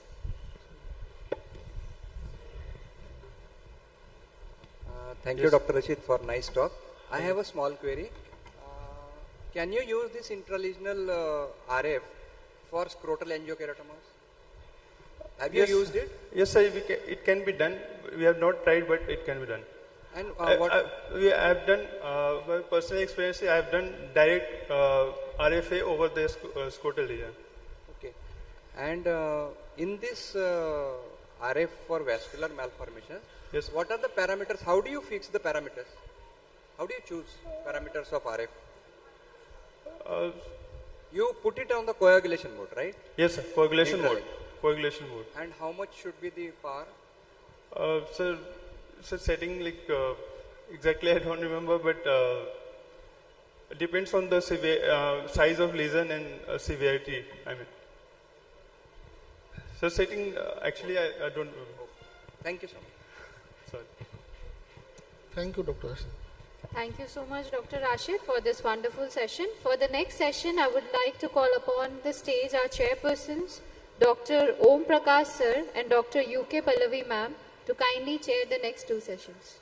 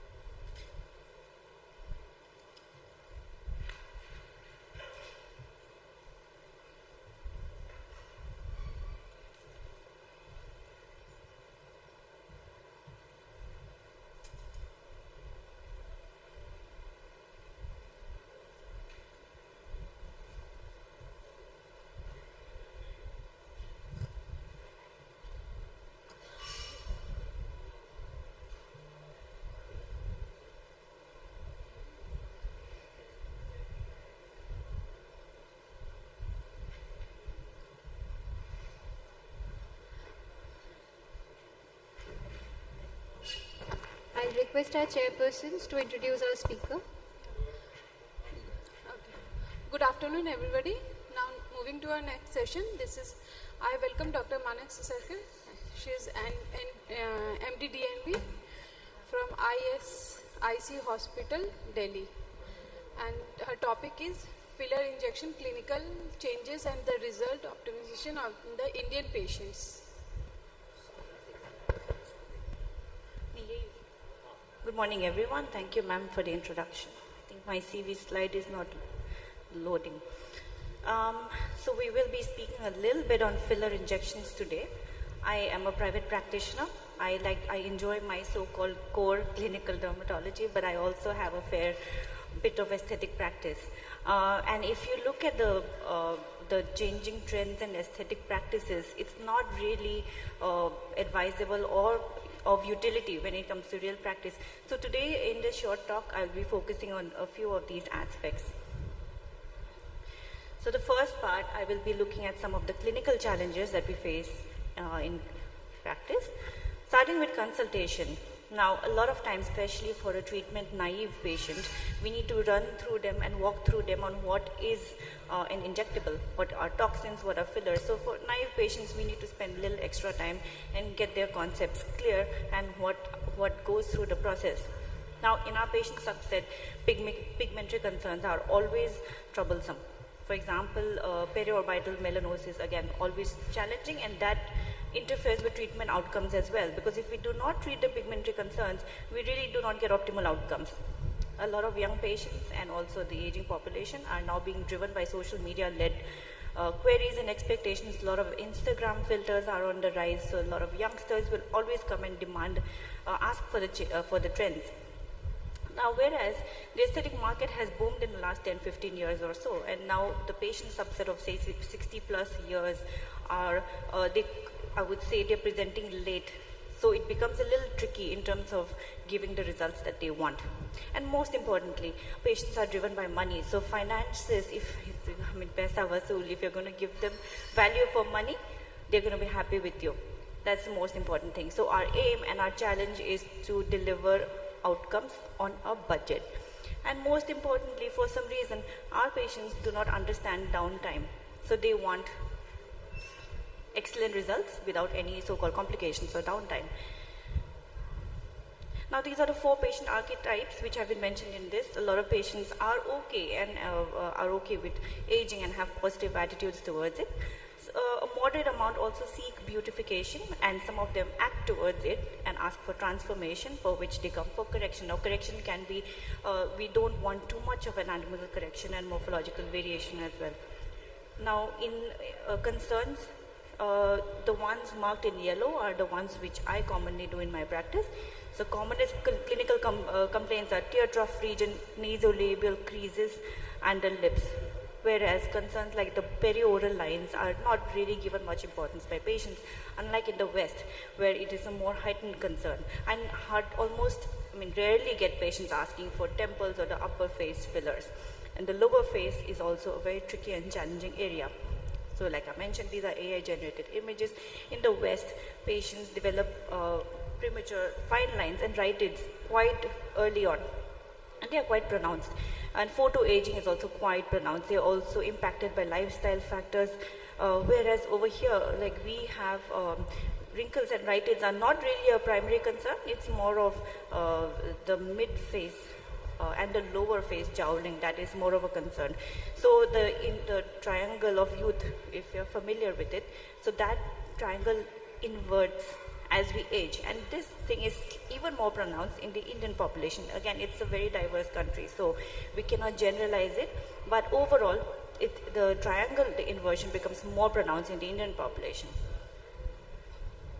So in the West, a lot of things are influenced by genetics, epigenetics, and other factors like tanning beds, whereas here India is the insulin resistance capital, diabetes capital of the world, so we have to address a lot of underlying hormonal metabolic dysfunction, and most importantly pigmentary concerns. Quickly, these are the different layers. I think the aging face and the aging skin has already been discussed in the previous talk. But it's important to understand that at every layer, from the bony skeleton to the outermost skin layer, there are changes, and these are dynamic changes influenced by various exposomes, which is the sum total of exposures. Fat compartments are another very important area. So our whole face is compartmentalized. The fat is distributed all over, and they are in different planes as well. So you have superficial fat compartments, deep fat compartments, and each of them play a role. They are cushioning structures, and any kind of displacement or loss of the adiposity is going to impact the overall result and the indications and need as well. Bony resorption. So as we age, the bigger arrows over here are going to indicate which parts get resorbed maximally, whereas you see the skeleton undergoes a lot of bony underlying structures. So if the main structure, the skeleton changes quite a lot, So it's going to impact all the subsequent layers as well. So if you look at the mandible, there is this reduction in height and width along with dental changes as well. So this is going to impact ligaments, muscle, fat, and all other extracellular matrix structures. You need to explain these to the patient so that they understand it's not just injecting something on the skin and seeing some miraculous results. This was a paper describing the anthropometric study of different facial structures. Again, this is quite an average deduction. So overall, if you see our patients have a slightly less facial height in comparison to the white Caucasian female, for example. And so we need to aim for proportions when it comes to the facial height, when it comes to facial width. The facial width is slightly more. The medial portion, the mid face and the lower face are the challenging areas in our patient. And the maxilla undergoes resorption quite quickly along with loss of the soft tissue. So we have to treat all other structures, including the entire face, concomitantly. Few stigmata of periorbital aging has been described, and the superomedial structure, for example, and the inferolateral structures, these undergo aging and resorption quite fast, which is why a lot of patients will come and ask for dark circle correction. And tear trough, please be familiar with tear trough, what you can do, what you cannot do in order to get best outcomes. These are two classifications which I have mentioned when it comes to periorbital melanosis. The first one, I don't find it very useful. The second one is slightly more useful, where it's a very simple classification. And it talks about tear trough, distinguishing between what is a tear trough deformity versus fat herniation. So some patients will have fat herniation, there will be a bulge around the periorbital area, and those are the ones I would suggest not starting out immediately in injecting, whereas focus, if there's a volume loss, if there's a tear trough deformity with a volume loss around the mid-cheek, those are the patients you can perhaps touch. And whereas when it comes to fat herniation, if you're going to try to inject anything directly, it can make the fat more displaced, and the fat structures around the eyes can get even more prominent. So in terms of these two, when it comes to the first type, that's type A, in infraorbital depression, you can use cannula, you can give direct injections, you can also give volumizing fillers. But in the second type, when you start to notice bulges around the eyes, then be careful, think before using a cannula unless you're very well versed, because it goes subdermally and subcutaneously, so it can increase the herniation of the fat. So it's better to give direct injections, but be very careful of the plane. You can still achieve quite good results in fat herniation with direct filler injections.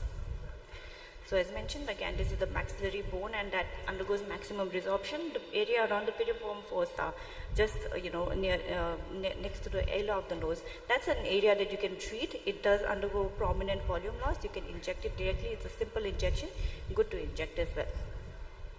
These are the radiographic changes. Now, this was a study which has been labeled as Make the Patients Happy study.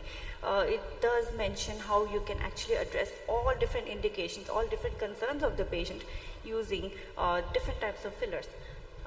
So the thing is, one principle is treat the whole face and not piecemeal. If patient comes with a certain symptom asking for a certain thing, reevaluate and re-counsel. That is important. And also, if you look at if you have been trained, if you have attended the training classes, a lot of them are quite tailored, and they will instruct specific products to be used at specific sites for specific indications. However, that is not right.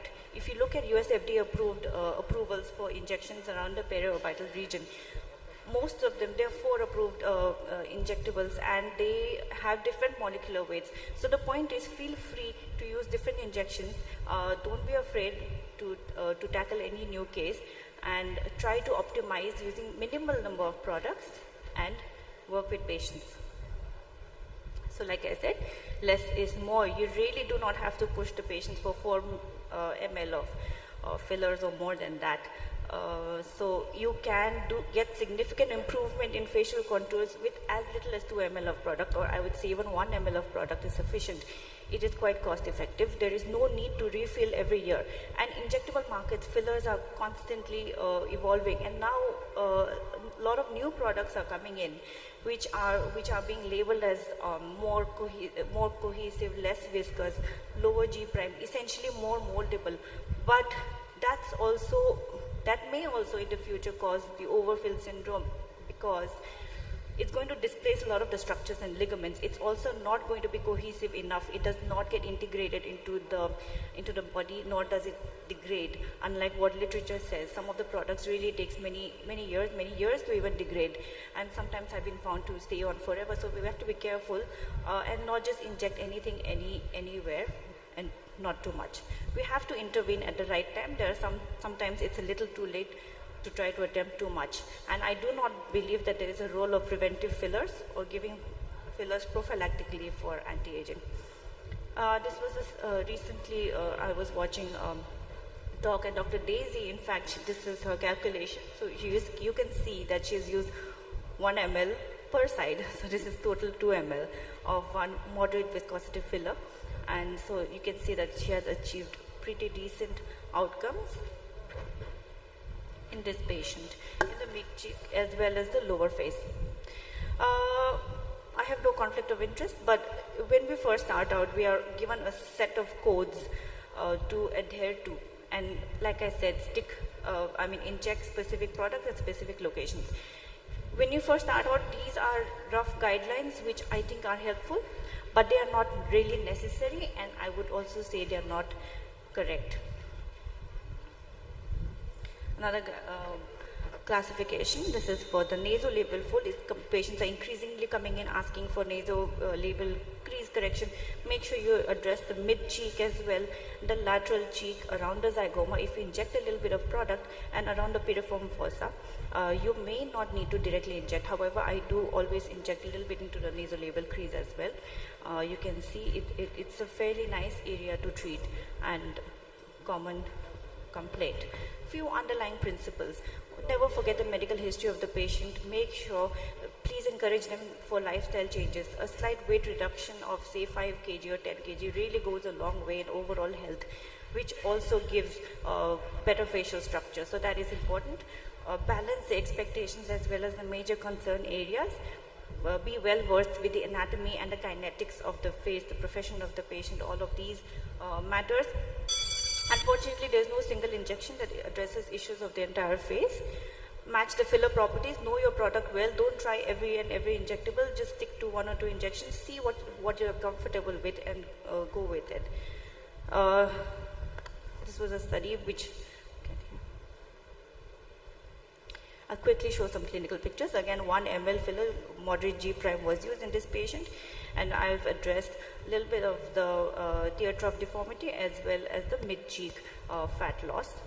In this patient, not a very nice photo, but I've used 0.6 ml of on the upper lips and 0.2 on the lower lips, and the remaining product in the lower half of the medial face.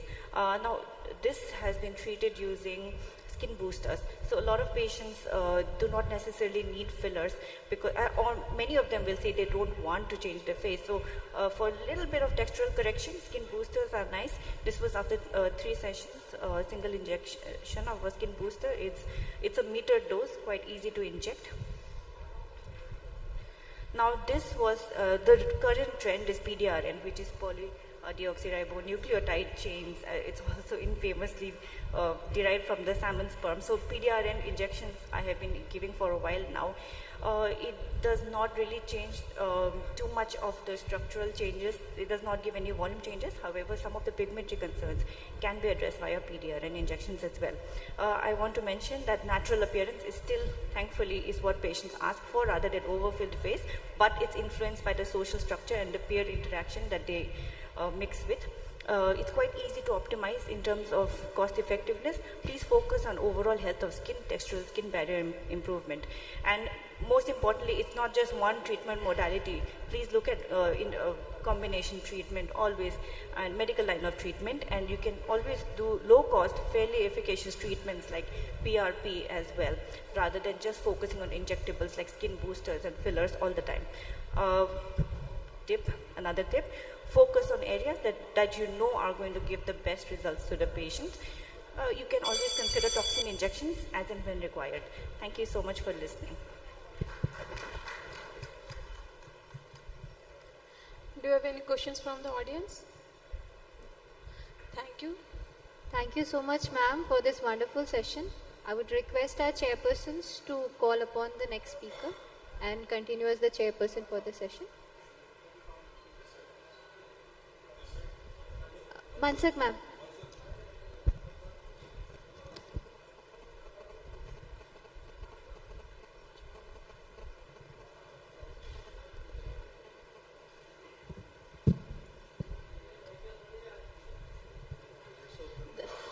Dr. Yasha Upendra.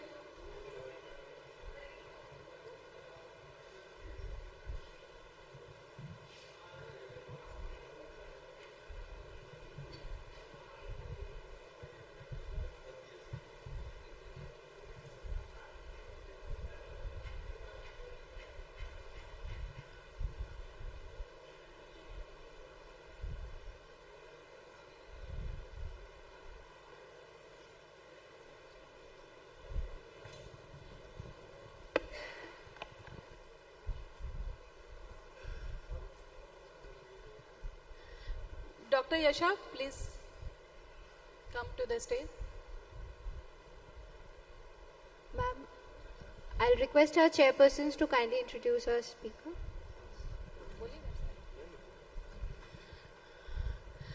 Welcome to Dr. Yasha Upendra. She is an associate professor and head of department.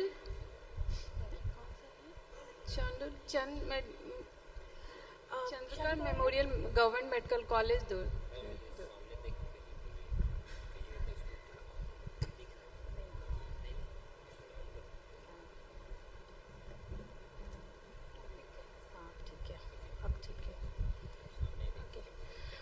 She is going to present on triaxamic acid, a wonder molecule. Good afternoon, everyone. Thank you, CUTICON Bihar, Dr. Roy sir, Dr. Vikas sir, for inviting me to this CUTICON. I had been a regular member here, but thanks a lot, and especially for Ayodhya. Now my topic is tranexamic acid, a wonder molecule. Tranexamic acid is basically got discovered in dermatology when it was accidentally used for urticaria because it helped in treating melasma. It is a lysine derivative, which is lysine derivative, and regarding the pharmacokinetics, number one, food has no effect on its absorption.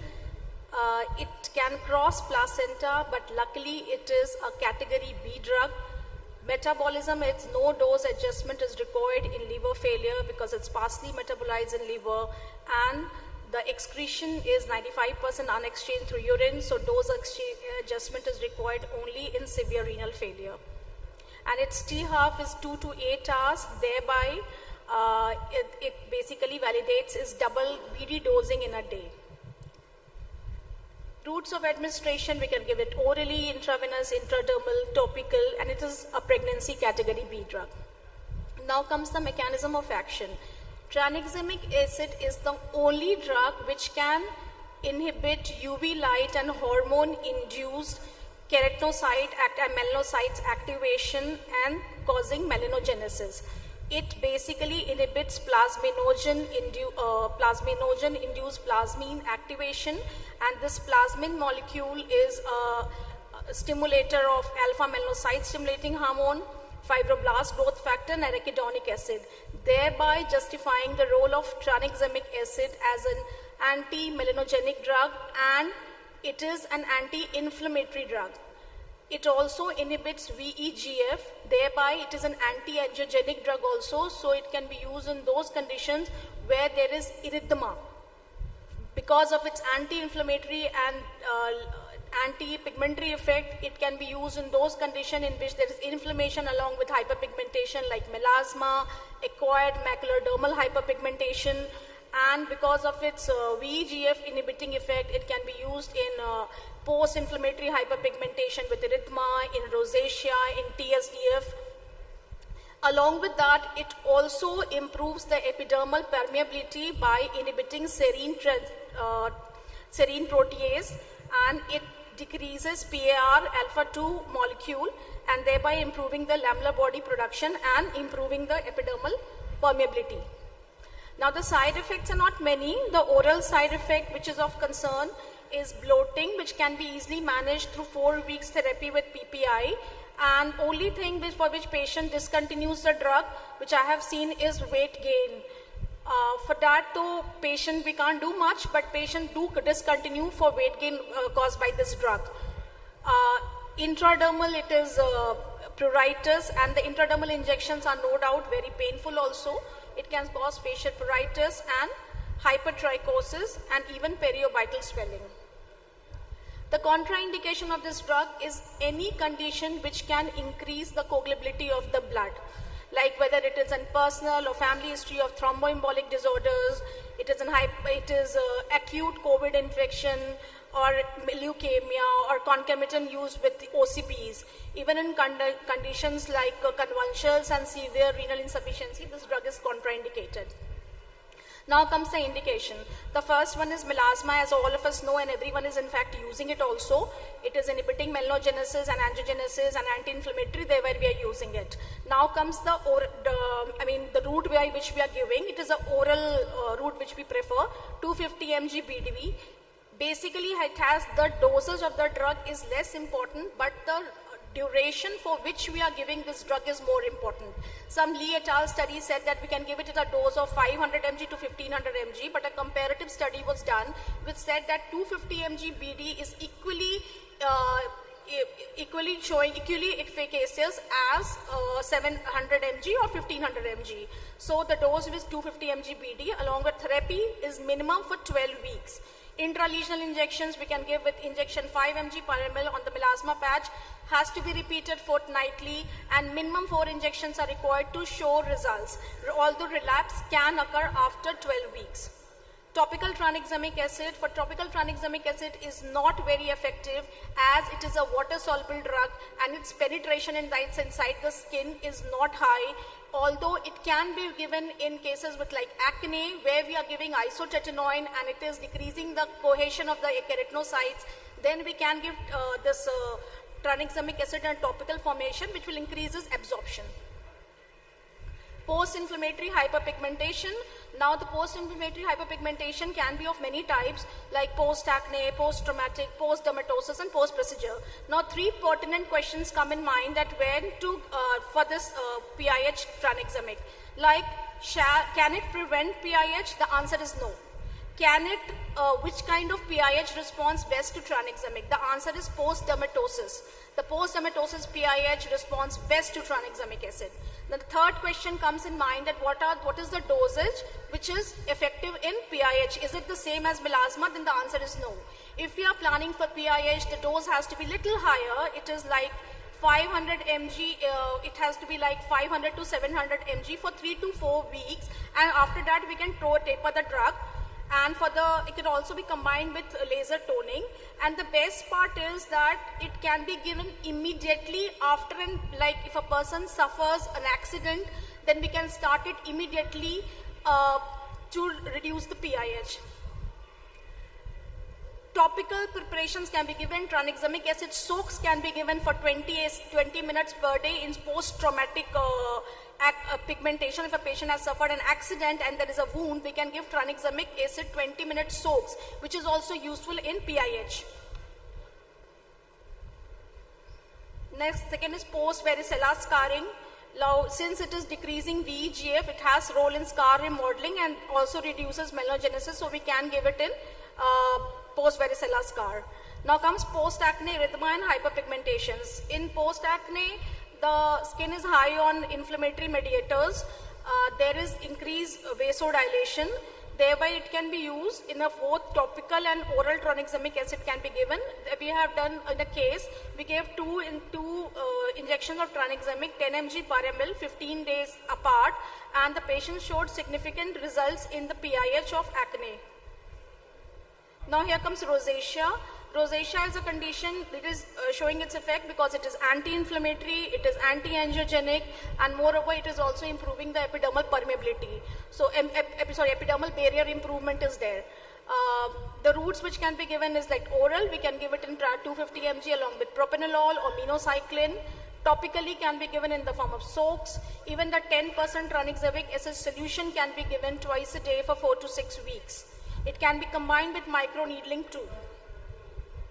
Now TSDF, like TSDF is very common and because of the craze for the fairness and use of clobetasol and betamethasone creams by the people, and the TSDF is basically dermal atrophy with local immunosuppression and inhibition of NO, nitric oxide.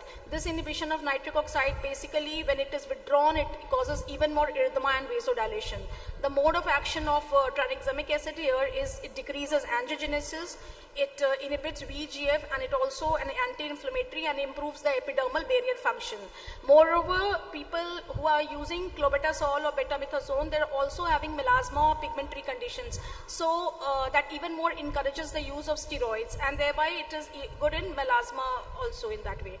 Now the topical route, we can give it in topical route, that is a 10% topical solution of tranexamic which can be prepared from that vial, and it can be kept in a ethylene propylene copolymer container, which is nothing but the urine collection container, and you can cover it with a black paper so that and keep it away from sunlight, and you can even keep it for 90 days. Take a bud, dip it in that solution and apply it twice daily, and it is good for this TSDF, and it is also a poor man's choice because it is cheaper also. We did a study in which we gave 4 intradermal injection of tranexamic at 15 days apart. It showed reduction in erythema, and patients' epidermal function, epidermal barrier also improved, and patients' quality of life also increased in the study. After 8 weeks, we can see reduction in the erythema and the telangiectasias dermoscopically. Now comes the macular amyloidosis. Here a study says that intradermal injection of 4 mg per ml of tranexamic showed decrease in pigmentation and pruritus efficacy, and it was comparable to the Kligman's formula because Kligman formula was effective only in reducing the pigmentation, but tranexamic reduced the pruritus too. Now Reels melanosis, as I said, it is an anti-inflammatory and anti-melanogenic drug, so it can be used in Reels melanosis, again with a combination with tranexamic, oral tranexamic 500 mg, along with laser toning. Cocktail of treatment has been studied and showed tranexamic acid as monotherapy needs to be evaluated. Lichen planus pigmentosus, again here 250 studies have shown that 250 mg of tranexamic acid in combination with isotretinoin is very good for LPP. Even my personal experience also, whoever patient comes for LPP, I am giving this combination and doing laser toning and shows brilliant results. Now hemostasis, we all of us know. Now in hemostasis, in those people who are doing surgical excisions of lipoma, 1 gram can be given for 5 days for prevention of ecchymosis. As a soak and dressing in case of SJS or 10, even in pemphigus vulgaris, where there is chances of bleeding from the oral mucosa, we can give tranexamic acid soaks. It reduces bleeding. Then in periorbital hyperpigmentation, because nothing can be done much and no single therapy is effective. So as a poor man's recipe, we can give topical tranexamic acid along with microneedling, or even we can combine it fractional CO2. Injection tranexamic acid I won't recommend because it is little painful for this condition. Repigmentation following MBH, if a patient of vitiligo has been given MBH and there is repigmentation after MBH also, then we can treat it with tranexamic acid injection 100 mg per ml per month for 3 sessions. Then comes that what are the modalities by which we can increase the topical uptake of tranexamic. As I said, it is a drug which is not water soluble, so in that case we can give it a laser assisted drug delivery. Post fractional CO2 laser, we can give tranexamic acid soaks. It improves the skin hydration also, and it increases the penetration of tranexamic, and that can be done in case of melasma also, and even for acne scars with PIH. Second one is liposome based tranexamic, which is little costlier, but it can be given in combination with hyaluronic topical preparations. Thank you. Thank you, Dr. Yasha. Any questions? Thank you. Thank you. Thank you, ma'am, for such a wonderful session. For the next session, I would like to invite on stage Dr. Mukesh Raj sir and Dr. Swati Sarangi ma'am to please chair the session. Dr. Yasha Upendra ma'am, please come forward for a moment.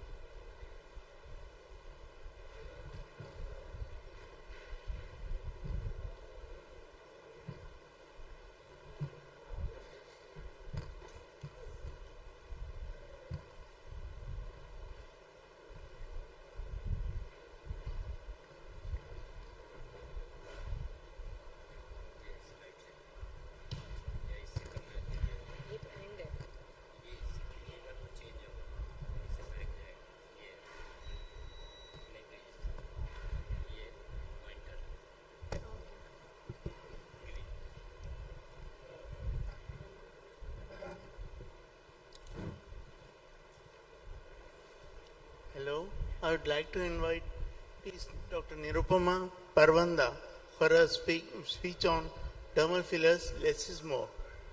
Please start. Thank you, sir, and thank you, Dr. Roy, for giving this opportunity to share my experience with dermal fillers. So my topic for the day is dermal fillers, less is more. So we all know who this is.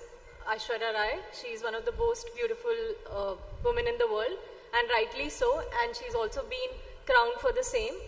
And there's also Sushmita Sen, there's also Juhi Chawla. All three of them, they were Miss India, and they were very successful actresses, and of course, beautiful. So this is not the only thing that was common among all these three people. Even now, Aishwarya Rai, Sushmita Sen and Juhi Chawla are not so popular for the fact that they're all overfilled. It's sad, but yes, these beautiful women have been overfilled and they've started to look a little distorted, and they have been trolled for it. Similarly, actresses like Katrina Kaif, Aisha Takya, Isha Deol, these female actresses have been trolled. There's a very unpopular opinion that they've got their face distorted and they're not looking as beautiful as they used to. It's not just restricted to female actresses, but even males. If you can see in the recent public appearances that Jitendra has had, he's been trolled for looking the way he does, with chipmunk cheeks, and his eyes have also gone smaller. We call these sunset eyes.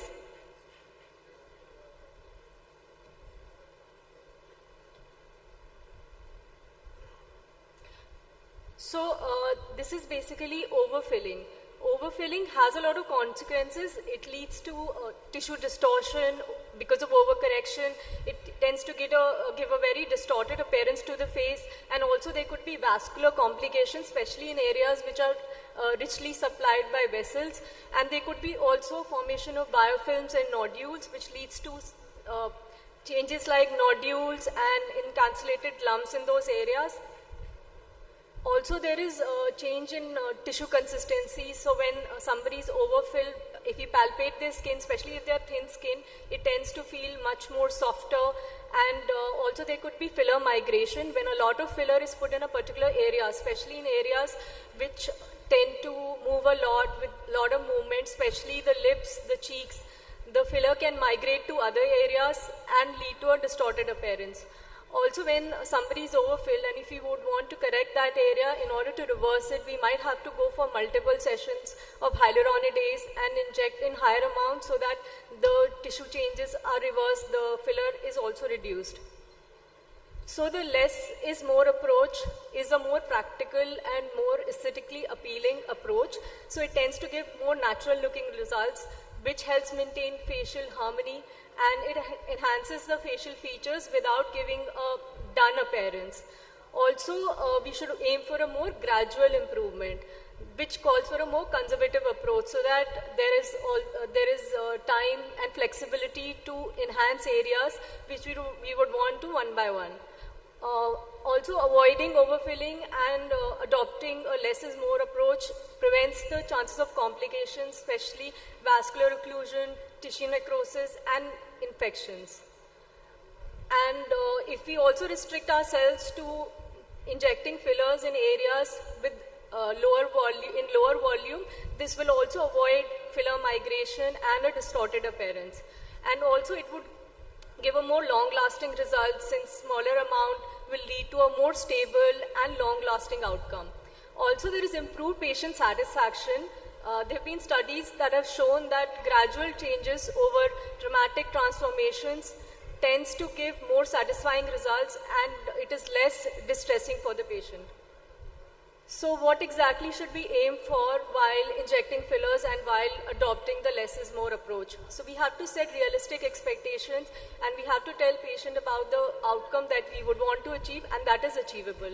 And we have to emphasize on gradual enhancement, not injecting a large amount at one go, rather spacing it out by a few months so that there is more subtle improvement. And we have to educate the patient about anatomy and also advise them accordingly that there are areas where we can inject and we cannot. And also, if we inject and adopt the less is more approach, there are less long-term maintenance is required, and the results are more natural. So this is a patient. She's 37 years old. So if you can see, there is definite change in her face. Her face looks much more oval. The cheeks are enhanced. Even the lips are aesthetically more pleasing, and the lower face is also more harmonious with the upper one-third and the middle one-third, giving her a more natural appearance. But as you can read out here, I've injected the temples, mid-face, tear trough, chin, lips, jawline. Basically, everything has been injected. Still, she does not look made up. 12 ml was done, but it was done over a period of 8 months, not injected at once. So you can see the gradual transformation. In the second picture, you can see the jawline being more defined. The tear trough is a little better. The cheeks are enhanced, but not as much. They are not as lifted, but in the final picture, you can see the oval appearance is much more pronounced. Even this patient, she was pretty young. She was 28 years old. Her basic concern was she looked tired, she looked sad, even though she wasn't. So if you can see, there is tear trough, presence of tear trough, and also there is less volume on the lower one-third of the face. So in her case, of course, cheeks were enhanced, mid-face was injected, tear trough was injected, the lips, there's a very subtle enhancement of the lips. The volume is not been overfilled, and also the chin looks much more better and aesthetically more pleasing.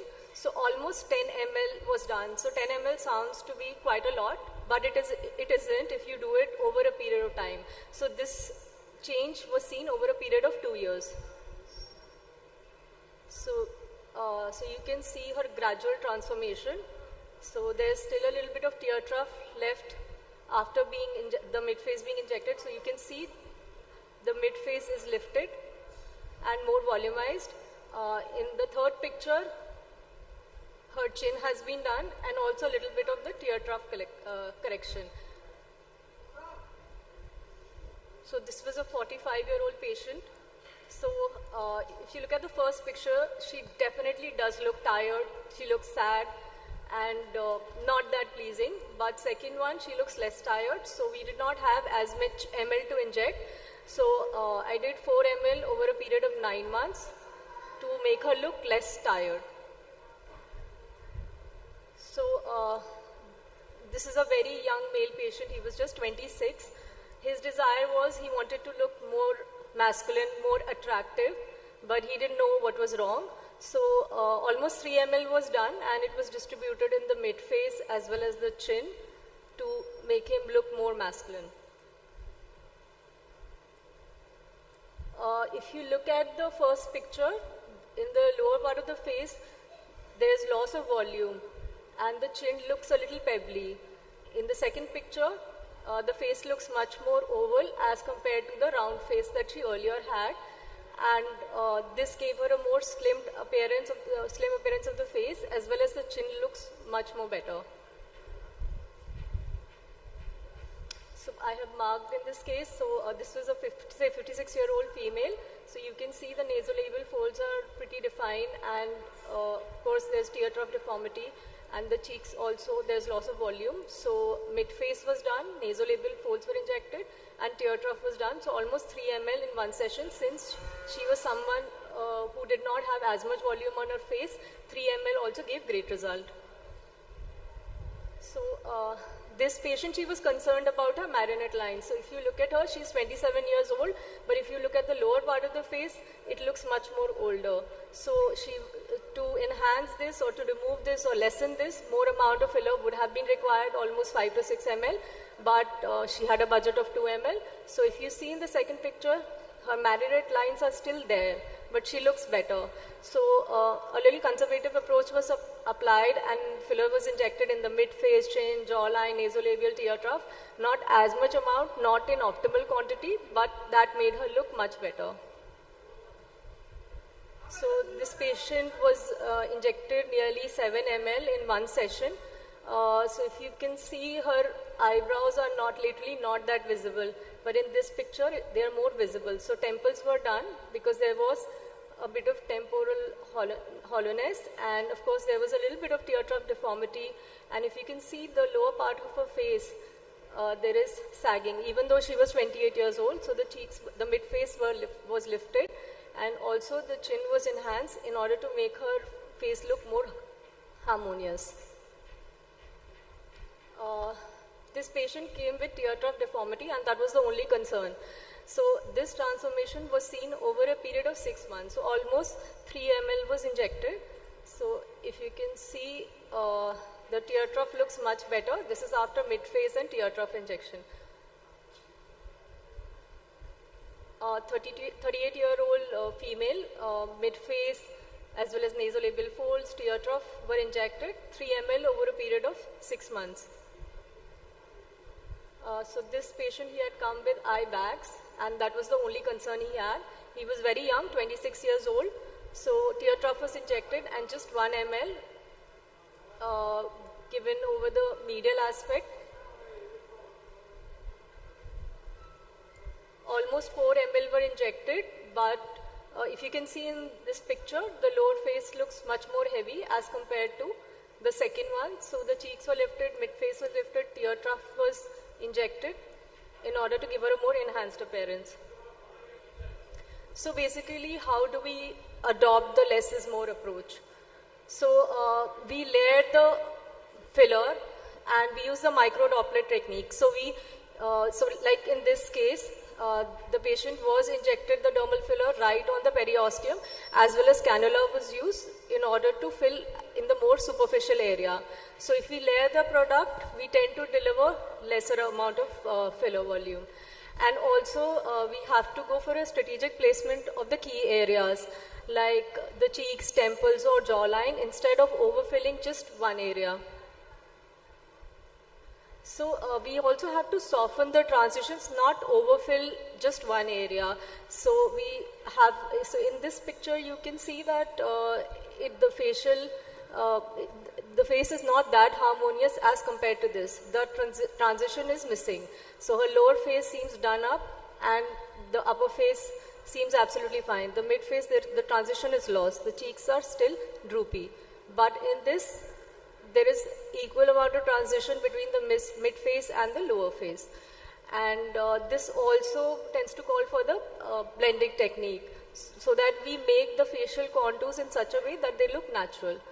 And as I have been already discussing about the gradual incremental filler application, we should not try and inject the entire volume in one go. because then we would also see where, when the inflammation goes down, where exactly how much amount of filler is needed. And also it leads to better outcome in terms of patient satisfaction as they are part of the journey.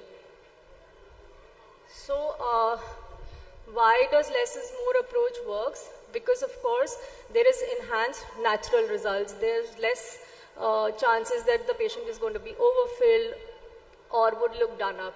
And of course there's lesser risk of complications, especially vascular compromise. And also there's longevity of results, and the patient is also motivated to maintain the results. And we are able to maintain a harmonious facial balance and avoid the overfilled look. And the patient also feels better. Studies have shown that a natural result post a filler is much more gratifying as compared to overfilled look. And we are able to go for customization and a patient-centered care. So we should aim for more glow up than blow up, because subtlety is a new luxury. Thank you. Thank you. Thank you, Dr. Nirupama. It was such a nice lecture. We have a misconception that everything is more is good, but now because you have come out with this proper thing, that we must be very slow in our approach. Thank you so much. Thanks. You, sir. Bye. Thank you, ma'am, for such an enlightening session. I would like to invite Dr. Akhilesh Raj sir and Dr. Mrityunjay Kumar sir for chairing the next session. Dr.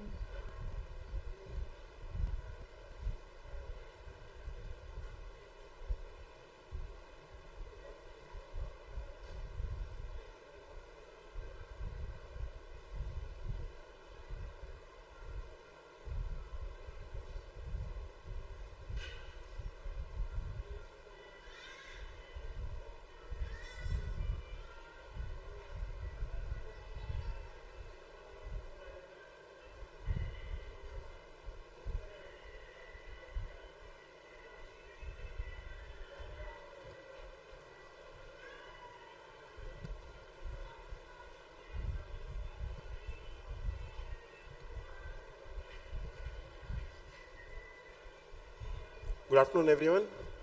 I would like to now invite Dr. Kritika Pandey for a talk on cryolipolysis for the indications and complications.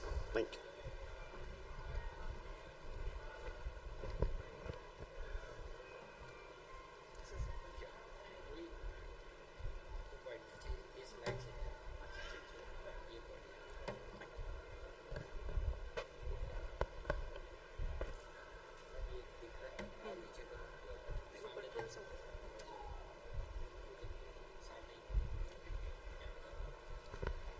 A very good afternoon. I'm Dr. Kritika Pandey, practicing dermatologist in Sculpt Clinic, Gurgaon. Today we are going to discuss cryolipolysis, its indication and complications. So the fat reduction treatments can be classified into non-invasive, minimally invasive and invasive treatments. The most popular non-invasive treatment for fat reduction in India is cryolipolysis and injection lipolysis. The other treatments are laser-assisted liposuction, and in few cases, severe cases, abdominoplasty is also done. So cryolipolysis is a non-invasive procedure that uses controlled cooling to freeze and destroy the adipose cells. It develops the targeted localized fat deposits without affecting the skin and the surrounding tissue. So if you see this picture, how do we do it? The probe is applied to the bulging area, the cryolipolysis is happening, and the adipose tissue apoptosis is happening, and after 2 to 3 months we see the results in the fat reduction. The FDA approved treatment areas are abdomen, flanks, thigh, submantle fat, bra fat, back fat, upper arms, and the banana rolls. If we see this diagram, this is the subcutaneous tissue. This is the tissue, this is the muscle layer, and this is the visceral fat. So with all these techniques, we are reducing the subcutaneous fat. For the visceral fat, exercise, diet regulation, and lifestyle modification is the only option. So patients do come to us for the fat reduction, And most of the people, they are not maintaining the lifestyle and the eating habits. So we should first advise them for modifying their lifestyle and improving their dietary habits, and we should address that only the subcutaneous fat is going to go with all these techniques. So basically, all these techniques reduces the abdominal girth, not the weight. This should be counseled to the patient before starting the procedure. If we see this diagram, even the subcutaneous tissue can be divided into superficial and deep. With the cryolipolysis, basically we are treating the superficial subcutaneous fat. For the deeper layer, we need something that will remove the fat, like liposuction or laser liposuction. There is a technique called laser in which we can cater to both superficial and deep subcutaneous tissue. So the choice of treatment for the patient is very important to obtain the best results. For example, if we see this diagram, there are different types of fats. Let's take an example of the abdominal fat. So this, in a layman language, we call a fluffy subcutaneous fat. If you palpate the area, the adipose, the subcutaneous tissue appears fluffy. In this case, the cryolipolysis works really well because there are no adhesions, there is no fibrous tissue in the subcutaneous area. Whereas, if you palpate this area and it appears very firm, the subcutaneous fat is actually fibrous here. In this case, a liposuction will be a better option. For example, this case has a visceral fat, so dietary modification exercises will reduce this kind of fat. These kind of patients who are not maintaining their BMI, who are not maintaining their lifestyle, they come to us for magical responses. So we should counsel them that this is not going to go with these procedures, but you also have to regulate your diet and exercise. If you see this is cellulite, you see the dimpling of the skin, a combination of cryo and the liposuction will have the best result in this case. This is a case wherein the patient did lots of exercise, he built all the abdominal muscles, but still there was this outpouching of the adipose tissue, subcutaneous fat. So these kind of patients are ideal candidates for cryolipolysis. Even these patients who have just a bulge are also good candidates for cryolipolysis. The most common procedures that we do for fat reduction. So I'm in a group practice with plastic surgeons. So all the cases that comes to us for fat reduction, we discuss the case and then decide whether to go for cryolipolysis or liposuction. So the type of procedure, cryolipolysis is non-invasive, whereas liposuction is a surgical procedure. The ideal candidate for cryolipolysis are patients with ideal weight, with small localized fat deposits. Whereas if a patient wants a dramatic fat removal from multiple areas, liposuction is a better option. There is no anesthesia required in cryolipolysis, whereas in liposuction we may require local or general anesthesia. So patients with uncontrolled diabetes, patients who have comorbidities may have a better option of cryolipolysis. There is minimal or no downtime with cryolipolysis, whereas 1 to 2 weeks of limited activity will be there post-liposuction. Only small areas can be treated with cryolipolysis, whereas large areas can be treated in one go with the liposuction. There is no scarring in case of cryolipolysis. So patients who are in a profession where the scars cannot be seen. So in those cases, cryolipolysis is a better option because after liposuction, you will see small scars at the insertion points. There is mild discomfort with the cryo, whereas post-procedure pain and swelling is there with the liposuction. Cryolipolysis is a gradual process. It will take 2 to 4 months for the adipose tissue to have apoptosis and metabolize. Whereas in case of liposuction, you see immediate results. There is only moderate fat reduction in cryo, whereas there is more significant fat reduction in liposuction. The complication risk is very less in cryolipolysis. We'll be discussing the complications of cryo in details. There is high risk of complication because of the inclusion of anesthesia in case of liposuction. There is minimal skin tightening effect associated with cryo, But in liposuction, we can combine it with other skin tightening procedures simultaneously. In both cryo and lipo, the results are permanent provided that the patient maintains a stable weight. The cryo is less expensive but needs multiple sessions. Liposuction upfront cost is more because it's a single session, and of course it's a surgical procedure, so the cost is more. Cryo is an outpatient procedure, whereas you need to admit the patient and do the surgery for liposuction. So, if a patient comes to you with ideal body weight, have pinchable fat, localized bulge, have stable weight, has good skin elasticity, wants a non-invasive treatment, have realistic expectation and maintains a healthy lifestyle, just go for cryolipolysis. That is the best option for them. The additional indications are postpartum fat, post-liposuction contouring can also be done with cryo, gynecomastia some cases, fat around the surgical scars can also be done, but after 1 year of the surgical procedure.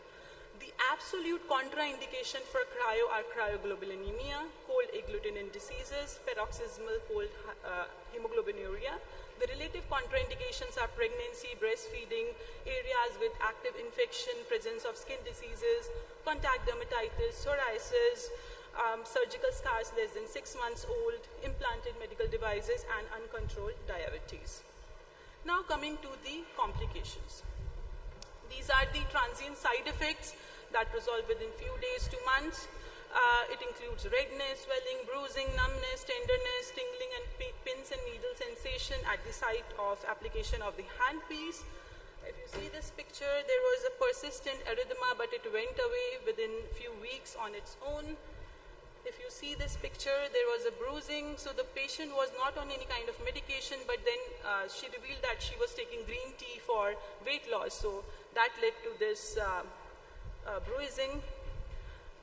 This is a severe frostbite complication case report, and if you see this, this was managed as a burn case, which healed very well with the minimal scarring. This case, courtesy Dr. Mansur. So this patient also developed severe frostbite, and she was managed with the oral anti-inflammatory steroids and aseptic dressing and epidermal growth factor gel.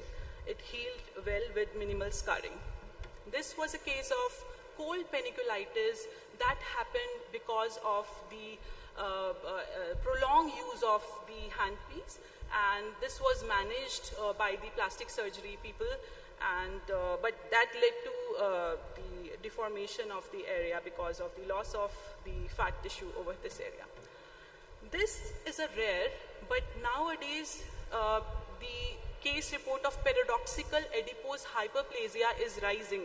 So it was first reported in 2014, and it is said that the incidence of PAH is less than 1%.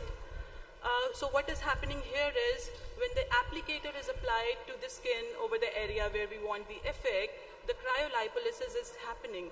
But if you see, this is the superficial subcutaneous fat, and this is the deeper. So cryolipolysis is acting only on the superficial subcutaneous fat.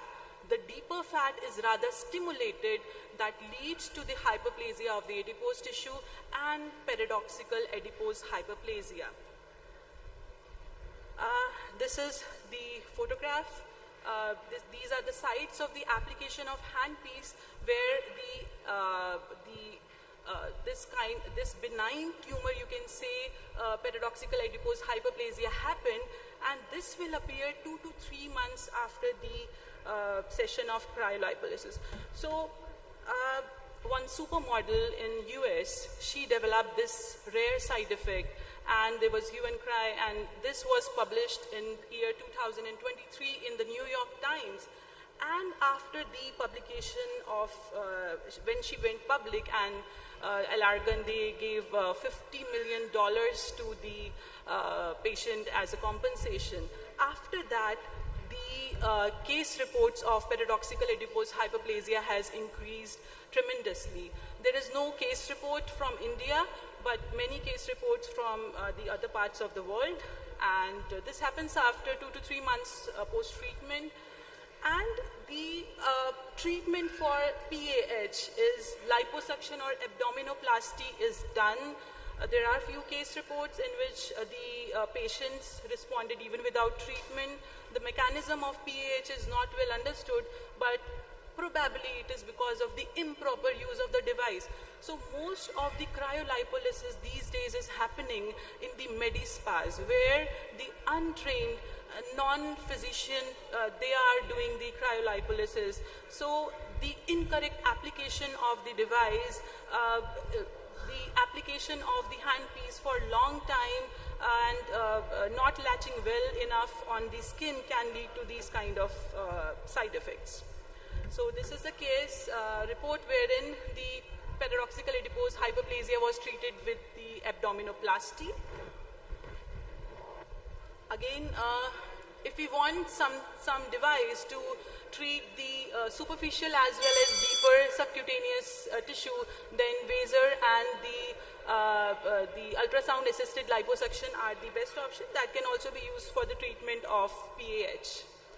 The other side effects can be nerve damage. So nerve injuries post cryolipolysis are more likely to occur if the device is not used properly, improper and inappropriate use of device. There is one case report wherein the radial nerve injury led to the weakness in the wrist and finger extension, but the patient's motor function restored within 6 months without any additional treatment.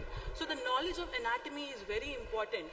If the patient is lean, the surface anatomy of the nerve is very important, especially with the radial nerve, and also if you are treating the submental region to avoid the injury of the marginal mandibular nerve.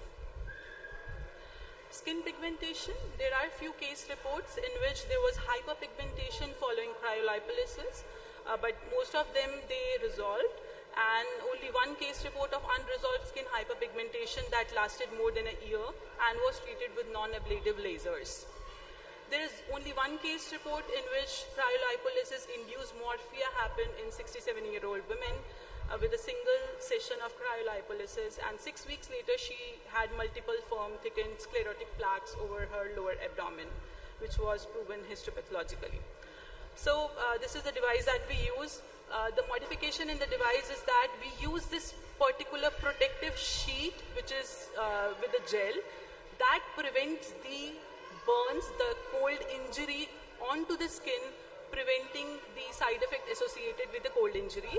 And also in this device, the vacuum that is there, it releases in between, so that there is no constant cold injury. It takes up the skin and then releases it in between at specific intervals. So yeah, we can achieve very good results with the cryolipolysis if it is used properly. Thank you. Thank you, ma'am, for an enlightening lecture on cryolipolysis. Thank you, ma'am, for such an enlightening session. For the next session, I would like to invite Dr. R.B. Verma, sir, and Dr. Rajesh Kumar, sir, to please come on the stage and chair the session.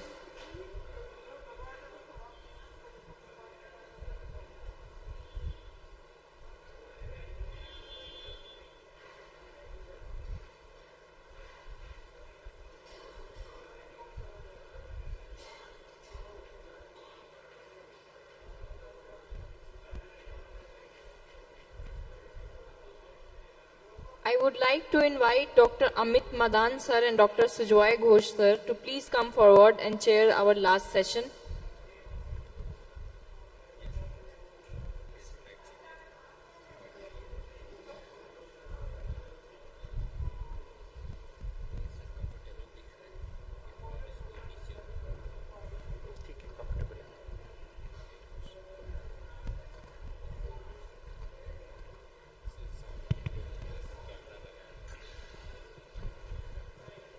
So good afternoon once again.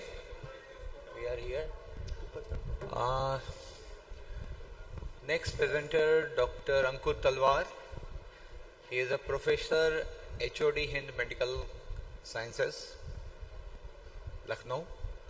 He is a gold medalist in MD examination in Rajiv Gandhi Medical University, Karnataka. Former Vice President 2018 UP-UK, IADVL, Honorary Secretary 2022 to 2023 UP-UK IADVL, on reviewer broad and prestigious journal. He is a reviewer of broad prestigious journal like IJDVL, IDOJ, IJD, JSK, and he has contributed his expertise in textbooks chapter in 8th book, including IADVL, ACSAI textbooks. He has 12 publications in national and international journals, and he is a member of SIG's IADVL for lasers, aesthetics, SIG dermatosurgery, impact group for psoriasis, and IADVL PRP task force. So if Dr. Ankur is ready, Thank you. There is some problem with the PowerPoint presentation. They are working on it. Okay. Right. Dr. Ankur, I can go on. May I go on? No, no, sir. Hey, Dr. Ankur is really a very dynamic personality. As you all know, he's been keen interest in academics and he is participating in almost all the conferences. There's a kind request, if the audience can keep some silence. Everybody will like to hear. It's the last session of today's academic feast. Please maintain silence. I request all. Okay, so it's what I'll be discussing about the various tissue grafting techniques in vitiligo. And since we are on the last talk, on the last day, I promise to keep it short and simple. So basically, starting off with punch grafting, a lot of people don't do this, but just describing the procedure of test grafting. How do you do a test graft? What you do is you place a few grafts right in the center of the depigmented patch and expose to sunlight without any treatment period. So this is a perfect example of what is a test patch. You put in a small 4-5 grafts right in the center, exposed to sunlight daily, don't give any treatment, and if there is pigmentation, that means you can go ahead and then do the rest of the area. So this is just a word about test grafting. Now often we see that we do a vitiligo surgery, we do a punch grafting, but the results are not so good. So how can we improve the results of a simple technique like a punch grafting technique? So what are the modifications in punch grafting technique? We saw a presentation on hair transplant using the micromotor. You can use the same micromotor device to take punches. This is a simple marathon micromotor, very simple, easily available, to drill punches and to take punches for a vitiligo surgery also. You can use it over the donor area and you can use it over the recipient area as well. So this was the use of a micromotor technique. The next technique that I have used often is also taken from hair transplant. So the hair transplant surgeons, what they do is they take out the hair plant and without keeping it outside the body for a long period, they immediately transplant it over the recipient side. So this is a similar technique, direct plunge transplant. Immediately transfer the punch. Don't keep it in a petri dish or in a wet gauze. You take it and you immediately transfer it. One person takes the punch, one person is putting the punch right there, and you immediately keep transferring the punch at the recipient side. So this is a direct punch transplant technique. The third and the most innovative technique difference in this thing is micro punch grafting. This is referred to as a skin seeding technique. Normally, once we are doing a punch grafting, we are using punch sizes of about 1.5 mm, 2 mm, sometimes even 2.5 mm. What we do here is you use punches of 0.5 mm diameter. That is extremely small. They are so small that often it is difficult to find what is dermal side and what is epidermal side. So what you do is you can put it anyways. You can put even the dermal side upwards and the epidermal side downwards. You just push it in, that's all. That is called skin seeding. So this is not exactly a punch grafting but skin seeding technique, and a remarkable response without any cobblestoning with the remarkable color matching was seen when using punch sizes of 0.5 mm or smaller. So this is the micromotor device. You just seed the skin, you just put the punches in there and there is very good color match. So this is skin seeding technique. This is again a skin seeding technique. You put in and the color match that you see is very good. You see immediately after skin seeding, about 1 month after this picture is taken, and this is after about 3 months, there is almost near complete repigmentation. Now Again, this technique has been taken from hair transplant by surgeons. They use PRP to enhance the results of hair transplant after the recipient area. So what this technique I've tried here is, you put the punches, you take out punches, put them in a PRP solution, suspend them in a PRP medium, and then you transplant it. And you transplant the punches over the recipient side, and you also inject PRP into each point of the transplanted graft, whether that increases the survival. However, studies have shown that it resulted in an earlier repigmentation. However, after a long duration, after about 3 to 4 months when evaluated, the results were normal. So there was no significant difference of the use of PRP. Blister grafting, I think everybody is using blister grafting, so there is nothing new in blister grafting. I'll just skip this part.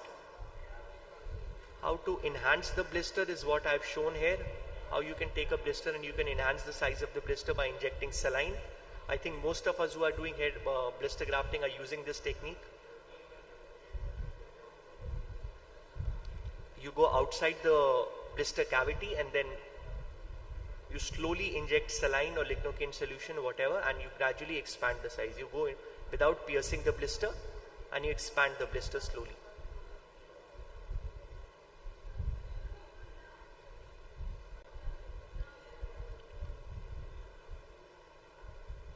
So this will cover the whole blister, the entire thing. So even a small blister can be expanded to 2 times, 3 times, 4 times the normal size.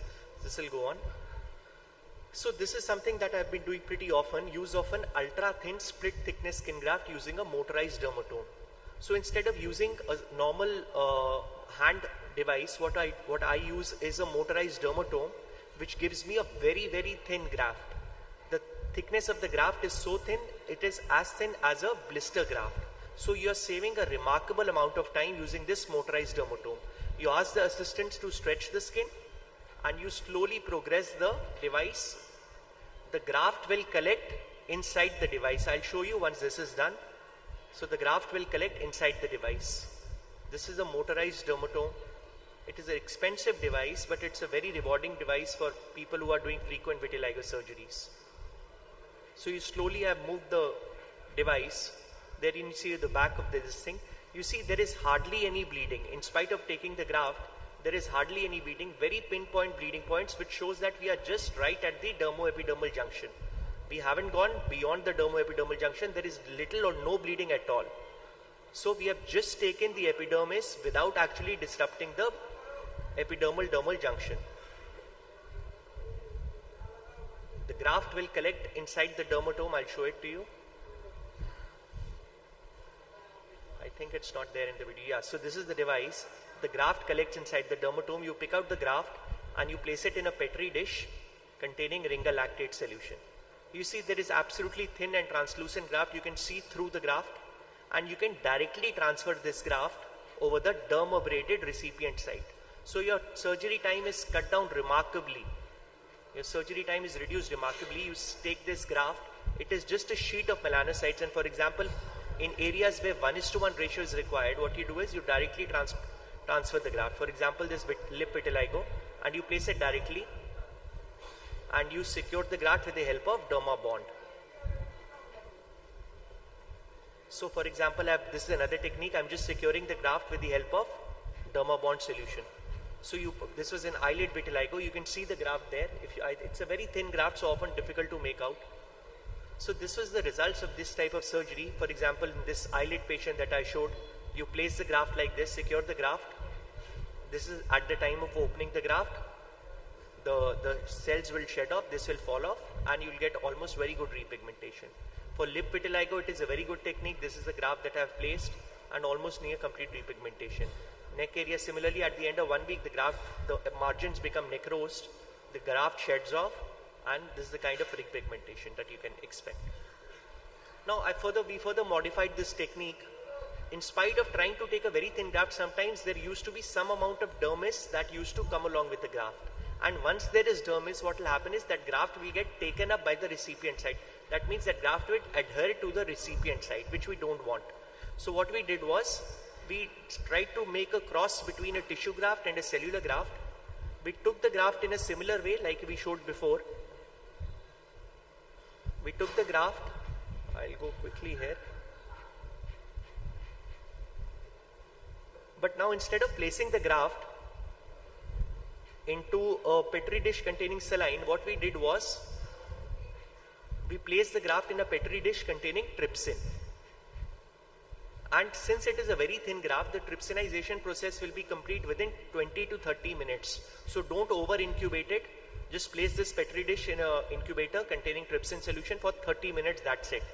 And what will happen after 30 minutes is your cells, this thing will separate out fully. I have not shown in the previous slide, wait, I had to show that. I think that was important. So at the end of incubation period, I'll just show how the dermis separates out.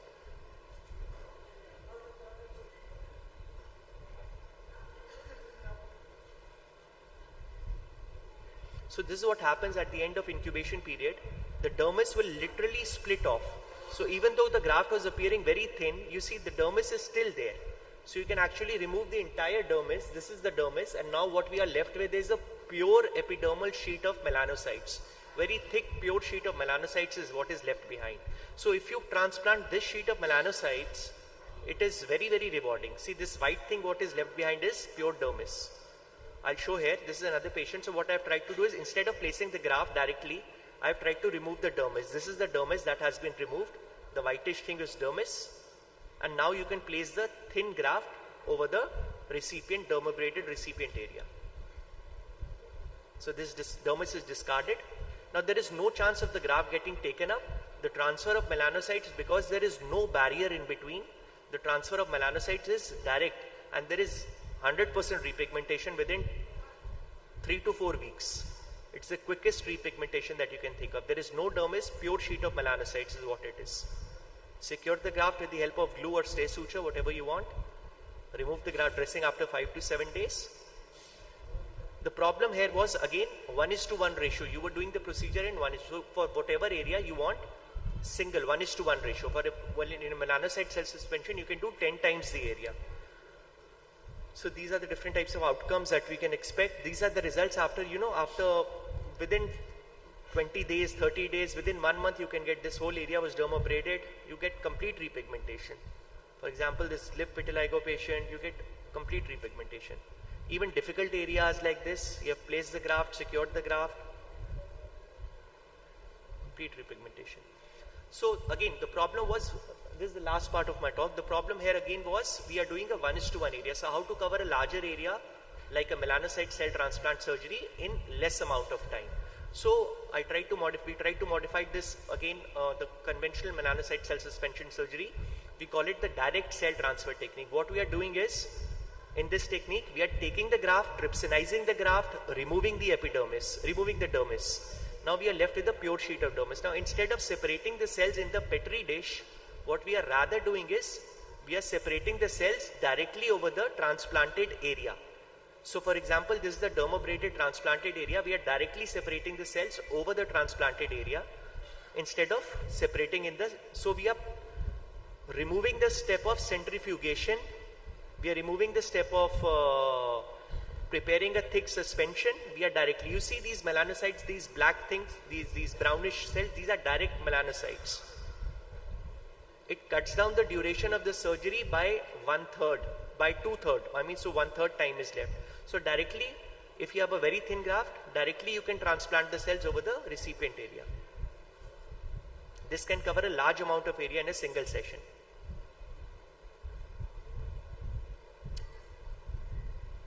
I'll show it in this thing also, with the second graft also. So this is the recipient area. You take the graft, this is a trypsinized graft from which the dermis has been removed already. And instead of separating the cells in the petri dish and then centrifugation, subjecting the cells to mechanical trauma of centrifugation, you directly transplant the cells over the recipient area. I think I'll have to go forward a bit. So yeah, for example, this is the graft that I have taken. I think it's not visible, and we'll pick up the graft, and you see directly large amounts of cells can be transplanted directly over the recipient area.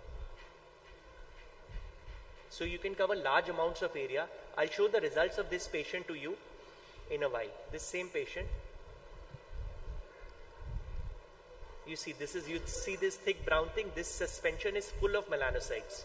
The brownish thing that you can see this is full of melanocytes, and it will give you a very remarkable pigmentation because there is direct melanocytes without subjecting them to any mechanical trauma. And then you close this thing with a collagen sheet. You suspend the cells, close it with a collagen sheet, like in this thing. So surgery is complete in very less time, in about 30 minutes. I'll show you the results of this patient. So, for example, you can do large amounts of area in this thing. This is what happens immediately once you remove the dressing, and this is about after about 6 weeks, and near complete repigmentation you can achieve in about 3 months time. So these are the kind of results that you can get with this thing. So this is immediately after dressing removal, this is after about 1 month, this is after about 2 to 3 months. So this is repigmentation because you are directly transplanting the cells over the recipient area. The results will be very quick and very remarkable. Now this is the patient that I was showing you, the same patient. Now this patient had a huge patch of vitiligo. His patient had over the eyelashes and the eyebrows, you can see leukotrichia, and we did it. This is after the time of dressing removal. This is after about 3 months. His eyebrows have repigmented, his eyelashes have repigmented, everything is repigmented because you're directly transplanting the cells over the recipient area. So the amount of repigmentation is remarkable. Thank you so much. Wonderful, Dr. Ankul. You have really made it very easy with the latest techniques of vitiligo surgery, and very nice videos and pre and post pictures. Encouraging. I think all the students will absorb these techniques. It will save time, money, and the patient will be very happy. Any questions from the audience?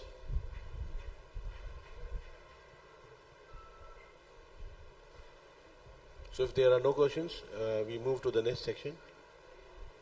Thank you so much.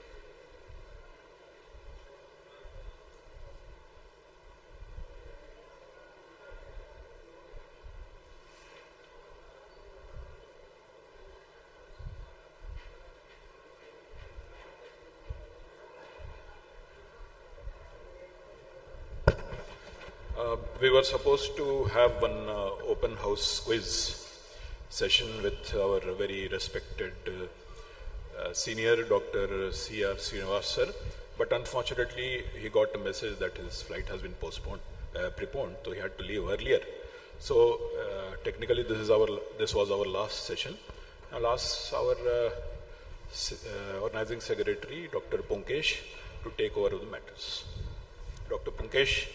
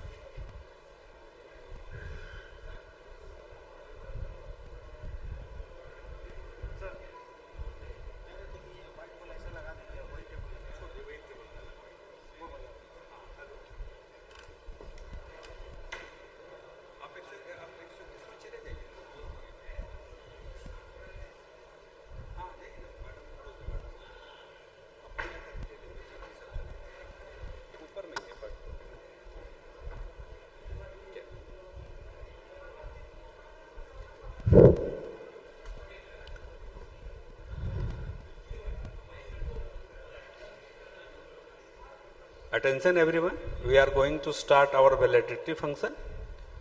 For this, I would like to invite our patron, Professor Dr. P.K. Rai sir. Sir, please come on the dais. Next, I would like to invite our Organizing Chairperson, Dr. Abhishek sir. Scientific Chairperson, Dr. Ravi Vikram sir. Scientific Co-Chairperson, Dr. Sutilna Pradhan.